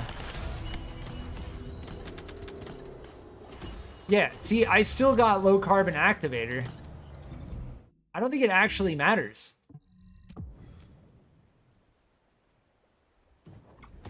Yeah, it doesn't matter. The only thing you get from here is the Amorphous 1. It's still probably better to do stealth because you get that chance at that extra drop. But as far as the primary reason to go, if we get discovered, it's not a big deal.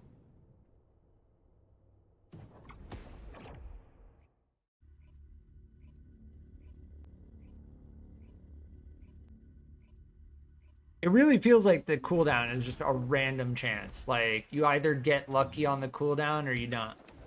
Now it's not on cooldown. See, that's how I know it's not like, oh, it's random. There's something, it's something to do with like the server timing. Like which server you get connected to at a specific time. Very interesting. That was a little early, but I think we'll still have time. Given the fact that it's only 3.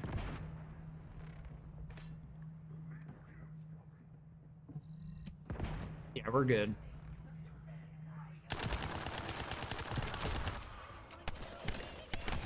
Gotta be careful not to one-shot the boss.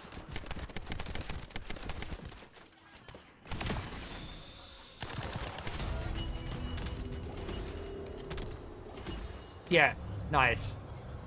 Yeah, Sharen definitely increases the drop chance. I guarantee. It's guaranteed. It's guaranteed at this point. This is how you would grind for Ultimate Lepic Stabilizer. As far as I can tell, when it comes to Ultimate Lepic stabilizer,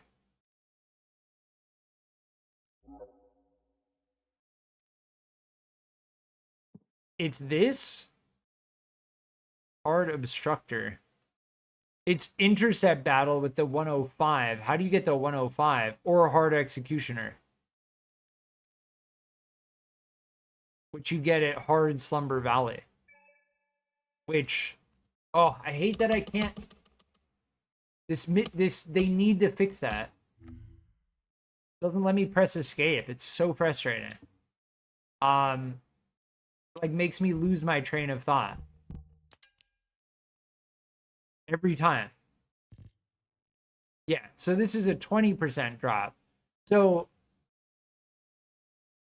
Slumber Valley, you can do the hard intercept. It's going to take way longer, but it gives you a 20% drop chance.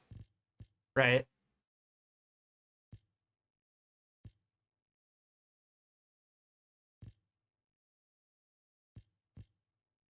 This gives you a 3% drop chance.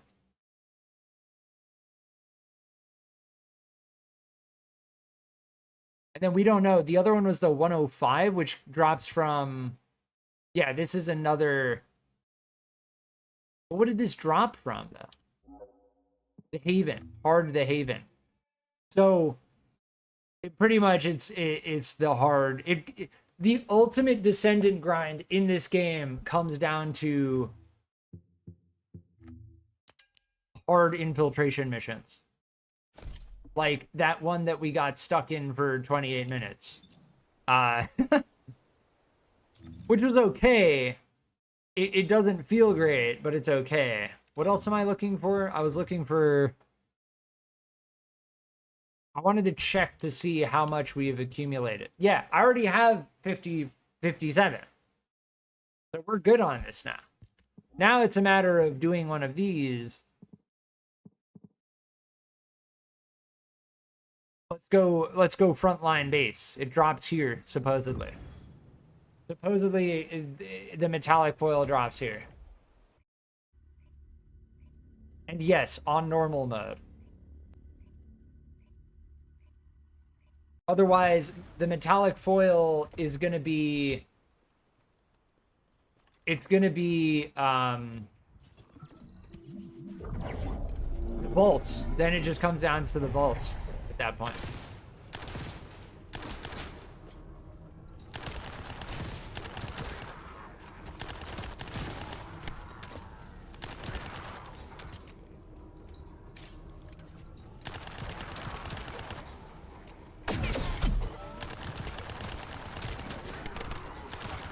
This mission should be super easy. So the trick is going to be to find, like... So the Sterile Lands has the ambush point. The anticipated ambush. Finding that same mission, but for Vespers. That's going to be the trick. Like, that's what I mean by... And Lucky, you were the one who brought it up. So I appreciate you telling me about that. There's got to be something like that, but for Vespers. Oh, this is a...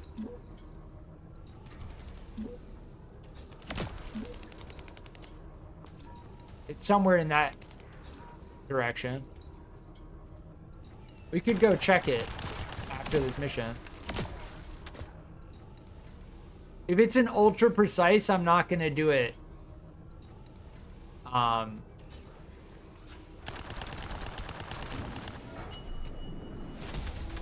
that's that entire mission there.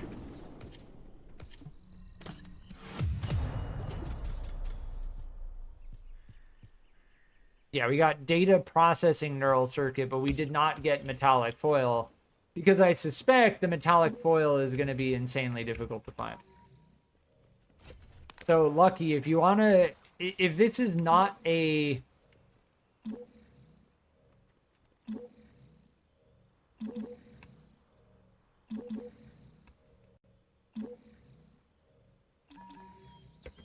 If this is not a ultra precise, then I will try it. But the thing with Enzo is they'll make it easier. I think if we like stand next to each other when we do it. Oh, here it is, right here. Yeah, this is just a precision, not ultra precision. I think if we stand next to each other when we do it. Oh, you're getting lunch? Okay, no problem.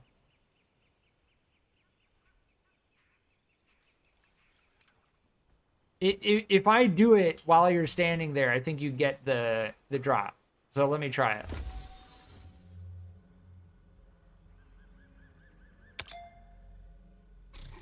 Oh, just missed it. No way. No way. I was in the center. No, dude, that is rigged. Rigged. Dude, these are rigged. These are rigged.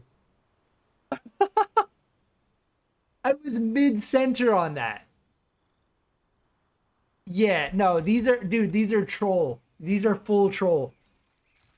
These are full troll. That is a rigged. I do not use the word rigged often, but that is.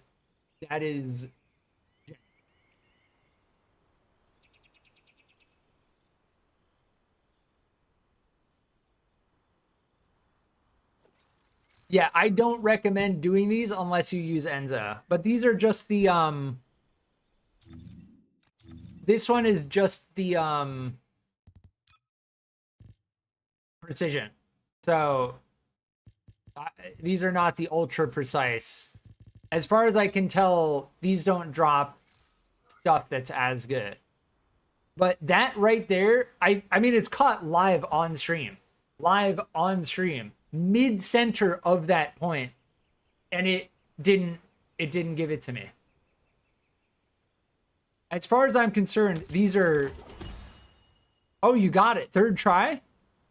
Third try? We both got it. Thank you, Lucky. We did both get it. Confirm.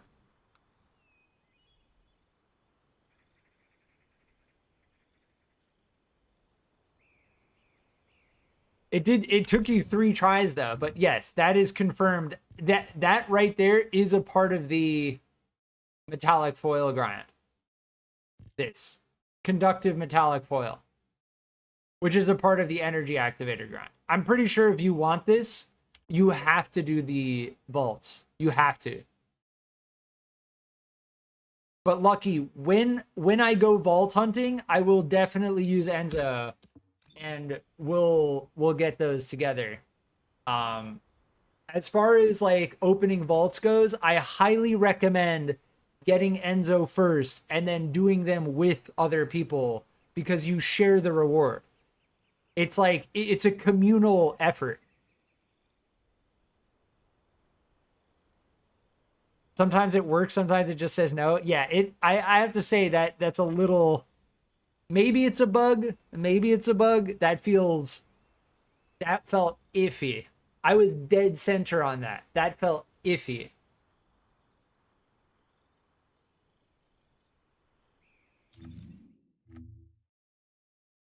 But yeah. Oh, I got DC'd, rip. But yeah, if you got to head out, it was good playing with you, Lucky. I look forward to playing with you in the future. I'm going to continue streaming this game pretty continuously. As far as my future streams go, I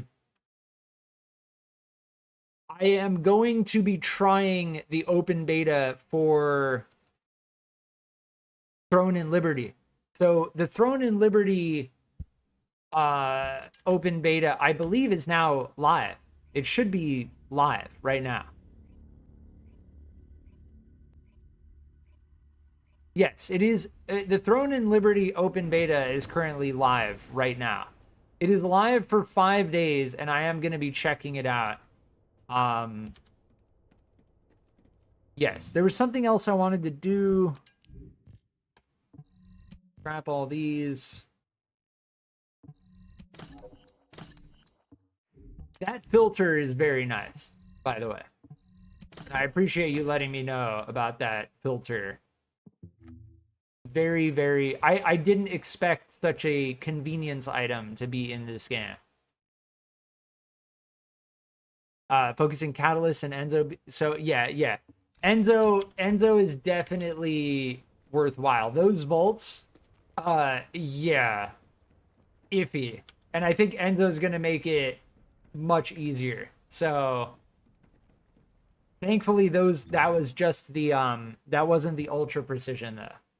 But regardless, we still got the hardest to obtain material on the energy activator. So that's we can get another, we're close to another energy activator.